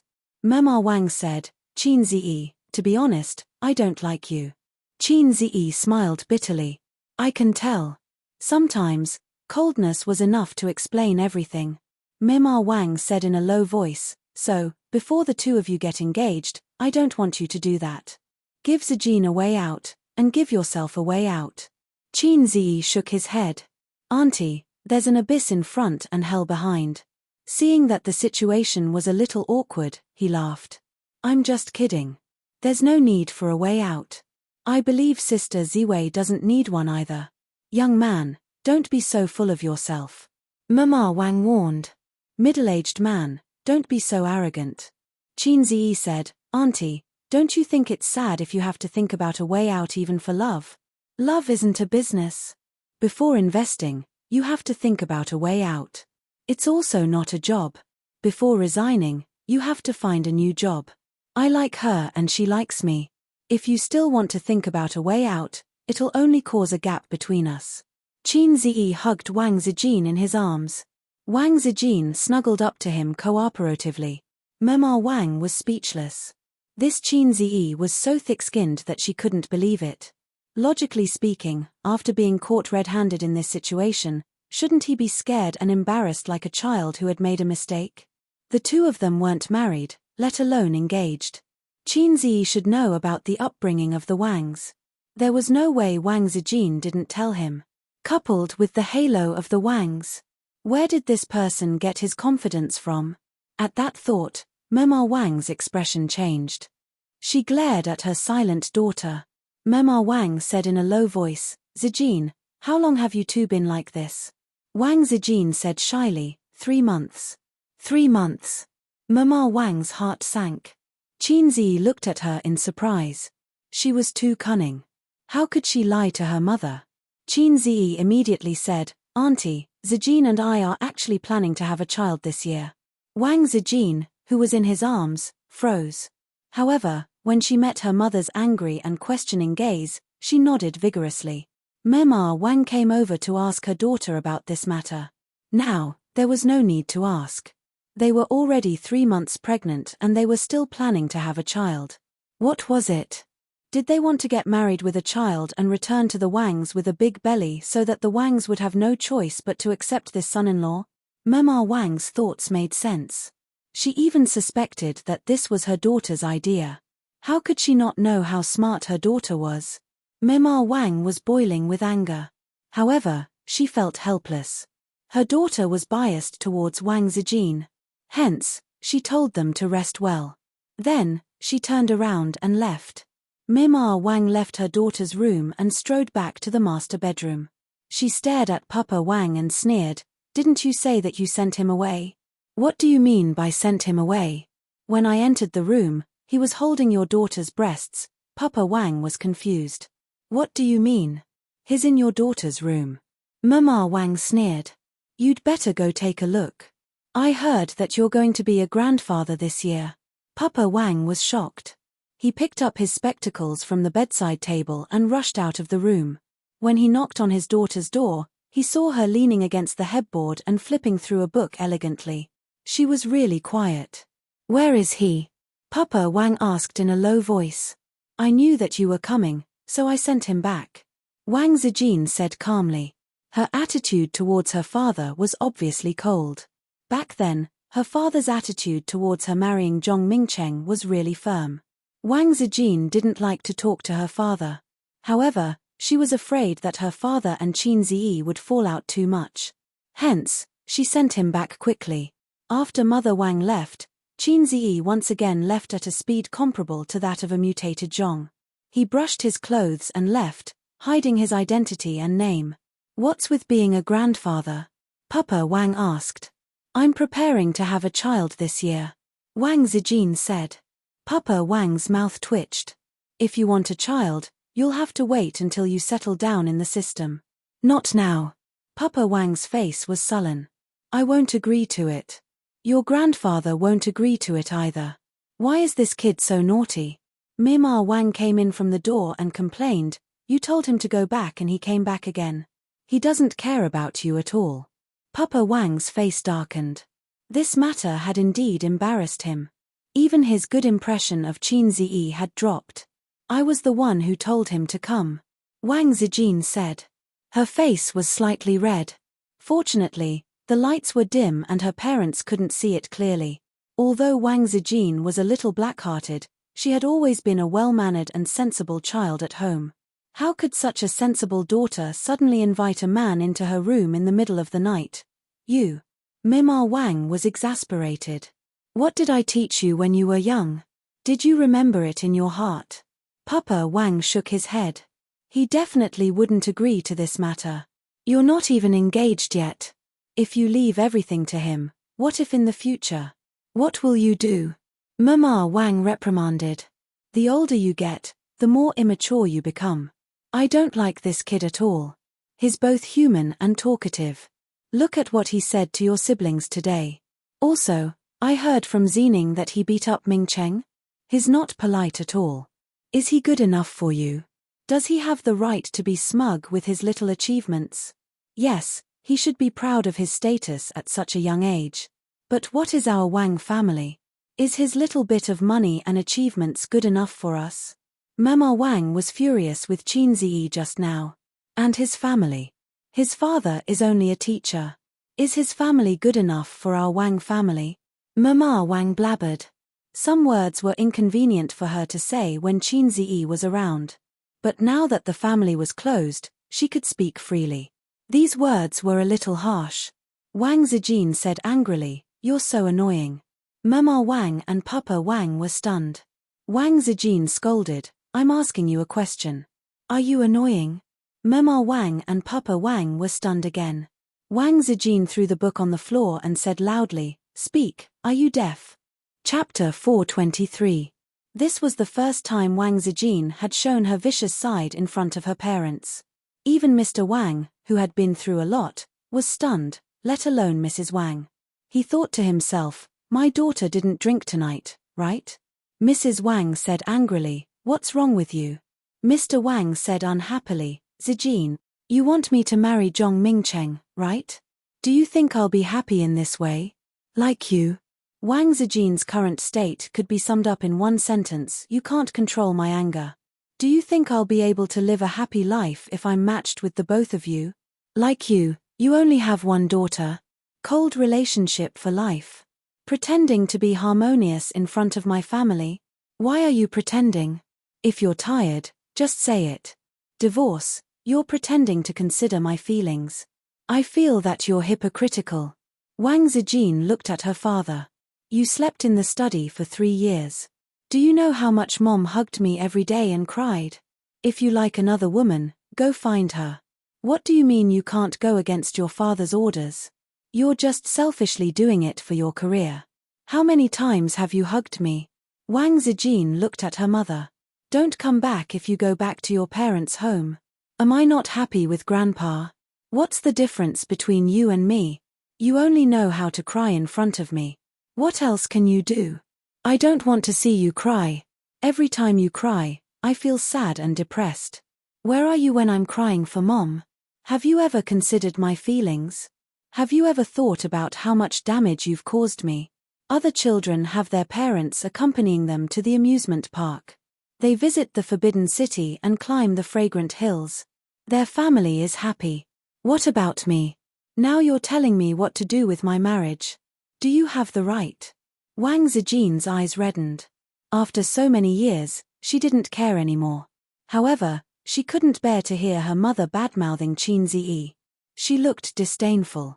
Your marriage is such a failure, and now you're interfering with my marriage. Qin Ziyi's family isn't on par with our Wang family, but at least his family isn't as hypocritical as you guys. His family can sit together, eat happily, and chat happily.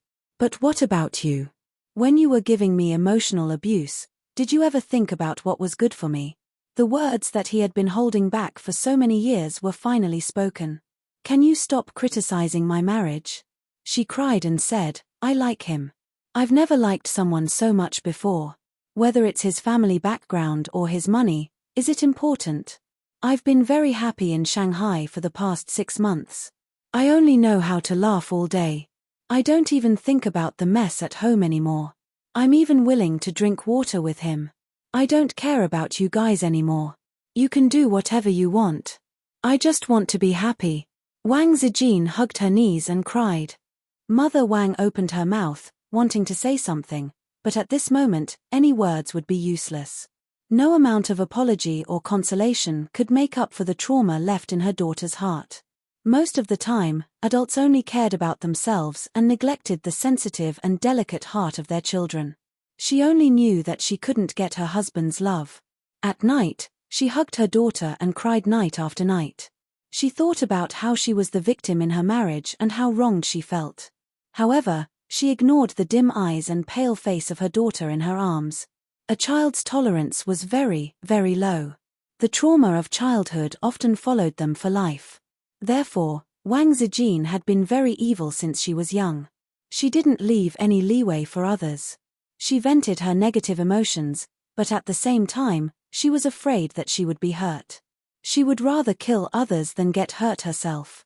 Father Wang felt that it was tragic that he had to spend the rest of his life with someone he didn't love. It was tragic that he would lose his true love and have regrets for the rest of his life. However, he didn't think that his indifference and the cold atmosphere in the house he created were equally tragic for his daughter. Wang Chengfu looked up at the ceiling and remained silent for a long time. Wang Zijin wiped her tears and said softly, "Dad, Mom, go back to sleep. Ace is very good. He will love me very much. Please accept him." Father and Mother Wang left in silence and gently closed the door. Wang Zijin lay on the bed and sniffled. Her eyes and nose were red. She sent a message to Qin Ziyi. "My parents don't like you. What should I do?" "Salad. What's the meaning of salad?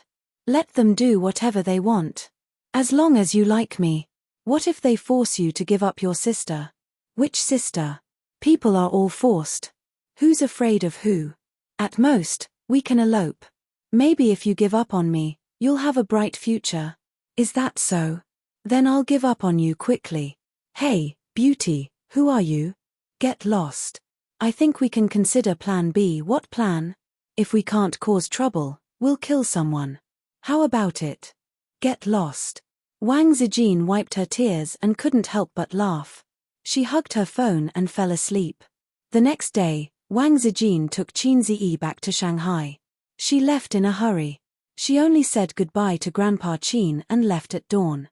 The noon flight arrived in Shanghai at 2:30 p.m. Qin Bao came alone to pick them up.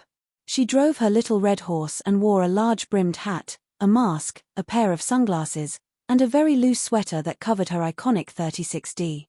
However, her pair of long legs that stood out from the crowd, as well as her round and perky butt, still attracted the attention of many male comrades on the second floor.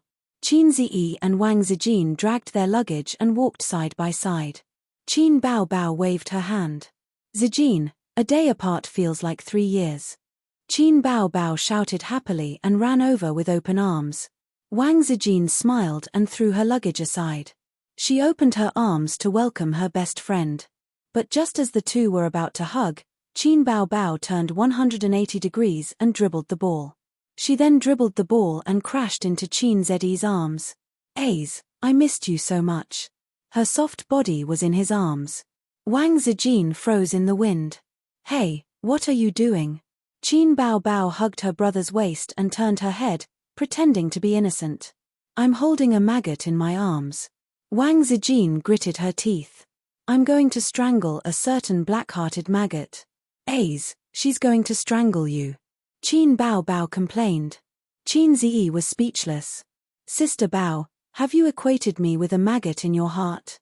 The three of them walked toward the car. Along the way, Qin Bao hugged her brother's arm and rubbed her big chest. She said coquettishly, "Did you miss me?" "I missed you so much." Qin Ziyi said, "I've only been in the capital for a day." Qin Bao said sadly, "I didn't wash the clothes for a day. I didn't wash the bathtub for a day. I didn't dry the sheets for a day. I didn't turn on the stove for a day." Qin Ziyi said sympathetically, "Sister, you've worked hard. I'll make it up to you when we get home." Qin Bao nodded vigorously. "Okay." The real girlfriend, Wang Zijin, dragged her luggage and gritted her teeth. Steady aura. Steady aura. Whenever the siblings were together, her presence as the real girlfriend would be infinitely reduced. Every time she thought about it, Wang Zijin wanted to cry.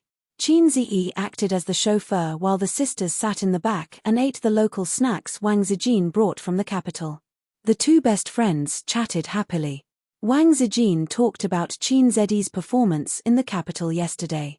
Qin Bao talked about the interesting things that happened in the entertainment industry recently, things that were not in the entertainment news.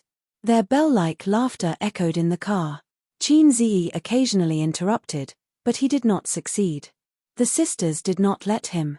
Every time the two of them talked about topics between best friends, his presence as the real boyfriend and dear brother would be infinitely reduced. Every time Qin Ziyi thought about it, he wanted to cry. They reached home smoothly. Wang Zijin dragged her luggage back to her room to pack. She had planned to stay in the capital for a few days, but she did not wear any of the clothes she brought with her because of the argument with her parents. Wang Zijin hung the clothes back in the wardrobe one by one and took out a small plastic bag from her luggage. Inside were the clothes she wore yesterday. She had no chance, so she brought them back directly. The bra was inside. Every time she wore this bra, she would run to Qin Bao Bao for help. Then, Qin Bao Bao would mock her wantonly and call her small breasts. In fact, her breasts were not small. They were above average. But that guy was crazy. They were 36D. Wang Zijin took the dirty clothes into the bathroom and threw them into the laundry basket. She usually did not wash clothes. Like Qin Bao Bao, she just threw the clothes she changed out of into the basket. The little red guy would obediently help them wash and dry. In the bathtub, the curtain was drawn. Qin Bao Bao's voice suddenly came from inside. It was soft and very soft. "You're here. I was just about to take a shower." Wang Zijin thought in her heart. Why is she taking a shower in the middle of the day? Just as she was about to speak, she heard Qin Bao Bao say timidly, "Can you lock the door?" I'm a little nervous." Wang Zijin was dumbfounded. Why was she so nervous? She frowned and walked closer to the curtain. Qin Bao Bao said again, "I missed you so much the day you went to the capital." Wang Zijin was stunned. Her face suddenly became serious. Who was she talking to? Chapter 424. Wang Zijin turned serious. First of all, she was sure that Qin Bao Bao was not talking to her. The two of them had shared a bed for half a year. They had bathed together, soaked their feet together, and played ball together. If Qin Bao Bao knew that it was her, she would have lifted the curtains and hooked her finger at her with her 36D. Come on, have fun Tilda. Since she was not talking to her, there were only two possibilities. First, Qin Bao Bao was in the bathtub with someone else. Second, Qin Bao Bao had mistaken her for someone else. The first possibility was unrealistic. If she walked in and made a sound, Qin Bao Bao would definitely know that someone had entered and would not ignore her. Knowing that someone had entered but not lifting the curtains meant that she was avoiding them. There were only 3 people in the house. Other than her, who else could it be? Wang Zijin frowned. She realized that things were not as simple as they seemed. The sinister Wang Zijin purposely kept quiet. She wanted to hear what she had to say next. "Actually, I don't want you to go to the capital. You should belong to me alone," Qin Bao Bao said. Wang Zijin narrowed her eyes. "Good, you big cow. You finally let me hear your inner voice. You even agreed so quickly the day before yesterday. Brother Con. Damned Brother Con. I'm about to take a shower. I've already taken off all my clothes. Do you want to come?" Qin Bao Bao asked gently. Wang Zijin, "I've never seen such a shameless sister before." "Oh, you're still shy? It's not like this is the first time," Qin Bao Bao giggled. "What's there to be shy about? Where have you not touched me before?" Wang Zijin's heart, liver, spleen, lungs, and kidneys were all trembling. "If you keep acting dumb, I'm going to get angry. Come on, let's take a shower together. You can do whatever you want. It's all up to you." Qin Bao Bao's soft voice rang out. Then, Qin Bao Bao added, "But you must keep it a secret from everyone." What a terrible line, what a shameless sister. Wang Zijin was furious. She strode towards the curtain. When she reached out for it, the curtain opened on its own, accompanied by Qin Bao Bao's charming laughter. "Come on, Wang Zijin, let's take a shower together." Wang Zijin was speechless. Behind the curtain, Qin Bao Bao was fully dressed. She shook her butt and laughed arrogantly. "Are you surprised? Are you surprised?" Wang Zijin was stunned. You knew I came in? Were you talking to me just now? Why not?" "Hey, Zijin, are you thinking of something bad?" Qin Bao covered her mouth and exclaimed, "Aside from you, there's only A's in the house. Did you think that I wanted to take a bath with A's? Oh, so this is how you are, Zijin?" Wang Zijin's mouth twitched. She had just come back, but she had been tricked by Qin Bao Bao. What was the reason? Wang Zijin was well aware of the palace intrigue. Yesterday, she had gone shopping with Qin Ziyi, walked the dog in front of Tiananmen Square, flirted in Uniqlo, sat in a row in a roast duck restaurant, had a drinking competition in the barbecue hall, and fought in the boxing room. Anyway, she had taken pictures of everything. She posted more than 10 messages on her WeChat moments. Drinking in the barbecue pavilion. P.S. These guys are so useless. They wanted to get someone drunk, but they got drunk first. Photo of the boxing room. P.S. RZE is so skilled. Awesome. Tianfang Gate. P.S. Walking through Tiananmen Square together is like walking through the long years of the revolution. I hope we can still walk hand in hand in the future. Uniqlo fitting room. Wang Zijin was wearing a white dress. She looked dignified, elegant, and beautiful. P.S. A's picked the dress. Beautiful. Taking advantage of her boyfriend, Wang Zijin showed off her PDA in her WeChat moments. She was not afraid that Qin Bao Bao would find out that there was something fishy going on between them. Anyway, it could be explained by acting, and it could also discuss the big cow. Yes, that was what Wang Zijin thought at that time. The big cow's jealousy was stronger than expected. First, she gave her a warning when she picked her up at the airport. Then, she teased her in the washroom. But Wang Zijin touched her chin and pondered. Was she teasing her or secretly declaring her sovereignty over the salted fish? Didn't you say you were going to take a shower? Why didn't you take off your clothes? Wang Zijin rolled her eyes. Oh, you can't wait to take a shower with me? Qin Bao Bao retorted. I'm not taking a shower. You take a shower yourself. I'm going out to watch TV. Wang Zijin swayed her slim waist and left. On the balcony, Qin Ziyi bathed in the warm sunlight. He got into a stance and practiced his The Times Are Calling calisthenics. Tomorrow and the day after tomorrow would be the day when the system would recharge. The system would extract energy from his body. As for what kind of energy it was, scientifically speaking, it was the energy of the cells. Damn. Actually, this was just Qin Zi's imagination. The system did not mention it, so he did not know what the theory was. He could only speculate based on his own experience. Every time the system finished extracting energy, his legs would turn to jelly and he would feel weak all over. This would be accompanied by a short period of muscle soreness. It was just like when he was in middle school during the boys' 1000m race. Thinking of this, Qin Ziyi was envious of the system that ignored the law of conservation of energy. Did they not need to be recharged? HMPH, stupid host. You're just like those peasants who guessed that the emperor used a golden hoe to farm. Stupid and ridiculous. The system said. If you're not stupid, then explain it to me. Qin Ziyi was not convinced. They don't need to be recharged. They're a bug. The system said. Then why do you need to be recharged? The system was silent. Oh. Qin Ziyi suddenly understood. He laughed sinisterly. What a sad story. You're so low. You're indeed a configuration that's 500 years behind. The system, who are you calling low? Wang Zijin stood at the balcony with a dark face. I'm not talking about you. Qin Ziyi explained. About your sister? Wang Zijin's eyes lit up. No. Qin Ziyi hurriedly explained. So you're talking about me? Wang Zijin's face darkened again. Qin Ziyi, where's my sister? Qin Ziyi could not explain this. He could not say that he was talking to the system in his brain. It was a low level. He was alone on the balcony. He could not help but blurt it out. He could have communicated with the system in his brain. In the bathroom.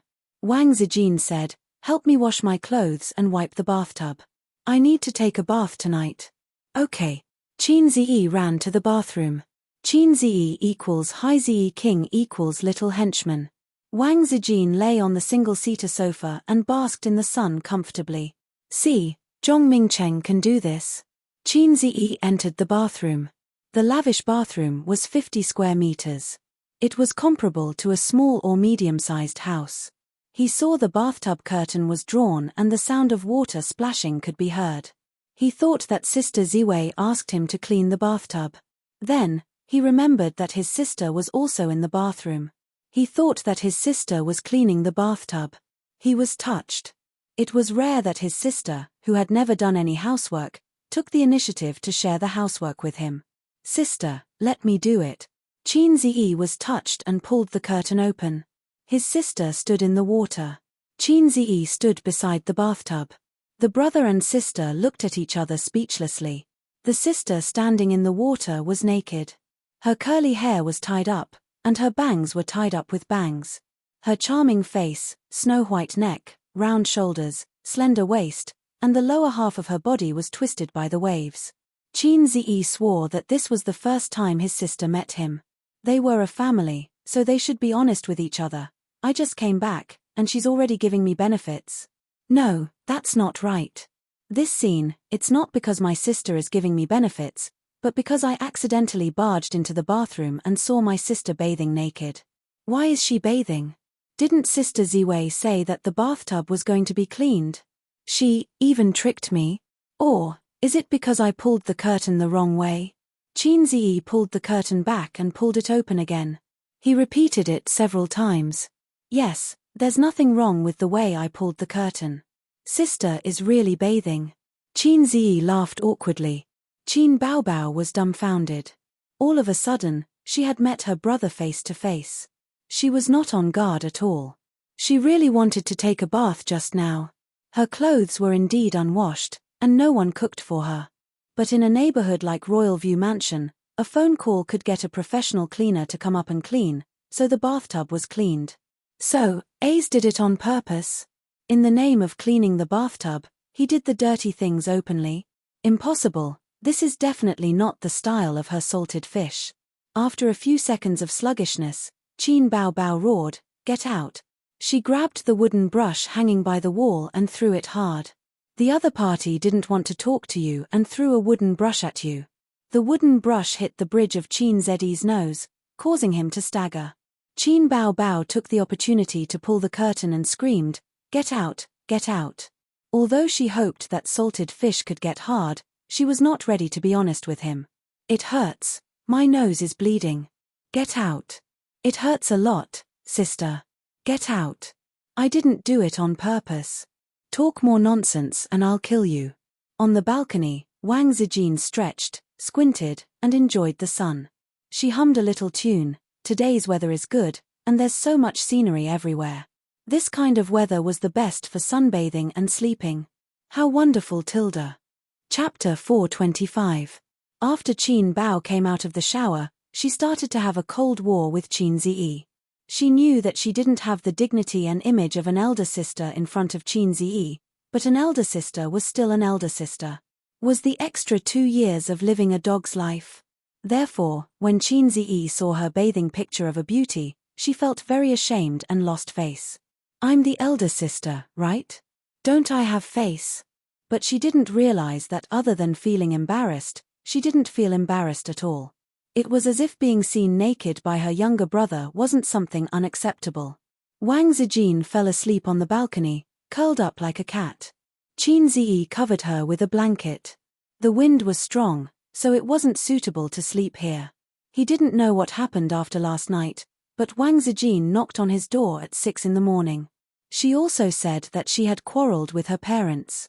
When she knocked on Qin Ziyi's door, she said with 2 dark circles under her eyes, "Ace, we're going back to Shanghai today." Then Qin Ziyi followed her back. Thinking back, his performance in the Wang family was commendable. If he was too cowardly, the Wang family would look down on him. If he was too tough, they would think that he was rude. In fact, they didn't love him as a son-in-law, so they could find fault with him. "Oh, how considerate. If I didn't know better, I would think that she's your real sister." Qin Baobao sneered and said with a sour tone, "No, you're my real sister." Qin Ziyi scuttled to his sister's side like a pug. Qin Baobao snorted and prepared to continue the Cold War. "Imperial concubine, I rashly barged in just now and offended Imperial concubine Bao. I deserve to die." Qin Ziyi apologized. Qin Baobao grabbed a pillow and hit his head, scolding as she hit, "Where's the holy light? Where's the holy light? Didn't you say it was worth a fight? Come on, come on." Qin Ziyi said in his heart, "What fight? Do you believe that I will lick your bones until they break?" Hugging his head, he ran from the living room to the bedroom. Qin Bao chased him into the bedroom. He then ran from the bedroom to the bathroom. Qin Bao chased him into the bathroom. Along the way, he was beaten up violently. After beating up salted fish, he felt refreshed. Qin Bao held her waist, straightened her 36D, and let out a long sigh of relief. At 4:30 in the afternoon, Qin Ziyi rushed to the company with bags of specialties, not for employees, but for Su Yu. Food, necessities, and some gifts from men to women. They were definitely not strange things like electric sticks and bouncing balls. When Su Yu saw that he had brought back so many gifts for her, she would definitely be overjoyed. She would throw herself into his arms and call him her husband. Thinking about it, he felt a sense of accomplishment. Qin Ziyi was the most distressed for Su Yu, and his feelings of pity were even more than his sister and Wang Zijin. When he rushed to the company, he found that Su Yu was not there. The assistant explained that Su Yu had gone out to discuss the acquisition of the company and had made an appointment with two bosses of the entertainment company. Qin Ziyi had discussed the acquisition of the entertainment company with Su Yu half a month ago. He could not count on Tian Fang in this aspect, so he needed a professional teddy bear to handle it. He was really not short of money now. Tian Fang was thriving in the entertainment industry, and a few good artists had appeared. After If I Become Memories was released, the star actress Qin Bao's fame increased. This movie, which had a better reputation than the box office, made Qin Ziyi famous in the film and television industry. Bao's investment was now fully involved in the securities market, investment banking, and other financial industries, and the profits were considerable. Su Yu was planning to invest overseas and was preparing to operate on two fronts. The entertainment company would be acquired by Bao's investment and merged into Tian Fang, which could deepen the relationship between the two companies. Now, only sister Ziwei's company was alone outside. Qin Ziyi had not found a joint for the three companies for the time being. He was only relying on the support of an antivirus software. It was difficult to find an overlapping field with Tian Fang and Bao's in terms of business and cooperation. He had thought of making a self-media platform, browser, and so on, but these industries were dominated by the leading bosses. Not to mention the time, effort, and money, he might not be able to succeed. At this time, he had to rely on low skills to force the system to help. Low skills, punches, and cheat, infinite magical power, kill Ao Tian. However, he had no points and refused to recharge. His recent considerable income was to wait until the end of April to complete the top 3 box office and 8.5 reputation mission. In the next year, Tian Fang would become one of the big bosses of the domestic entertainment industry. Just these 2 missions alone would give him tens of thousands of points. Did Su Yu say when he will be back? Qin Ziyi asked. I'm not sure. The female assistant shook her head. I heard from Su Yu on the phone that he had invited them to dinner. He probably won't be back to the company today. Where? Qin Ziyi asked. This kind of social entertainment was generally arranged by the assistant and the time and place were set. The assistant told Qin Ziyi the location, hesitated for a moment, and said, Boss Qin, would you like to go to the conference room? What's wrong? Qin Ziyi looked at the female assistant. Su Yu had 2 assistants. Their work efficiency was high, they were very competent and professional, but they had one thing in common, they were mediocre. Not to mention Su Yu, even the girl at the front desk was more beautiful than them. Su Yu herself said righteously that as long as the ability was outstanding, appearance was not important. In fact, with Bao's capital, it was not a problem to recruit 2 talented and beautiful female assistants. As the president, Qin Ziyi did not have an assistant so far. The position of the president's secretary was held by Su Yu. Qin Ziyi saw through her little thoughts but did not say anything. It was the same as Qin Bao. When she first entered Tian Fang, she directly sent the 2 beautiful assistants to the general manager's office. Zhong Fu was flattered and wondered if he was too handsome to be favored by the beautiful president. The truth was that she didn't like to have a coquettish bitch around her brother. Well, it's Boss Su's relative. The assistant whispered, he's been here for 2 days. He came to our company to get investment, but Boss Su ignored him and left him in the conference room. Which conference room? Qin Ziyi frowned. Number 3. It's been sitting since noon. The assistant said awkwardly, "It's not that I'm meddlesome, Boss Chin, it's not very good, the worst was Suyu. She didn't look good with or without money." "What did Boss Su say?" "Boss Su said she was too lazy to care." While talking and walking, Chin Ziyi came to the door of conference room number 3. Inside, a middle-aged man in a suit was sitting with his hands on his knees, gently tapping and humming a tune. In front of him was a cup of tea that had long been cold. This man was very familiar. Chin Ziyi recalled and remembered that he was Suyu's uncle. "Oh, uncle, why are you here?" Chin Ziyi was surprised. The man was also surprised to see Chin Ziyi. "Chin Ziyi, you're finally back. I heard from you that you went to Beijing. Uncle has been waiting for you for 2 days." Chin Ziyi turned his head and reprimanded the assistant. "The tea is cold. How can you treat guests?" Uncle waved his hand. "Hey, I didn't want it. I've been drinking it all day." Chin Ziyi nodded and waved his hand to let the assistant leave first. He pulled out a chair and sat down with a smile. "Uncle, you're here this time? Don't you run an investment company?" Uncle rubbed his hands. "Investing in others is investing. Investing in your own people is also investing. Don't let the fertile water flow into other people's fields. Uncle wants to invest some money in a business." "Uncle, what kind of business do you plan to do? The economy is not very good now. Have you done any market research?" Chin Ziyi took out a cigarette and handed it over. "I can't smoke here. Your company doesn't allow me to smoke. I've been holding it for most of the day." Uncle happily took the cigarette and lit it for Chin Ziyi. Uncle took a puff of the cigarette with the posture of an old smoker. "Your cousin's baby is 1 year old. It's too expensive to raise a child now. It's not like us at that time. We used to use a few diapers. Now, we have to change 3 diapers a day. The cost of milk powder is even more expensive. One can costs a few hundred, and it costs 2,000 a month. Your cousin and cousin-in-law are not promising. They're ordinary office workers. Think about it.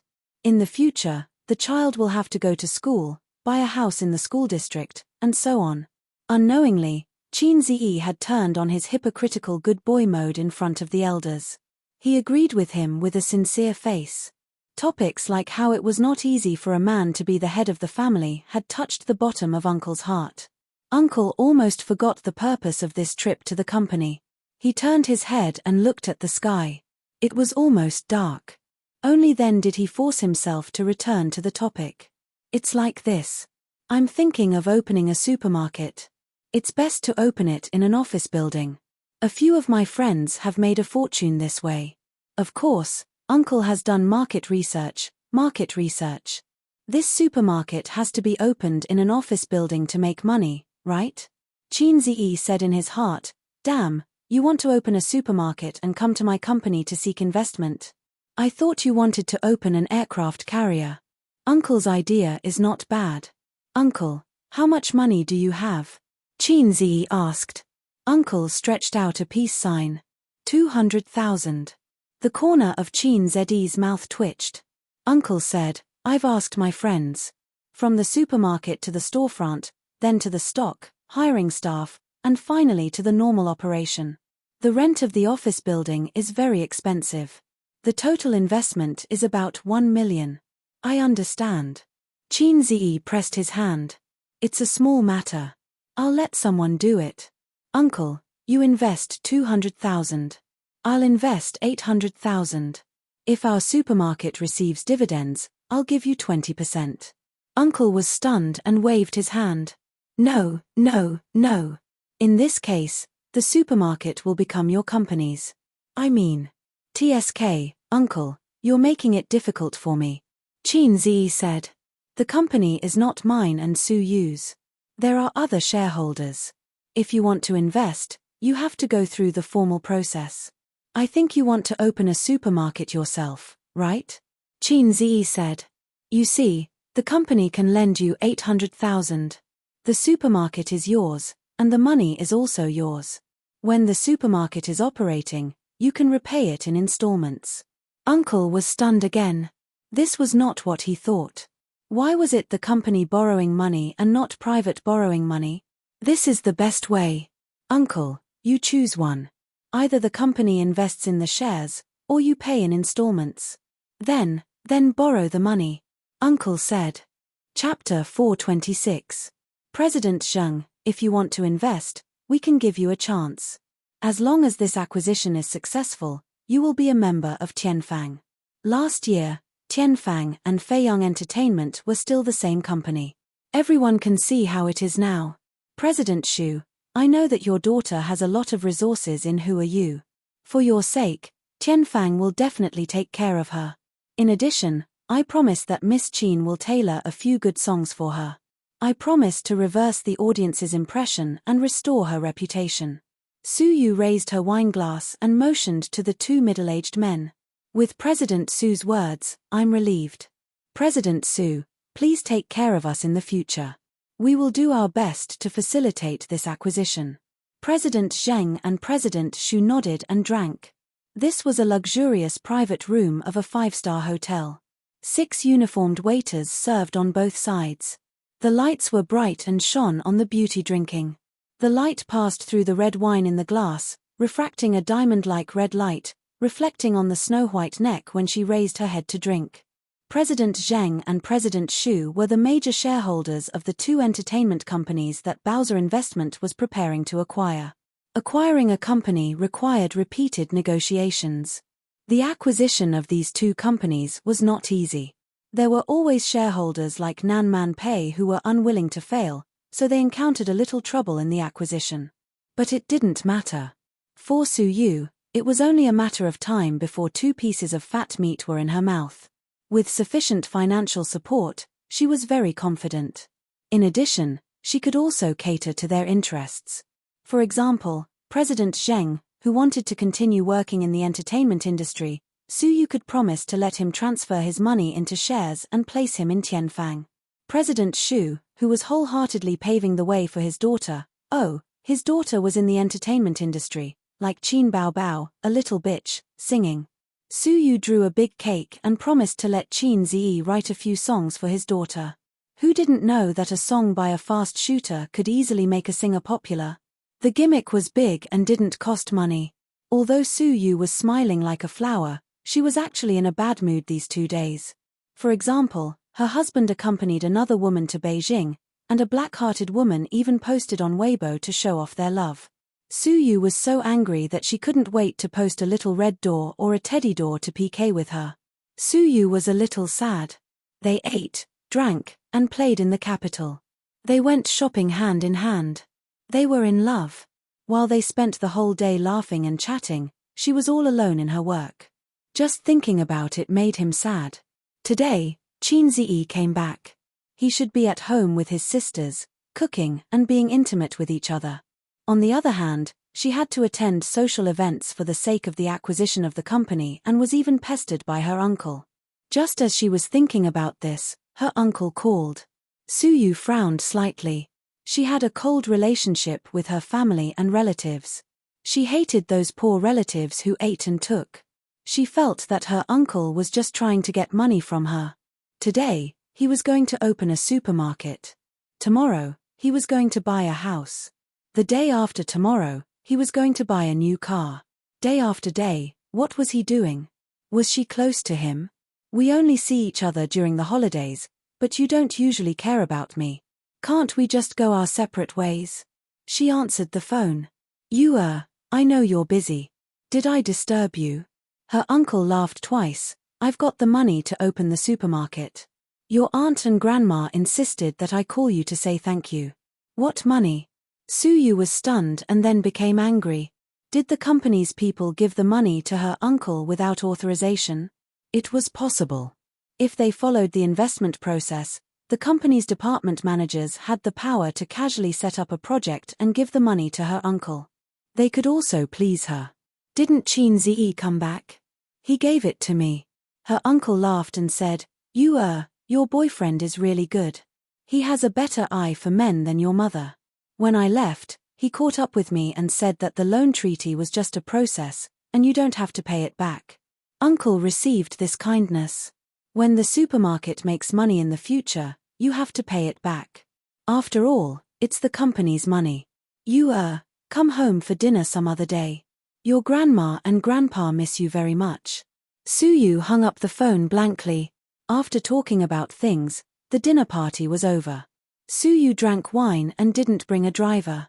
President Zheng and President Xu enthusiastically wanted to send her home, but Suyu declined. The April evening breeze blew on her face, cool and comfortable. Suyu stood at the door of the hotel and made a phone call. Hello, come and pick me up. Where are you? I'm at Huijin Hotel. It's too far away. The person on the other end of the phone refused. But I drank. Aren't you afraid that I'll meet bad people? In a society ruled by law, what are you afraid of? You don't love me at all. Suyu angrily hung up the phone. The night wind blew on her face and messed up her hair. Suyu stroked her hair, sighed, walked through the flower bed in front of the hotel, and was about to take a taxi home on the side of the road, but saw a black car parked on the side of the road. Qin Ziyi was squatting by the wheel and smoking, with his back to the hotel. Suyu's eyes immediately shone, she bit her lip, walked over, and deliberately stomped her high heels. Hello. Suyu shouted. Qin Ziyi ignored her and smoked. Hello. Suyu stomped her feet. I heard you. Wait for me to finish this cigarette. Qin Ziyi threw the cigarette butt on the ground, stepped on it, and then picked up the cigarette butts on the ground one by one. Only then did Suyu find that nearly half a pack of cigarette butts fell on the wheel. She was moved. Have you been waiting for a long time? Just arrived. Qin Ziyi said nonsense. You just arrived and smoked so many cigarettes. Smoke one by one, pretend that you have waited for a long time, just to let the little lady be moved. Qin Ziyi said, Are you moved? Dare to move. Suyu's eyes were red and she threw herself into his arms. If you dare to move, move quickly, Qin Ziyi said. It seems to be raining, I'll take you home. Suyu twisted her small waist and said coquettishly, Don't take a car, go shopping, walk back. Qin Ziyi scratched his head. Your home seems to be 10 kilometers. Suyu rarely had a small temper. I don't care, I have to walk back. Qin Ziyi said in annoyance, Get up, I'll park. Suyu smiled as brightly as a little girl. Qin Ziyi parked the car in the hotel's underground parking lot and trotted back. He saw Suyu standing on the side of the road, carrying a bag in her hands and hanging on her lower abdomen, a black office suit, a white shirt, and black hair flying in the night wind. It was as beautiful as a beautiful scenery. As night fell, streetlights and signboards formed a gorgeous neon light. The cars in the evening rush hour flowed endlessly. The white-collar workers who were rushing to get off work crossed the road in groups, forming a long stream of people, like a group of ants seen on the ground when he was a child. Good things don't come true, bad things come true. Halfway through, it really started to drizzle. Not long after, a crystal and fine raindrops condensed on Suyu's hair. Spring rain is as precious as oil. Suyu stepped on high heels and rushed forward for a distance.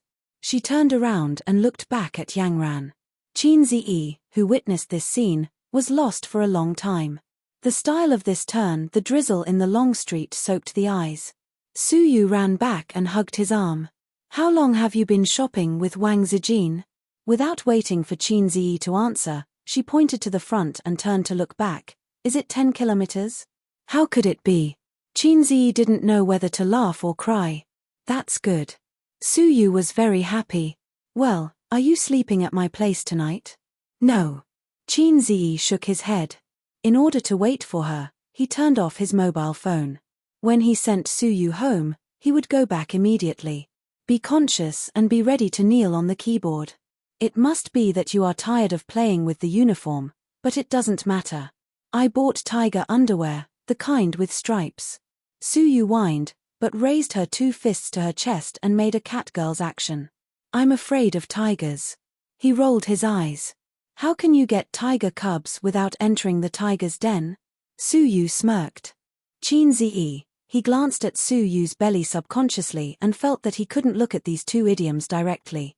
Qin Ziyi. I'm afraid it will be hard to get off. Suyu. After 5 minutes of walking, Suyu rubbed her feet and said bitterly, I can't walk, let me die. It was hard for her to walk for 20 minutes in high heels. Qin Ziyi squatted down and said angrily, "Come up." Su Yu cheered and threw herself on his back, almost pushing Qin Ziyi down. Fortunately, her scale was not as abnormal as her sister's. This wave of ball hitting people, Qin Ziyi could still withstand. Su Yu carried the high heels and hung them on Qin Ziyi's chest. The two shuttled through the drizzle, crossing the intersection, through the crowd, and through the traffic. "I like you," Su Yu whispered. "Isn't it love?" Qin Ziyi said angrily. "Love?" Su Yu trembled. "I dare not love, I'm afraid that one day I can't live without you. My world only has you. Do you want to love me?" "Yes." Su Yu nodded. "I'm happy to be the brightest star in your night sky," he said. Chapter 427. At home, Qin Baobao and Wang Zijin were living too comfortably and looking for excitement. They hugged their pillows and stared at each other on the sofa. "Why are you looking at me?" Qin Baobao asked calmly. "Aren't you looking at me too?" Wang Zijin was expressionless. "Okay, let's continue watching TV." "Let's watch then." A Thai horror movie was playing on the 65-inch LCD TV. These days, with the suppression of the mythical river crab, the domestic horror movie market was stagnant. They were all suspense movies disguised as horror movies. Therefore, if one wanted to watch horror movies, the first choice was Japan and Thailand, followed by South Korea. Western horror movies were like the national football team. The former focused on blood and gore, while the latter focused on soy sauce. They were all useless and could not be supported by a wall. Qin Baobao was very afraid of horror movies. When she was young, she would hug Qin Ziyi tightly when she watched zombie movies. Wang Zijin was also afraid of horror movies. Female hipsters could not accept such movies. Then, why did the two of them want to die? After Qin Ziyi left the room, the two best friends began to quarrel again. New worries and old hatred made their brows turn green. The battle would start at 8 p.m. sharp. "If you're sisters, come at me." The Thai movie was scary and bloody. The plot was old. It was set in an old tube-shaped apartment. A few main characters lit candles in a dark room and played a game of summoning the pen spirit. At the crucial moment of the game, a girl in white on the rooftop couldn't take it anymore and jumped off the building. Before she died, her eyes were fixed on the window of the room where the main characters were. After that, they were haunted by the pen spirit. The main characters died one after another. Their deaths were tragic and bloody. The two men and one woman who survived were so scared that they peed their pants. They asked a witch to exorcise the spirit, saying that they were haunted by the ghost of the girl who jumped off the building and begged for help. The witch performed a ritual to help them and successfully exorcised the ghost of the girl in white. They thought that they had escaped death. However, the next day, one of the men died in his own house. The lower half of his face disappeared. The male and female leads were so scared that they pooped in their pants and asked the witch for help again. Said the enchantress, allowing me to ponder. As soon as the male and female protagonists left, a little girl with disheveled hair suddenly appeared in the witch's dark room. The little girl killed the witch and crushed her chin. Just like that, she muttered to herself to death. The male and female protagonists felt that the witch wasn't very reliable, so they tried to think of a solution themselves. First, they had to determine what kind of evil spirit was bothering them. Therefore, he went to the old residents of this tube-shaped building to ask for information. Finally, they found out the true face of the evil spirit. It turned out that before the building was built, a cute little girl passed by and was dragged in and out of the building by an evil lolicon uncle. Then, she was killed. It was said that her chin was smashed. This lolicon was said to be called Nauchi. He had yet to be arrested and was on the run. It turned out that the pen spirit summoned by the protagonists wasn't a girl in a fluttering white dress, but a little girl without a chin. The little girl kept following them. The sky gradually darkened. The male and female protagonists went to the witch for help, only to find that the witch was already dead. They fled back to the apartment in fear. The male and female protagonists ran down a long corridor. Just then, the corridor lights flickered a few times and went out. The male and female protagonists saw a little girl with disheveled hair appear at the end of the dim corridor. The little girl was still very far away at first, but in the blink of an eye, she was standing in front of them. She raised her head. Her face was badly damaged. Her chin was shattered and there was still black blood. Only the whites of her eyes were missing her pupils. The little girl's appearance was extremely frightening. Qin Bao Bao picked up her teacup and sipped on it expressionlessly. However, her hands were shaking as if she couldn't hold her blanket properly. Wang Zijin pretended to look at her phone as if nothing had happened. The corner of her mouth twitched slightly. The two girls were actually so scared that they peed their pants. After watching the horror movie, the pale-faced girls tacitly went back to their rooms to sleep and turned on the lights. However, they didn't know if it was a psychological effect, but they felt that the house was especially quiet. Sometimes, they would hear strange noises in the living room. Qin Bao Bao's room was big, so it was even worse. She turned on the lights in the bathroom and opened the door. Every 5 minutes, she would step into the bathroom in her slippers and take a look. She was afraid that something would appear in there. "I'm sorry, the number you have dialed is temporarily unavailable." After calling her brother for the 10th time without any results, Qin Bao Bao threw her phone on the bed and sat cross-legged. She was so angry that she gritted her teeth. "Where the hell did you go? Don't come back tonight if you dare." After thinking for a while, she changed her words. "If you don't come back, I'll cut off all ties with you." In the room opposite, Wang Zijin covered the mirror on the wardrobe with a blanket. She was playing a funny variety show on her phone, but it couldn't get rid of the shadow brought by the horror movie at all. From time to time, she would dive under the bed to take a look, afraid that something would appear under the bed. "I'm sorry, the number you have dialed is temporarily unavailable." After dialing for so many times, Wang Zijin quickly switched her phone back to the variety show and bit her lip. She couldn't rely on her boyfriend at the crucial moment. The Thai movie was too scary. At 10 o'clock at night, Qin Ziyi returned home. The lights in the living room were dark. His sisters had gone to bed early today. That was good too. He didn't want to kneel on the keyboard until the middle of the night. Very good, very good. Time to wash up and sleep. After taking a shower, Qin Ziyi returned to his room. Just as he lay down, the door opened. His sister, who was wearing pajamas, was standing at the door with a pillow in her arms. Tilda, his sister, called out softly. "Sis, I came back late because of a company dinner. Don't be angry." Qin Ziyi said the lines he had prepared as fast as he could. "What nonsense are you saying? Why would your sister be angry with you?" Qin Bao Bao entered the room. "Your sister loves you so much. How could she bear to be angry with you?" His sister was unexpectedly gentle today. "What's the matter?" Qin Ziyi was confused. Chat for a while," Qin Bao Bao said. "No, let me sleep." Qin Ziyi refused. Qin Bao Bao said happily, Make way, make way." She threw off her slippers and crawled under the blanket. Qin Ziyi was speechless. Hey, boss, did you misunderstand me?" At this moment, the door opened again. Wang Zijin stood at the door. Qin Ziyi was speechless. Qin Ziyi was cold. No, his heart was cold. "Sister Ziwei is not like what you see. Why didn't you knock on the door? At least give me time to crawl under the closet." Wang Zijin hugged the pillow and glanced at Qin Bao Bao, who was next to her brother. She curled her lips and walked to the other side with the pillow. She threw off her slippers and crawled under the blanket in one go. "Sleep over there." Wang Zijin nudged Qin Ziyi. Qin Ziyi was speechless. It was late at night. Qin Ziyi, who was enjoying the happiness of having 2 wives, lay on the bed and stared at the ceiling, not daring to move. On his left lay his 36D seductive sister, and on his right lay his dignified and gentle girlfriend.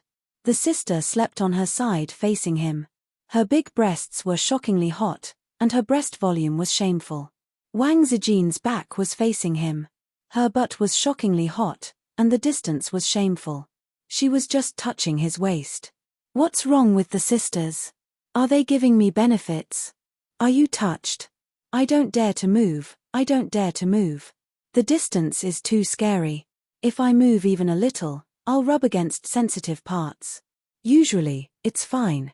But now, my pajamas are thin, and the sisters will definitely slap me to show that they are pure. When that happens, if Qinzi moves, they'll slap me. Slap me every time I move, slap me every time I move. So, this is their plan to play with me, punish me. Aren't they underestimating me too much? To the sisters, I want to be big. To Sister Ziwei, we're already boyfriend and girlfriend. I just need to wait for the good weather. Qinzi tilted his head slightly. With the faint light outside the window, he scrutinized his sister's sleeping face. Her facial features were exquisite, her eyelashes were like brushes, and her lips were red and moist. What are you looking at? Qin Baobao opened her eyes and said angrily. Without waiting for Qin Zi's reply. What's wrong with looking at you? Wang Zijin continued the conversation.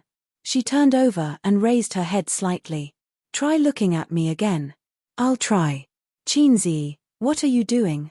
Qinzi was confused from the beginning to the end. Why are you squeezing into my bed all of a sudden? Qin Baobao and Wang Zijin couldn't think of an excuse, so they said in unison, stop talking and go to sleep. Ayo, the sisters were still shy. Although he didn't know what went wrong that made the two of them unable to control themselves, this didn't hinder Qinzi from feeling pleased in his heart. Ying Freak, although she usually didn't act like an older sister, she had wholeheartedly relied on him since they were young. She raised him for 3 years without caring for him. If he was the brightest star in Suyu's night sky, then he was his sister's son. Other than indulging her, he was still indulging her. Black-bellied sister, although she usually pretended to be gentle and generous, she always exposed her black-bellied side from time to time. When she got jealous, she would even dig a hole for her boyfriend. But overall, she was considerate and had a good temper. Otherwise, she wouldn't have tolerated Ying Freak for so long. Presumably, she would be a good wife in the future. Thinking about this, he fell asleep in a daze. The next day, early morning. The first to wake up was always Qinzi. He slept very tiredly last night. The 3 of them squeezed into one bed, so everyone was quite tired. Moreover, the current Nuan Chun was hot from my warming. Qin Baobao kicked the blankets twice in the middle of the night, and Sister Ziwei was pushed out of bed twice by him. She angrily beat him awake, apologized, and continued to sleep. As for Qinzi, he was the most tired. When people sleep, they automatically adjust to a comfortable sleeping position, so he squeezed in with all his might. In this aspect, Qin Baobao's large but had an absolute advantage. Then, the squeezed Qinzi subconsciously squeezed in the other direction, causing Wang Zijin to flip out twice. But during this process, Wang Zijin also continuously squeezed in, so Qinzi, who was in the middle, was the most tired. The first time he enjoyed the happiness of having multiple partners, he didn't want to try it again. Qinzi pushed his sisters awake and chased them away. It's daybreak. Qin Baobao rubbed her eyes and breathed a sigh of relief. Don't sulk in the future. Wang Zijin looked at her. Huh? You squeezed into my bed to sulk? Qinzi was at a loss. Whoever climbs into my bed first wins? Qin Baobao sneered and glanced at him. She hugged her pillow and left with Wang Zijin side by side.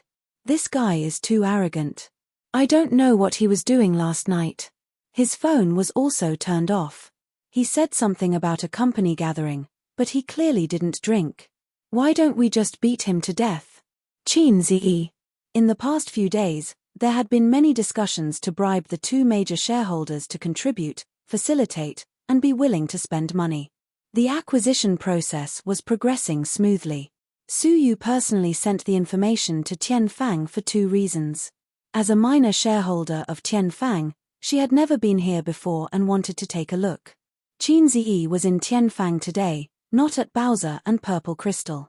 Suyu knocked on the company's door.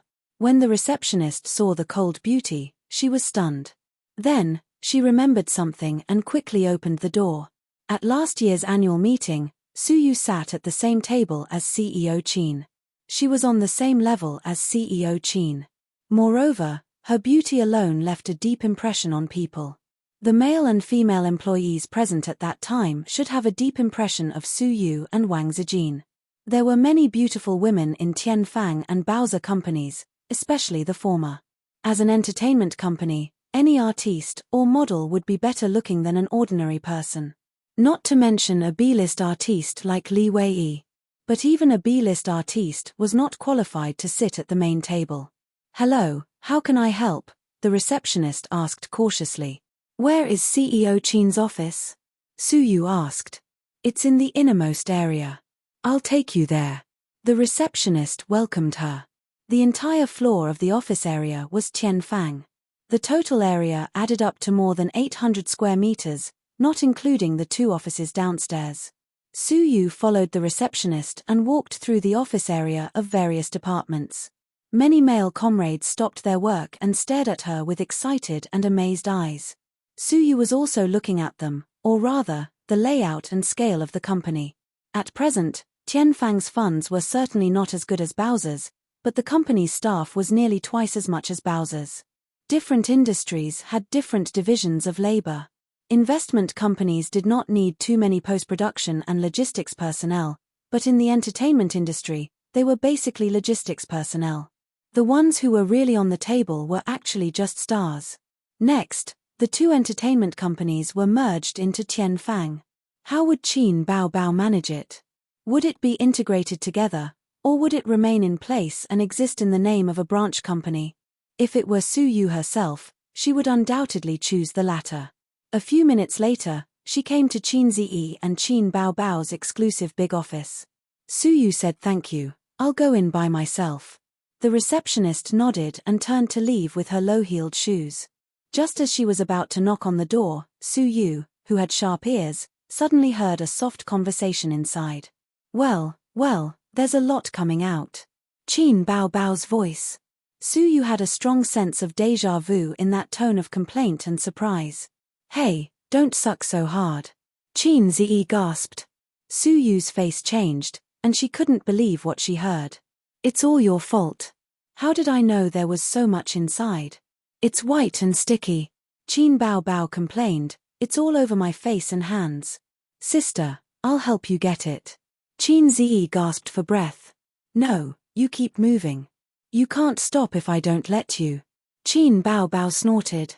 "But even if it's me, I can't stand such intense movements." Qin Ziyi's gasping became more and more intense. "You can't stand it just a few hundred times? Are you a man?" Qin Bao said. Su Yu's raised hand froze in the air and couldn't fall. If she remembered correctly, the 2 inside were brother and sister, right? They must be brother and sister, right?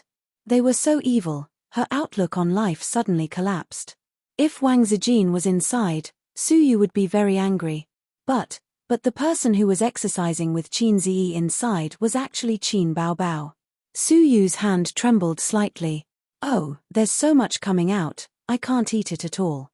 Qin Bao said. The taste was really bad, and it was hard to swallow. Su Yu's brain twitched and resonated uncontrollably. "Isn't there a paper towel? You wipe it clean, don't lick it." Qin Ziyi said. "It's quite sweet, delicious." Qin Bao enjoyed the sound. How can it be sweet? It's obviously very fishy. Su Yu thought. No, now is not the time to think about this. Although I like Qin Ziyi very much, she can't accept the fact that her sister threw her clothes. It's even more evil than the grass python hero Shu's yarn. Su Yu took a deep breath, twisted the handle, pushed the door open, and shouted, "What are you doing?"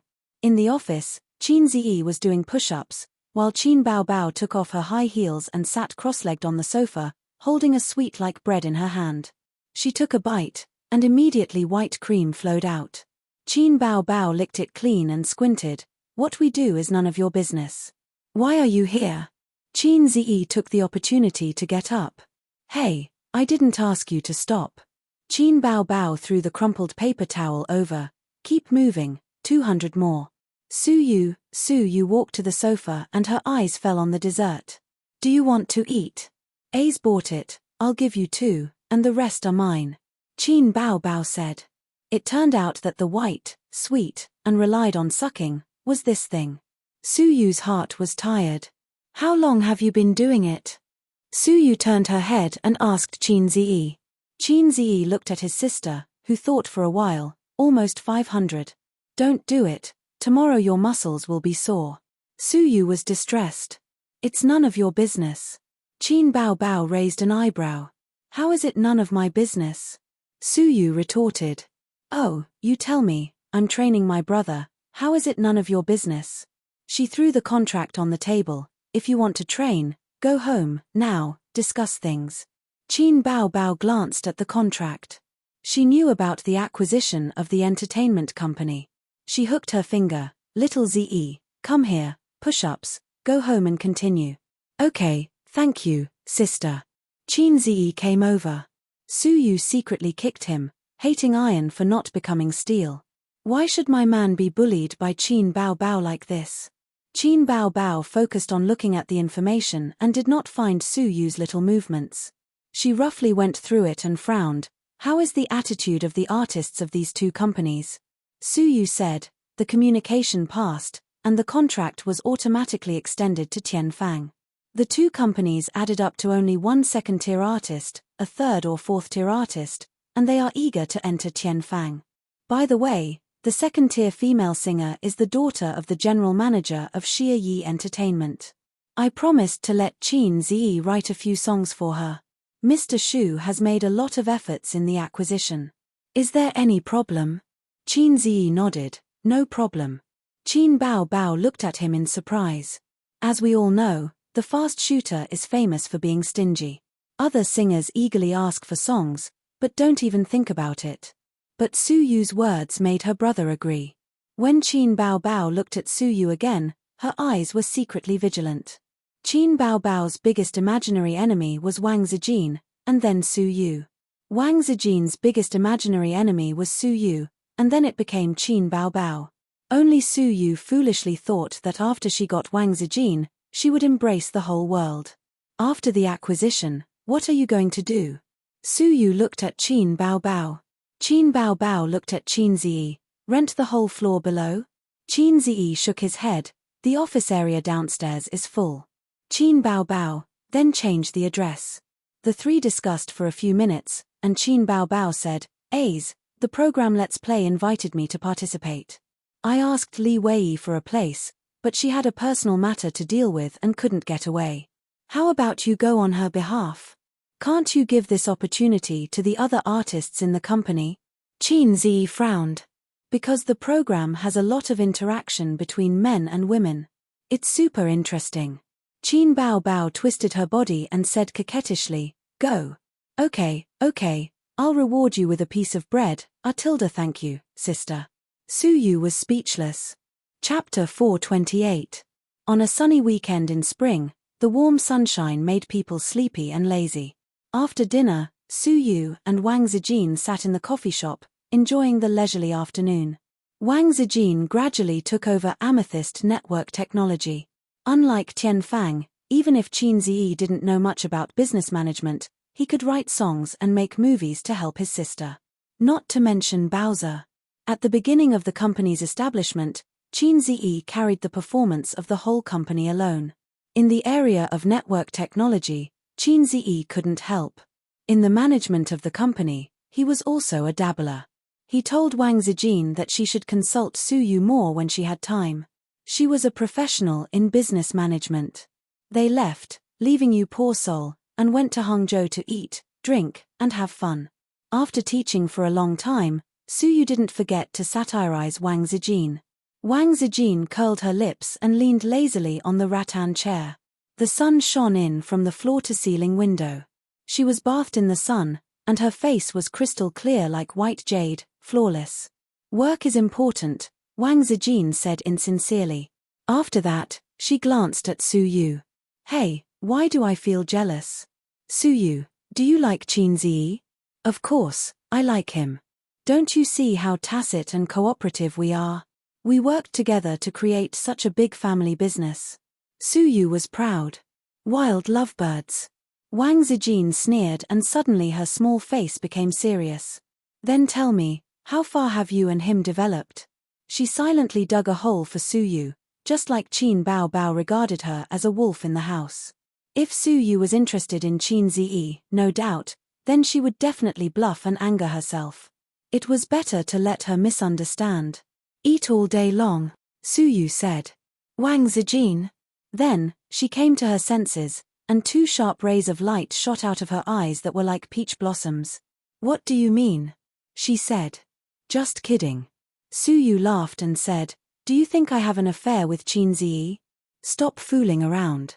I'm such a pure and innocent little fairy, a pure and untainted white lotus. That's right, there's something going on.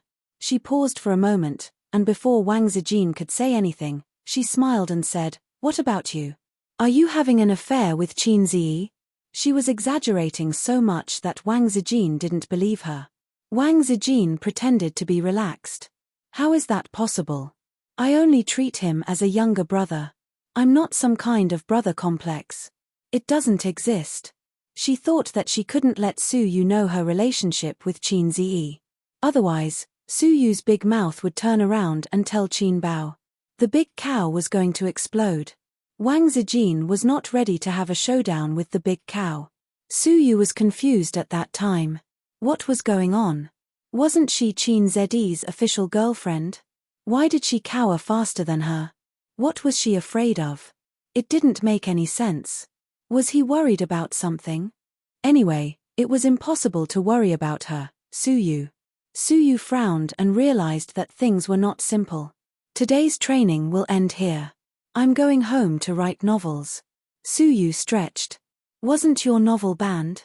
Wang Zijin asked curiously. Suyu's novel was 404 because of too many illegal content. At that time, she was heartbroken and called Qin Ziyi with tears in her eyes. She cried and said that she wanted to buy that novel platform and then fire all the employees. Qin Ziyi comforted her that it was useless to do so. The power of the number one beast in the world was not something you could compete with. Just go to work obediently. Suyu was not reconciled and secretly started a new book. At the same time, in Hangzhou Stadium, the program group of Let's Play officially started recording. It was a relatively popular reality show. There were 4 permanent guests in the program, 2 men and 2 women. 2 of the female stars were acquaintances, Qian Shusha, who was in the variety show, and Ji Ling, a very popular female singer in Wanwan. It was the sister who posted Qin Ziyi's picture, Pigeon, the sheep below is dead. They met when they participated in the Golden Melody Awards. Of the 2 male stars, one was once a big star in the music industry, called Li Guangsheng. The other won the Best Actor award, called Sun Chen. In the stadium, hundreds of audience members were looking forward to it. At this time, there were 2 male guests standing in the stadium. Yes, there were only 2.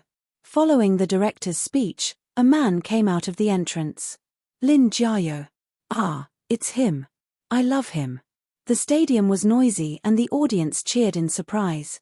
Lin Jiayo, a popular young actor in recent years, debuted as a singer and then transferred to the film and television industry. He was often criticized for having no acting skills, but it did not prevent him from being popular. The classification of the entertainment industry was actually very vague now.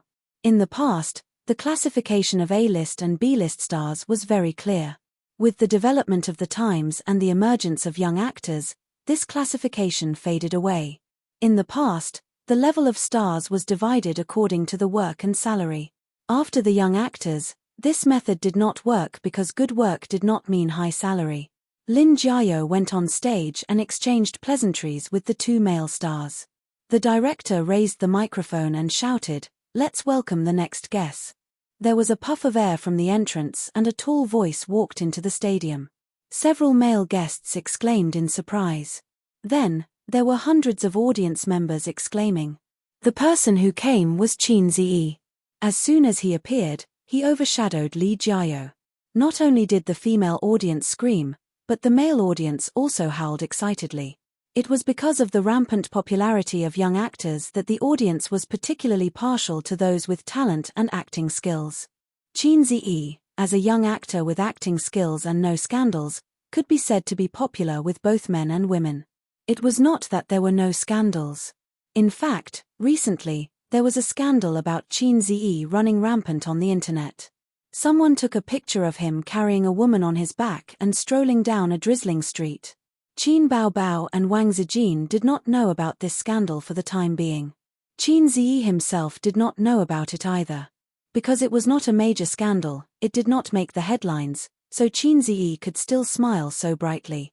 Sun Chen, who had the most experience, rushed over to hug him first, followed by Li Guangxing and then Lin Jiao. The latter two were obviously more enthusiastic than the former because they were half singers. "You're my idol," Lin Jiao said. "I'll give you my autograph after the show," Qin Ziyi joked.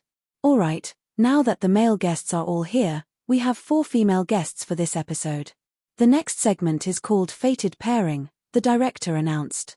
"Each female guest will give a hint on the board, and the male guests will choose a female guest they like." Sun Chen said, "2 of them are Ji Ling and Shusha. I don't know about the other 2. Li Guangxing teased, "Definitely don't pick either of them." He patted Lin Jiao on the shoulder. "I'll leave them to you guys." There was a roar of laughter. With that said, 4 tall and sexy female models went on stage, holding 4 boards. The 4 boards were Werewolf Kill, Golden Melody Award, Watching Childhood from Afar, and Black-Hearted Maggot. Sun Chen was dumbfounded. What kind of trick is this?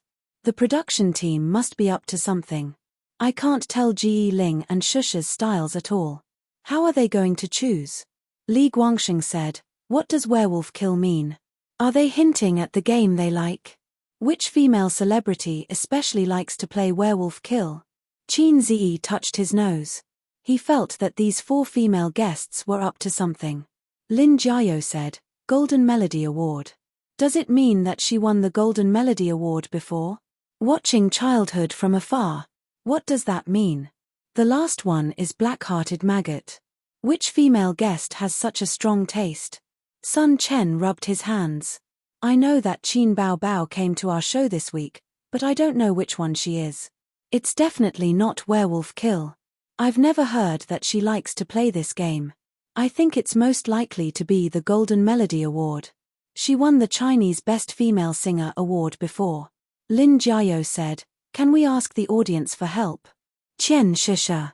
Werewolf Kill is Qian Shusha," the audience shouted. Sun Chen was still confused. Li Guangxing suddenly understood and explained, "Qian Shusha is a permanent guest of Werewolf Kill. But I remember that Qin Baobao also participated in it before. There's no need to say more. It's another smokescreen by the production team. Watching Childhood from Afar is Qin Ziyi's Weibo name." A female audience member in the front row shouted with her hands as a loudspeaker. That was his old name, but now his real name was verified on Weibo. Sun Chen clapped. Then this could also be Qin Baobao. The director announced, "Now, let's invite the male guests to choose." Sun Chen took the lead and snatched the Golden Melody Award. Lin Jiao and Li Guangxing snatched the Watching Childhood from Afar writing board. The 2 of them pushed each other and fought for it. Qin Ziyi silently took the last writing board. There was no need to say anything. Evil Maggot, his sister's catchphrase. If he didn't choose this, his sister would kill him. In the end, Watching Childhood from Afar was snatched by Li Guangxing. Lin Jiao had no choice but to take Werewolf Kill.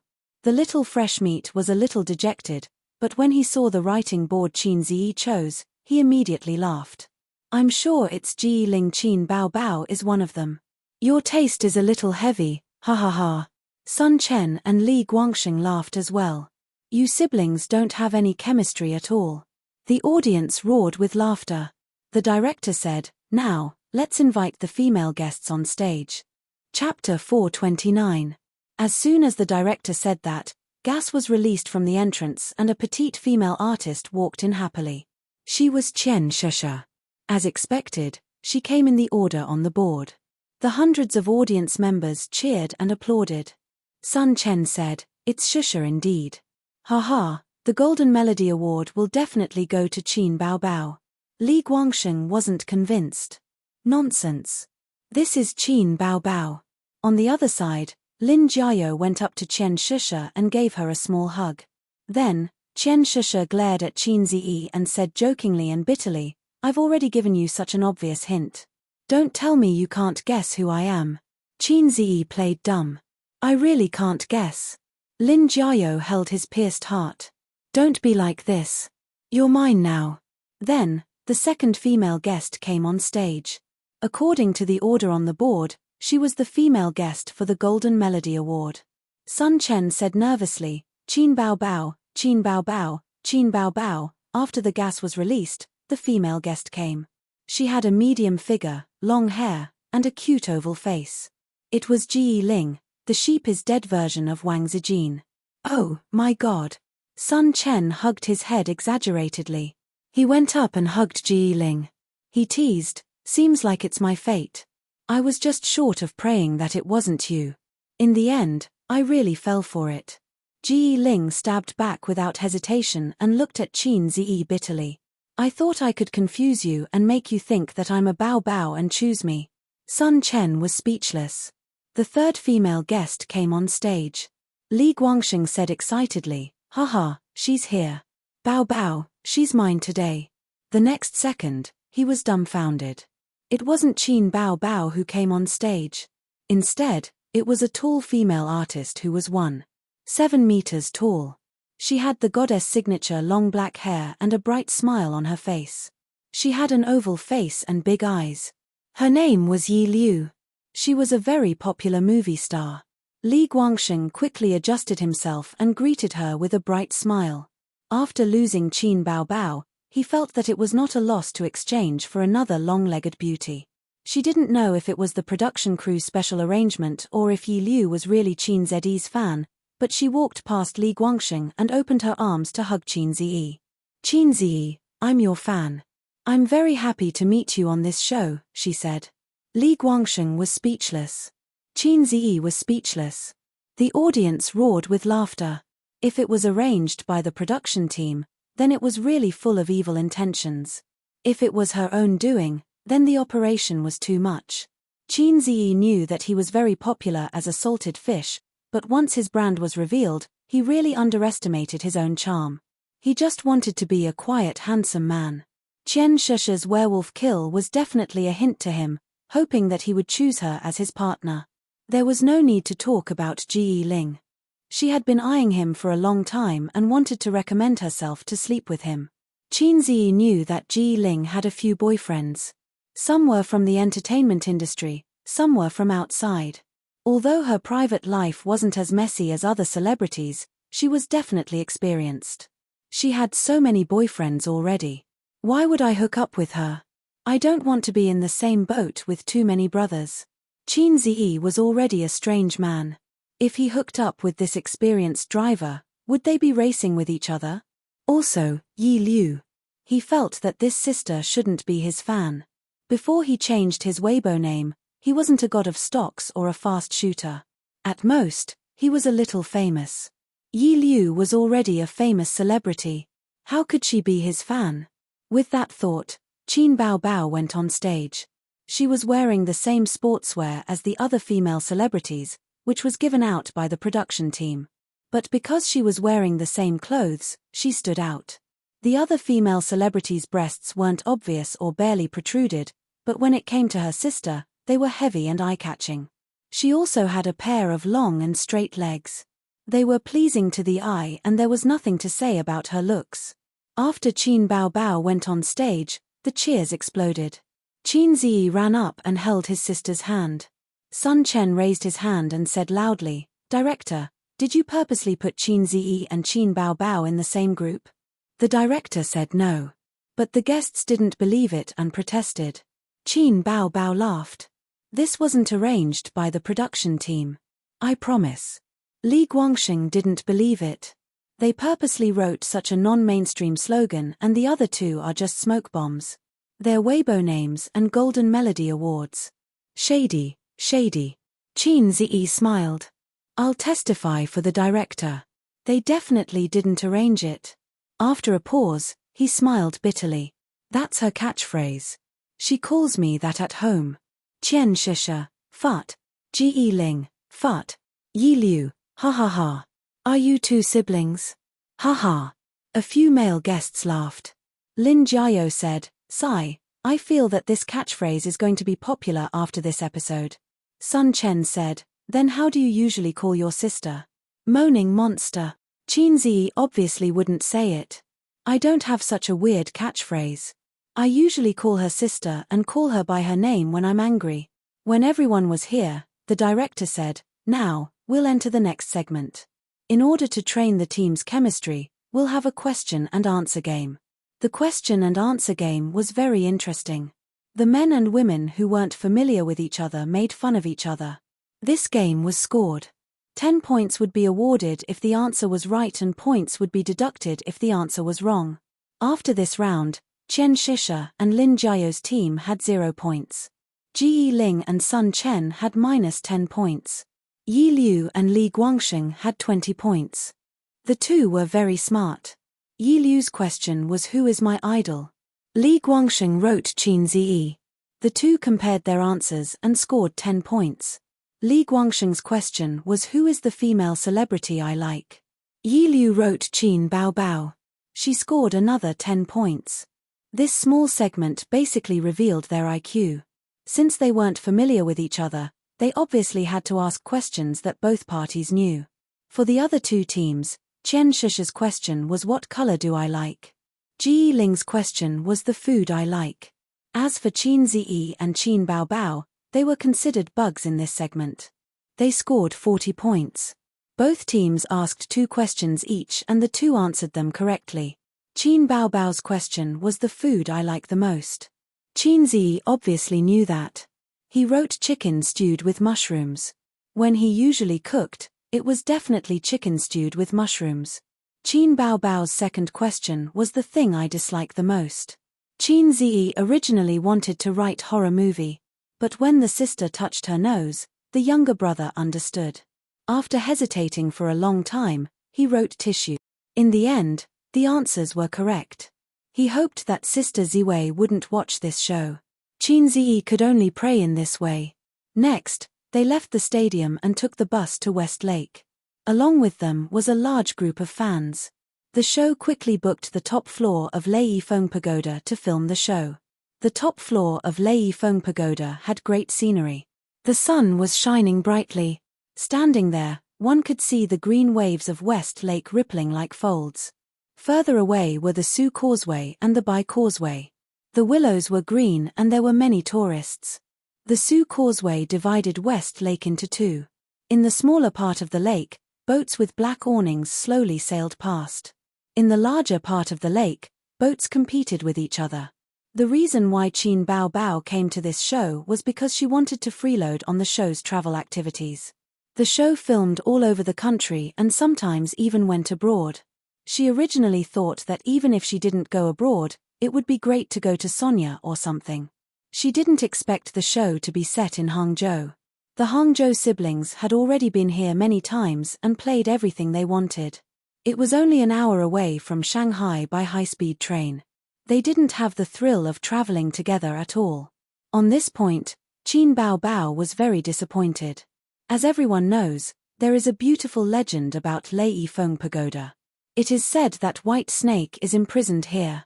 Now, we will choose the most beautiful white snake and the most handsome Shuxian. Everyone can show off their talents. Finally, the show's 10 audience members will give the score. The audience members were randomly selected from the fan group. The order of appearance was decided by drawing lots. Let me. Qin Bao Bao rolled up her sleeves, indicating that she would draw lots. Reality proved that her sister's luck was terrible. The siblings were the last to appear.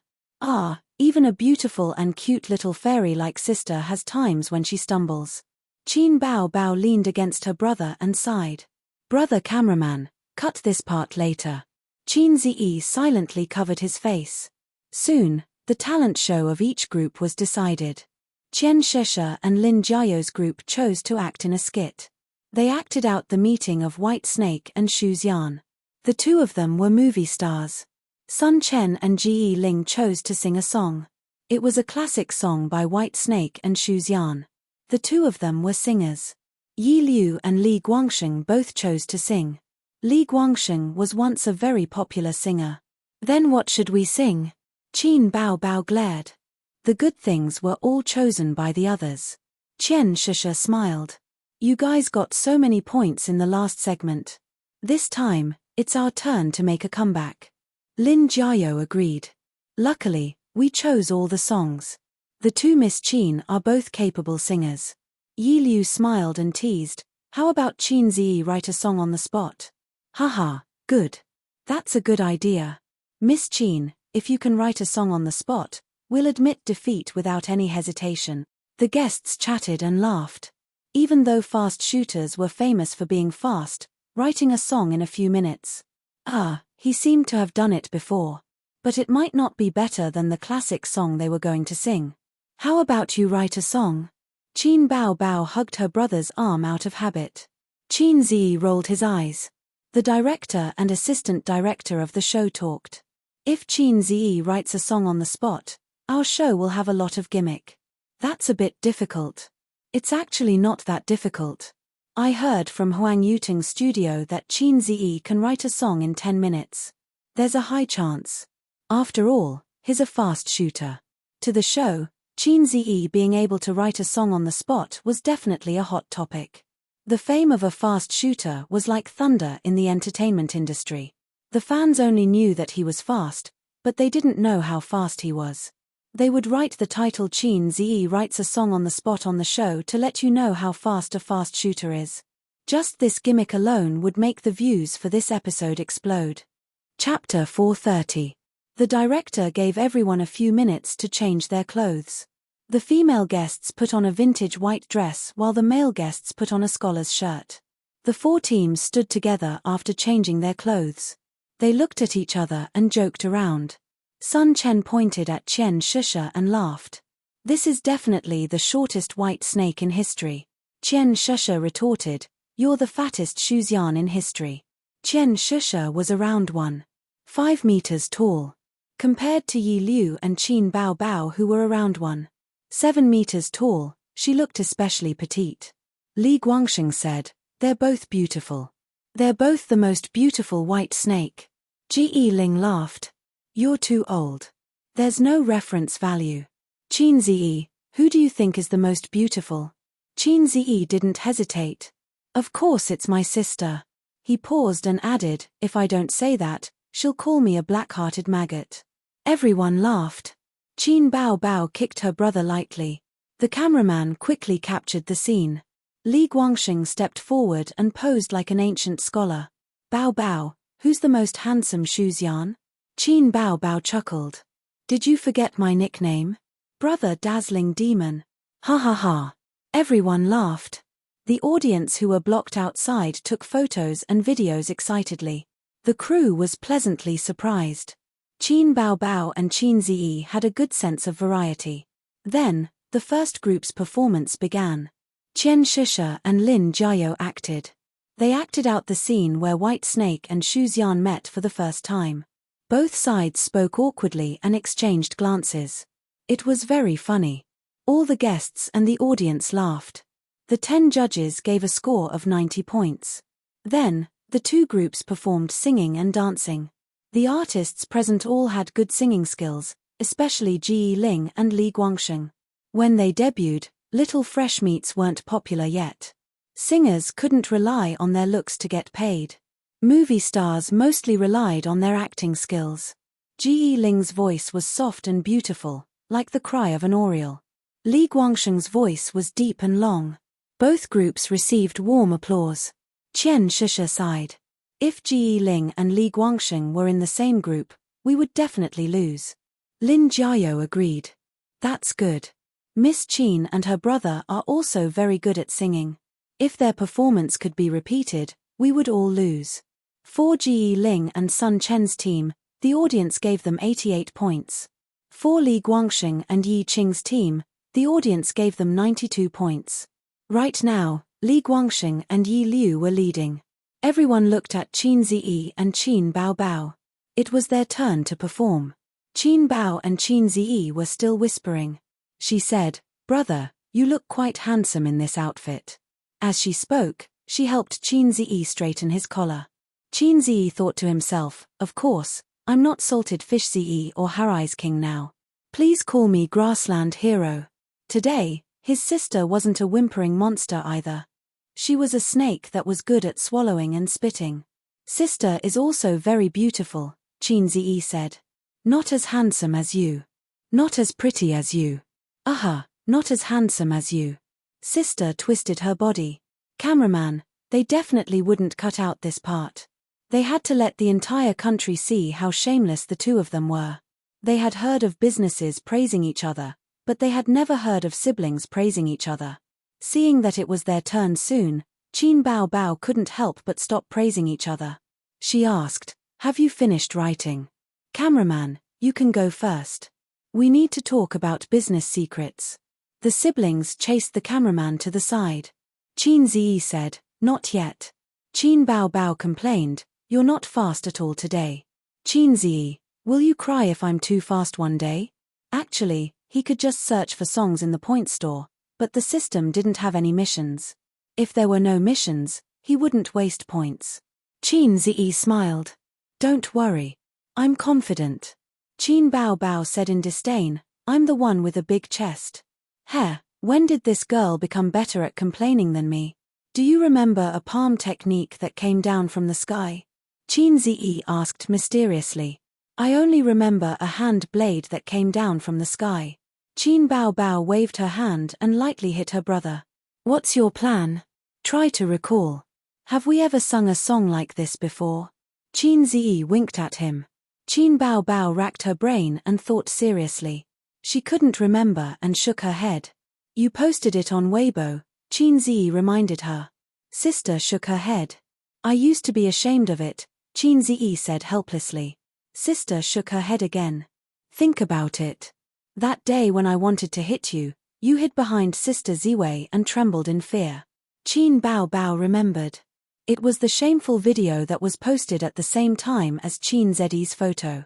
She posted it without Qin Zi's knowledge. After that, the exasperated Qin Zi pounded on the door.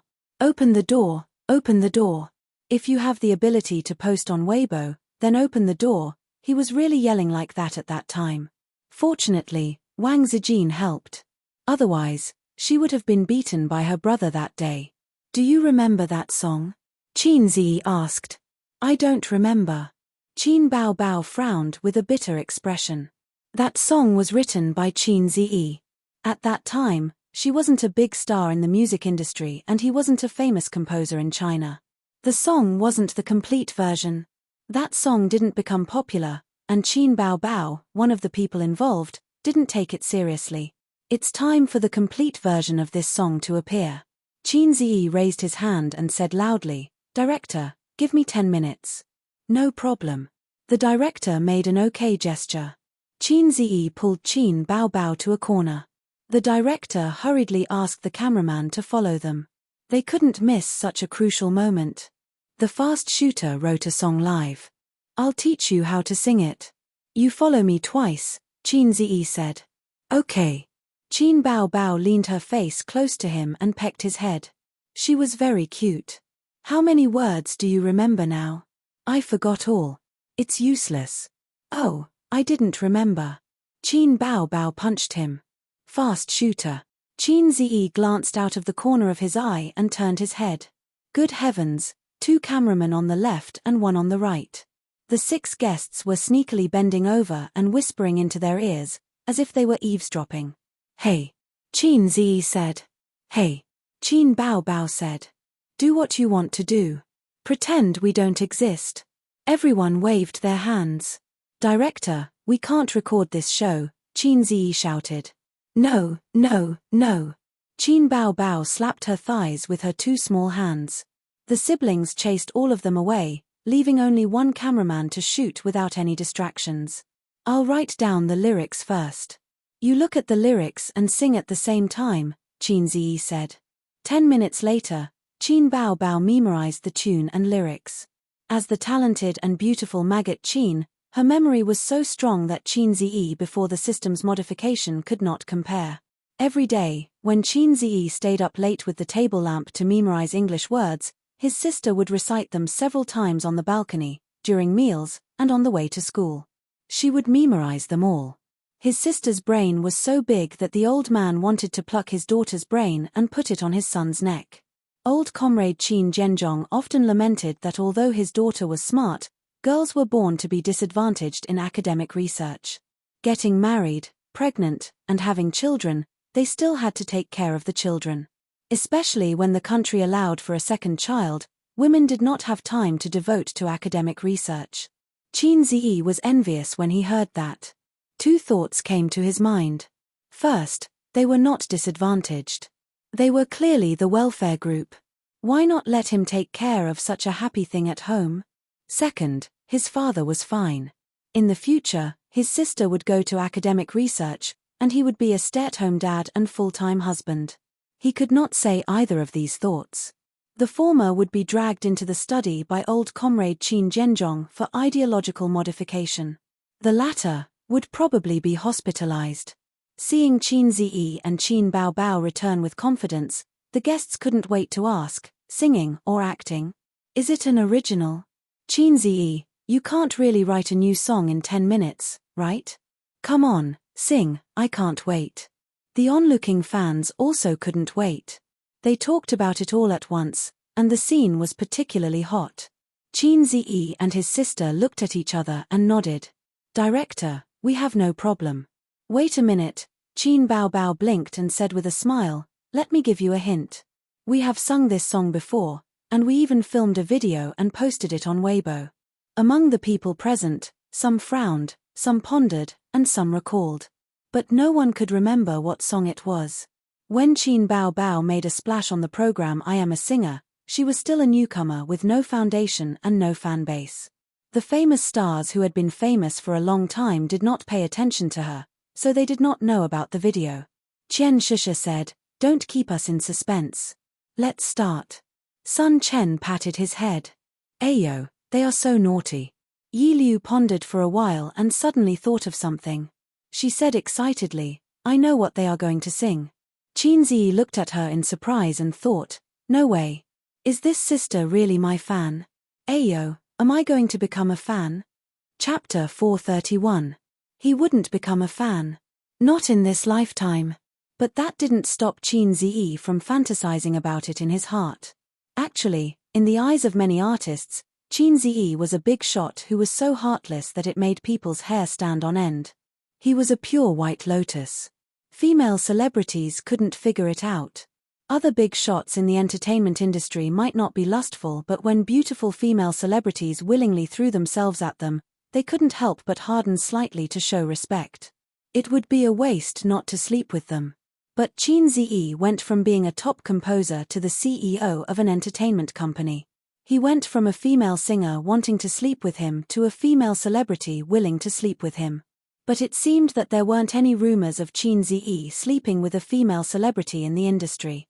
Actors would even open a room to talk about the script. You're a big shot, yet you don't sleep with a female celebrity. Aren't you giving face? Some men were flirtatious but weren't really flirtatious. Some men were serious but weren't actually that serious. Yi Liu pouted in front of everyone's questioning. Hey, they're singing. Qin Baobao, who was wearing a white dress, had already started singing. Her voice was as magnetic and pleasant as ever. Waiting for 1,000 years, waiting for 1,000 years. Waiting for 1,000 years, I have no regrets. Qin Baobao took 2 steps forward. Her right hand formed an orchid shape and her left hand formed a trumpet shape as she sang. Who said in my ear, love me will never change. Just for this sentence, aha, I have no regrets even if my intestines are broken. The rain is heartbroken, the wind is crying. The dream is lingering, the love is distant. La, la, la, la, there was no lack of professionals present whether the song was good or not. Right now, there were only 3 words in their hearts, convinced. Just from these few lines, everyone could tell that this song wasn't popular recently. But it was very interesting and chewy. She lived up to her reputation as a fast shooter. Qin Baobao's singing also made everyone's eyes light up. It was especially charming and sad. Especially the last la sound. It was just one sound but the tune was sweet.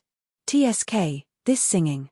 Qin Ziyi continued singing, The water of the West Lake, my tears. I'm willing to turn into a ball of fire with you. Ah, ah, ah. Chin Zedi's singing was even better. Although the guests didn't want to admit it, his singing was not only better than Qin Bao, but also better than Li Guangxing and Ji Ling, the two professional singers.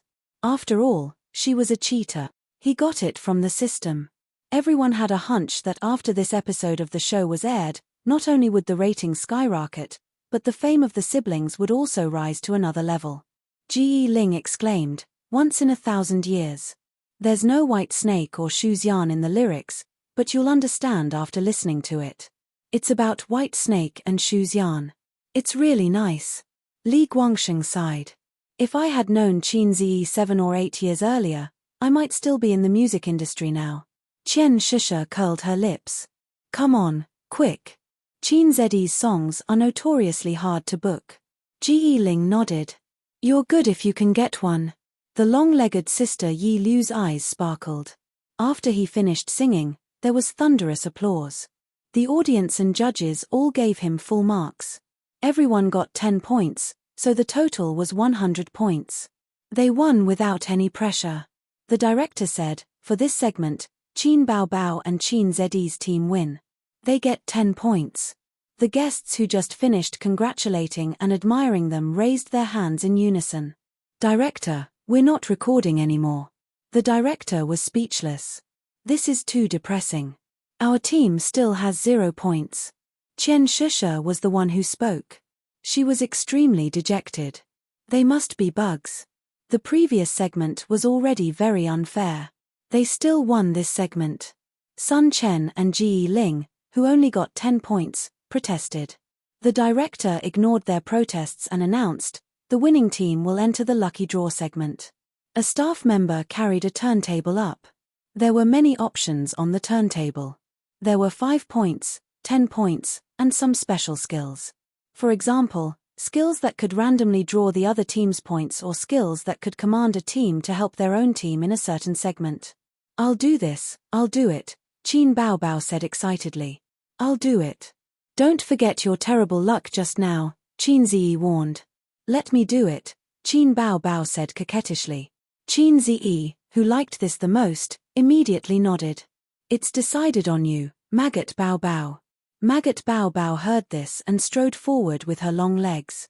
She stretched out a fair finger and flicked it hard. The needle spun rapidly and gradually slowed down. Finally, it stopped at the bright red option, "All members regroup." Qin Bao Bao was speechless.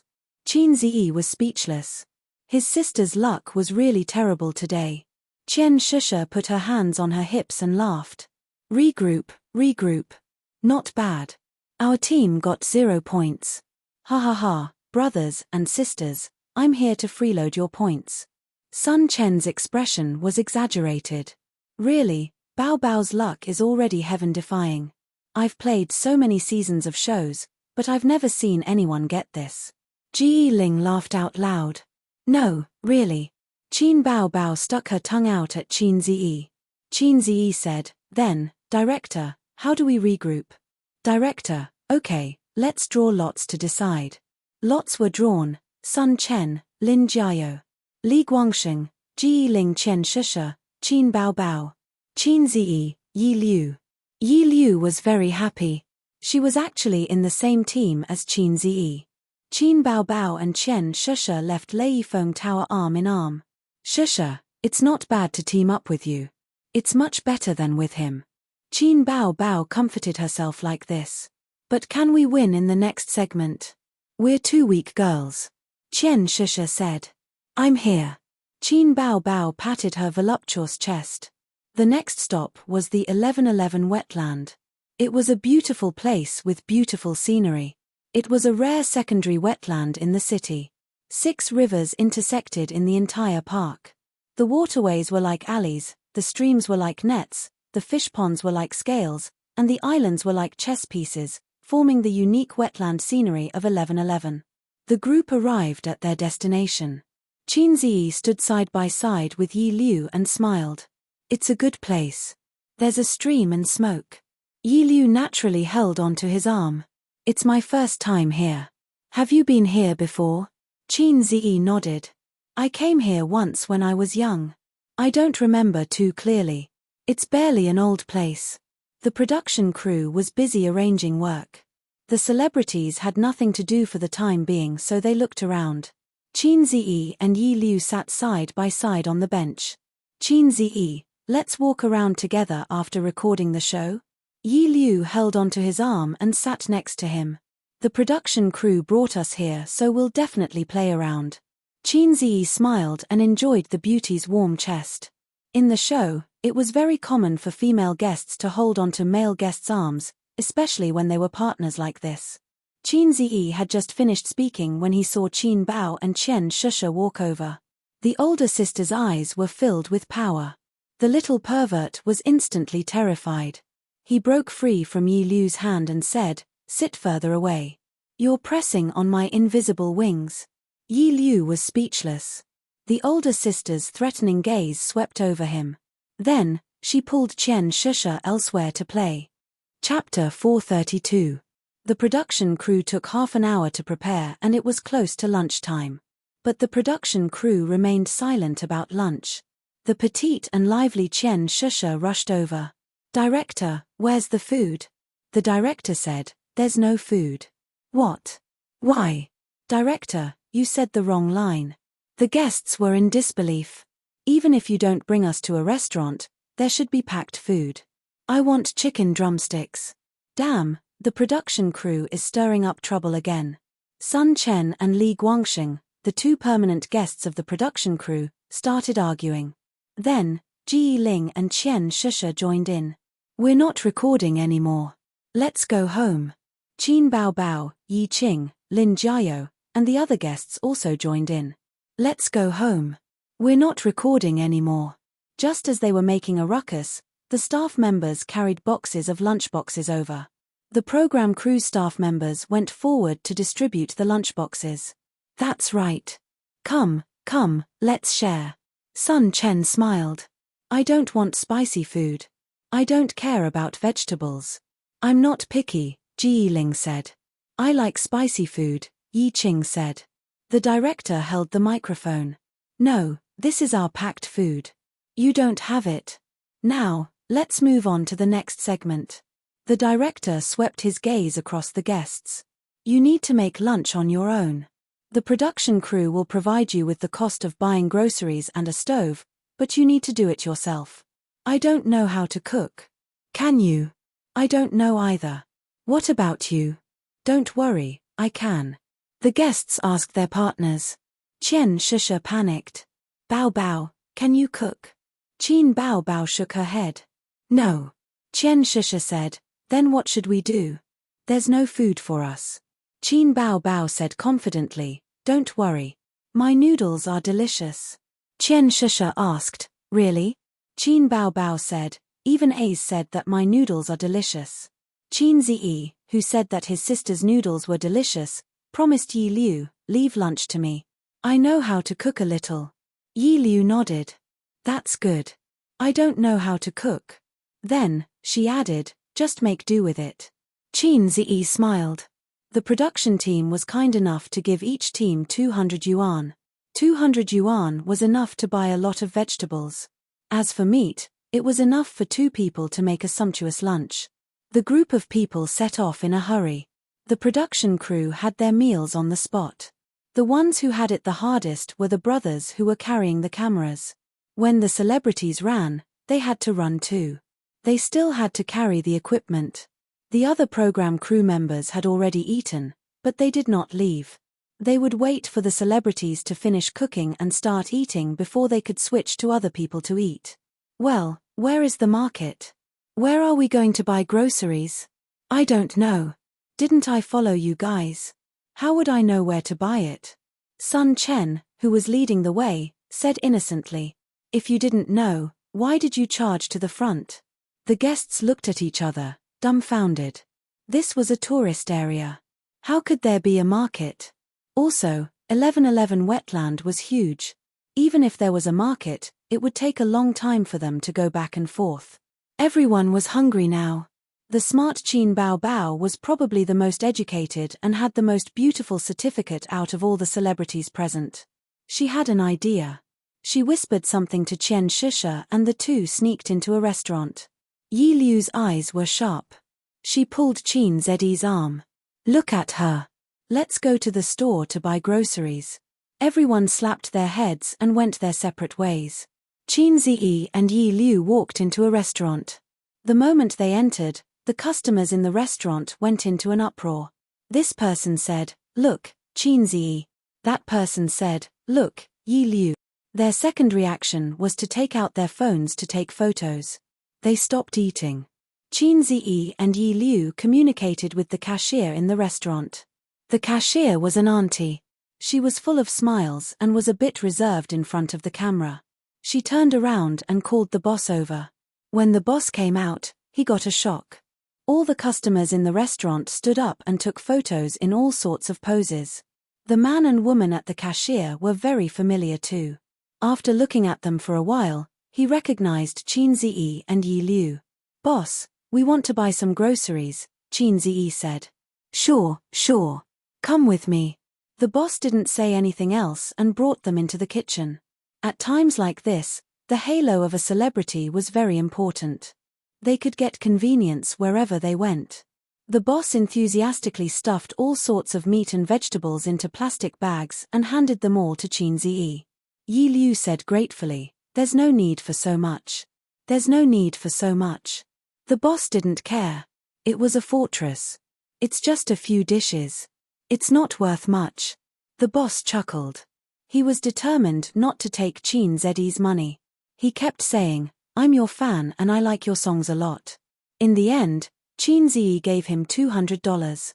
On the way back with Yi Liu, the long-legged Yi Liu smiled and said, "Let's cook some vegetables. As for meat, it's hard to cook it well without enough seasoning." Qin Zi said, "The production team will take care of the seasoning. We just have to bring back the vegetables." Yi Liu said, "It's different. Although I don't know how to cook, meat dishes are different from vegetables. Meat dishes are harder to cook." Qin Zi said, "Oh. Then you're a vegetarian." "I'll eat meat." Yi Liu glared at him. "I'm helping you reduce your burden." Qin Zi froze for a moment. This sister was quite flirtatious. She was pretty and charming. He watched her shows in the past. Her acting skills were average and she won because she was pretty. Thus, she had a lot of fans. When they returned to the empty space where they came from, there was already a table, kitchen knife, plate, chopsticks, and other kitchen utensils. The annoying thing was that there was no natural gas here. There was only a charcoal stove.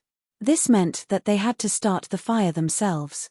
Lin Jiao and Sun Chen, who were the fastest, started the stove together. Smoke filled the air. The smoke made the two of them cough. The celebrities present had probably never used this kind of stove in their lives and didn't know how to start a fire. They kept making mistakes. They finally managed to light up the paper scraps. When the charcoal balls were put in, the fire was immediately extinguished. Qin Zi and Yi Liu split the work. One of them washed the vegetables while the other cut them. Qin Zi realized that this sister was quite reliable. Looking at her technique and speed, she probably wasn't good at washing vegetables. However, she washed them very seriously and made sure that the vegetables were clean. Unlike Sister Ziwei, Qin Zi had to wash them again after she washed them. Yi Liu rolled up her sleeves to her forearm. As she washed the vegetables, she looked up at Qin Zi and realized that he kept glancing at Qin Bao's group. She smiled and said, "Qin Zi, when I saw your sister's interview last time, you guys were still living together. What about now?" Qin Zi cut the vegetables aggressively. Yi Liu was impressed by his knife skills. He replied, "We're living together now too." Yi Liu smiled and asked, "You're not living with your girlfriend?" Qin Zi laughed. "You're really my fan? You even know about this?" Yi Liu said, "Yes. You said that you have a girlfriend before. I even saw a rumor about you 2 days ago. The girl you're carrying is your girlfriend, right?" The sound of the knife suddenly disappeared. Yi Liu asked, "What's wrong?" Qin Zi forced a smile. "What, oh girl?